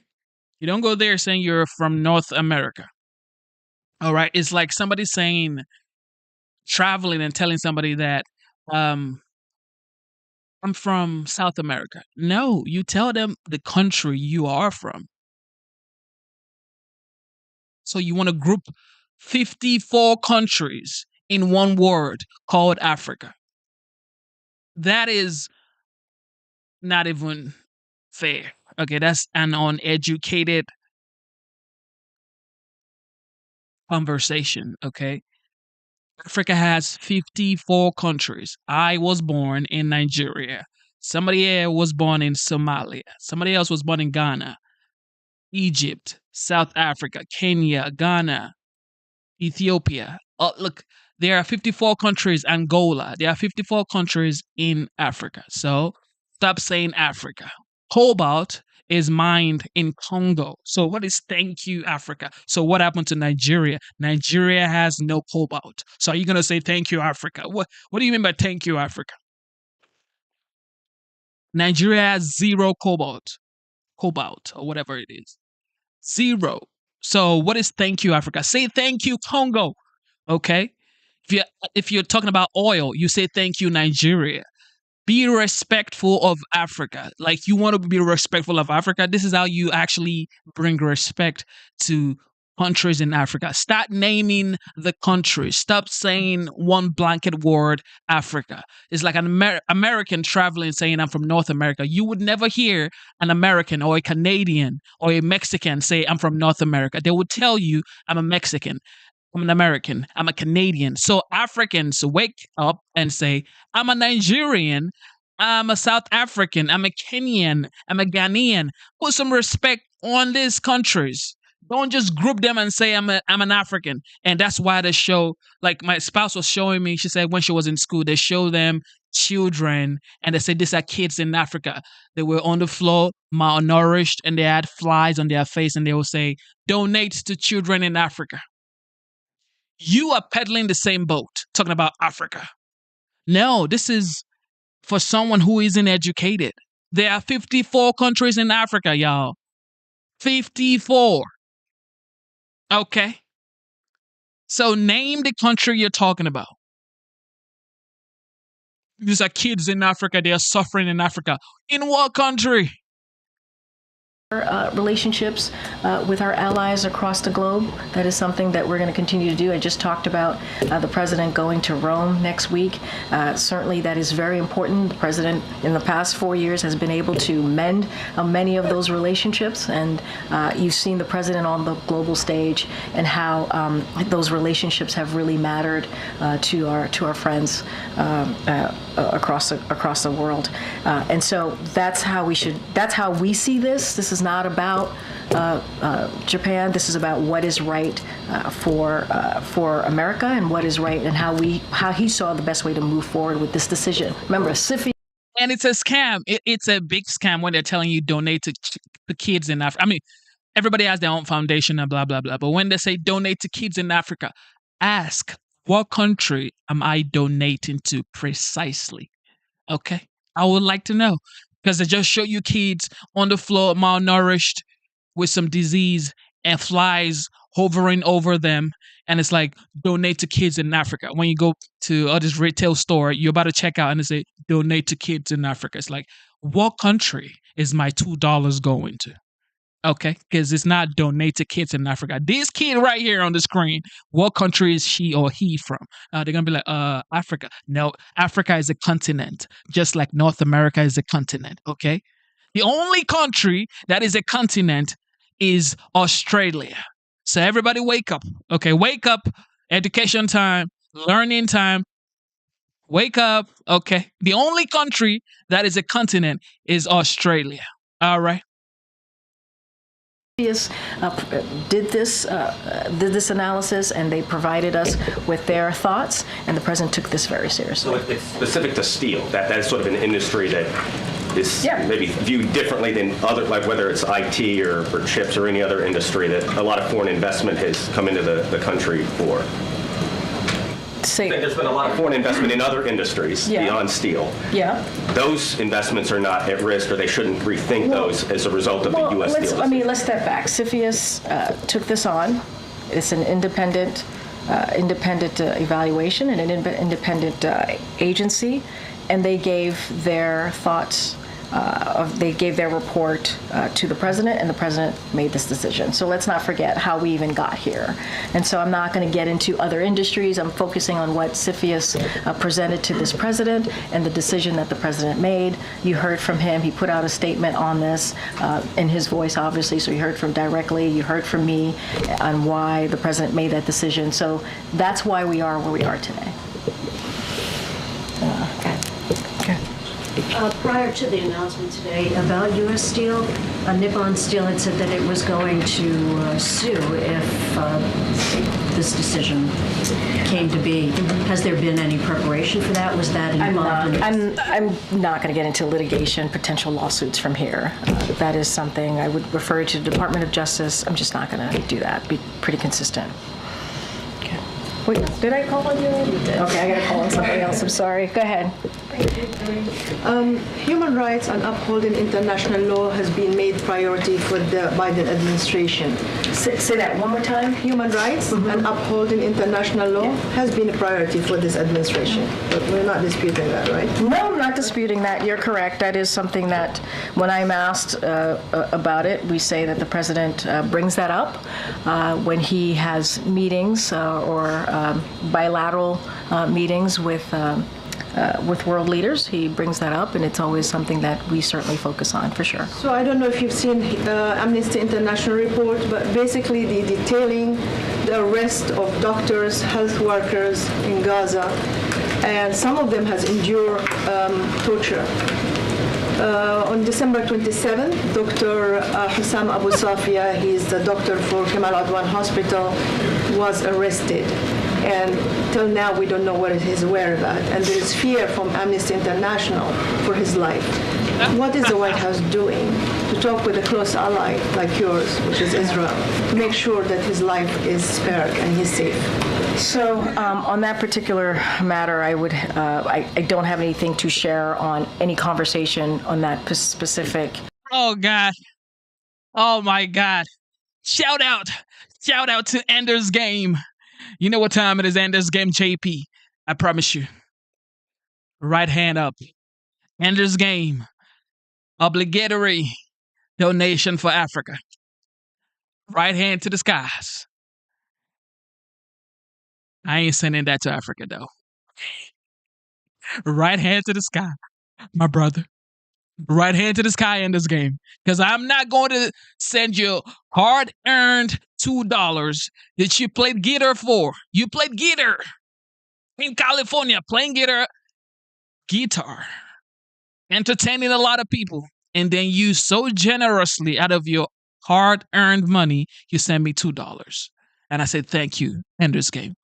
But right hand to God, they ain't getting nothing in Africa, I tell you that much. Amnesty situation, obviously, when it comes to humanitarian assistance, we continue certainly to be concerned of the lack of humanitarian assistance.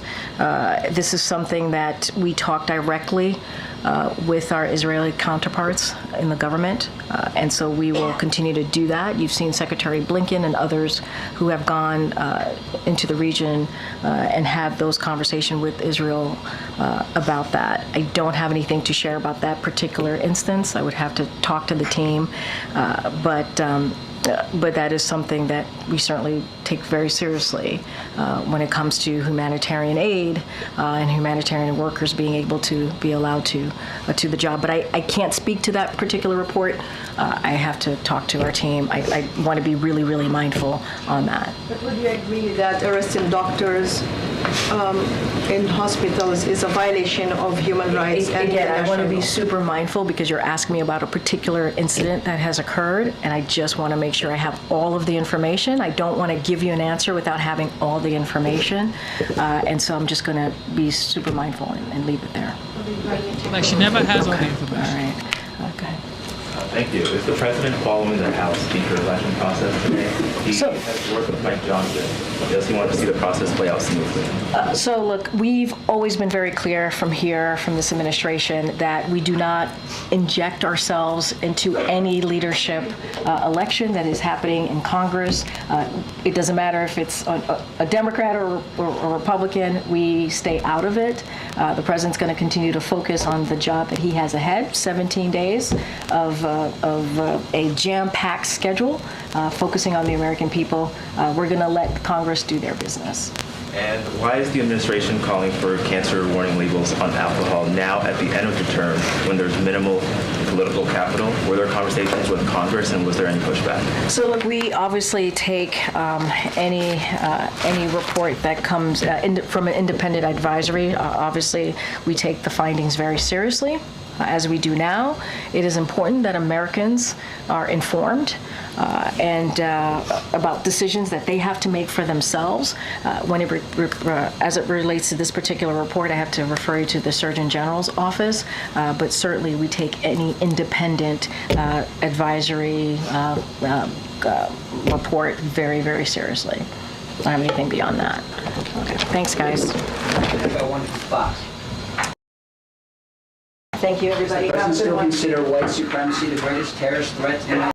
She's 50 years old, ladies and gentlemen, but she looks really good to be 50 years old. I don't know why these people are behind her. We're trying to see something, but okay. With that being said, thank you to KJP. God bless you, KJP. All right.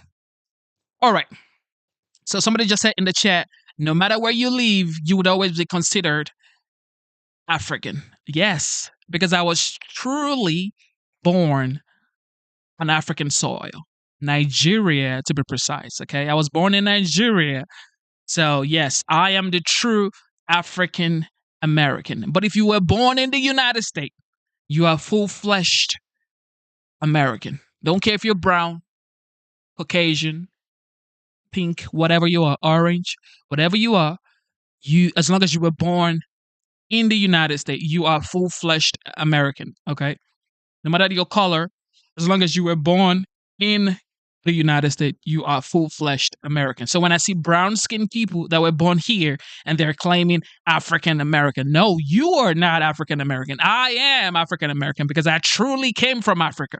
Okay? I was born in Africa. You weren't born in Africa. You were born here. So you better hug your country. You better hug your country. You are full-fleshed American.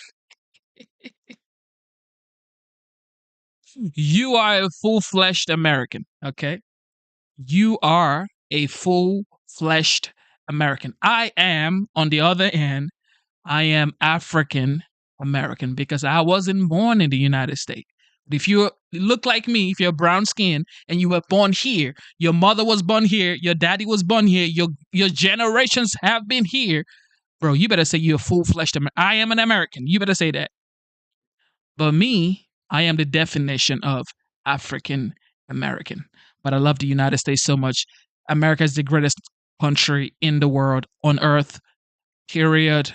You can disagree. You can, say that's a lie. Whatever you say, that's your opinion. But my opinion is the United States is the greatest country on earth, the land of the free, home of the brave, a land filled with milk and honey. If you only put your head down, work as hard as you can, focus on your job, focus on your goals, never quit, keep pushing forward, you would always win in this country. Instead of looking for perfection, seek for consistency. Never give up on yourself. Never give up on your dreams. Never give up on God. Believe in yourself. believe in your dreams, and believe in God. Ladies and gentlemen, it is your boy Genesis, and I am signing out of the premises. See what I did there? Genesis premises. Yeah. Yeah, I'm smooth like that. Shout out to Zyro's Garden. Ladies and gentlemen, I want to say thank you to the military active duty members. I also want to say thank you to the veterans. God bless you. I also want to say thank you to my boy, Ender's Game JP. God bless you, Ender's Game, for the donation. God bless you. God bless you, Ender's Game. God bless you. Yeah, man. We also have memberships. So memberships on this channel is $4.99. This month we're gonna start recording members only videos. I'll let you guys know how it goes, but we're gonna be putting out members only videos. So to watch those videos would probably be interviews about how you could start your business, you know, maybe a barber shop, maybe welders, plumbers, HVAC engineers, stuff like that, and maybe some political interviews. Those videos would be members only. And yeah. Thank you, ladies and gentlemen. You know what time it is. God bless you. God bless you. God bless you. Quantum says that was smooth. You know what time it is. I am smooth like that. All right. I am signing out. We have been streaming for 4 hours, 7 minutes. We're going to come back here by 1 p.m. when the election certification starts. Okay? Don't miss out. Set your alarm. We're going to be back here 1 p.m. when the election certification start. Don't forget, we will be back here to enjoy the certification of the election for the OG, the legend, the man, the art of the deal, the 45th, now the 47th president-elect, Donald J. Trump. I love you guys.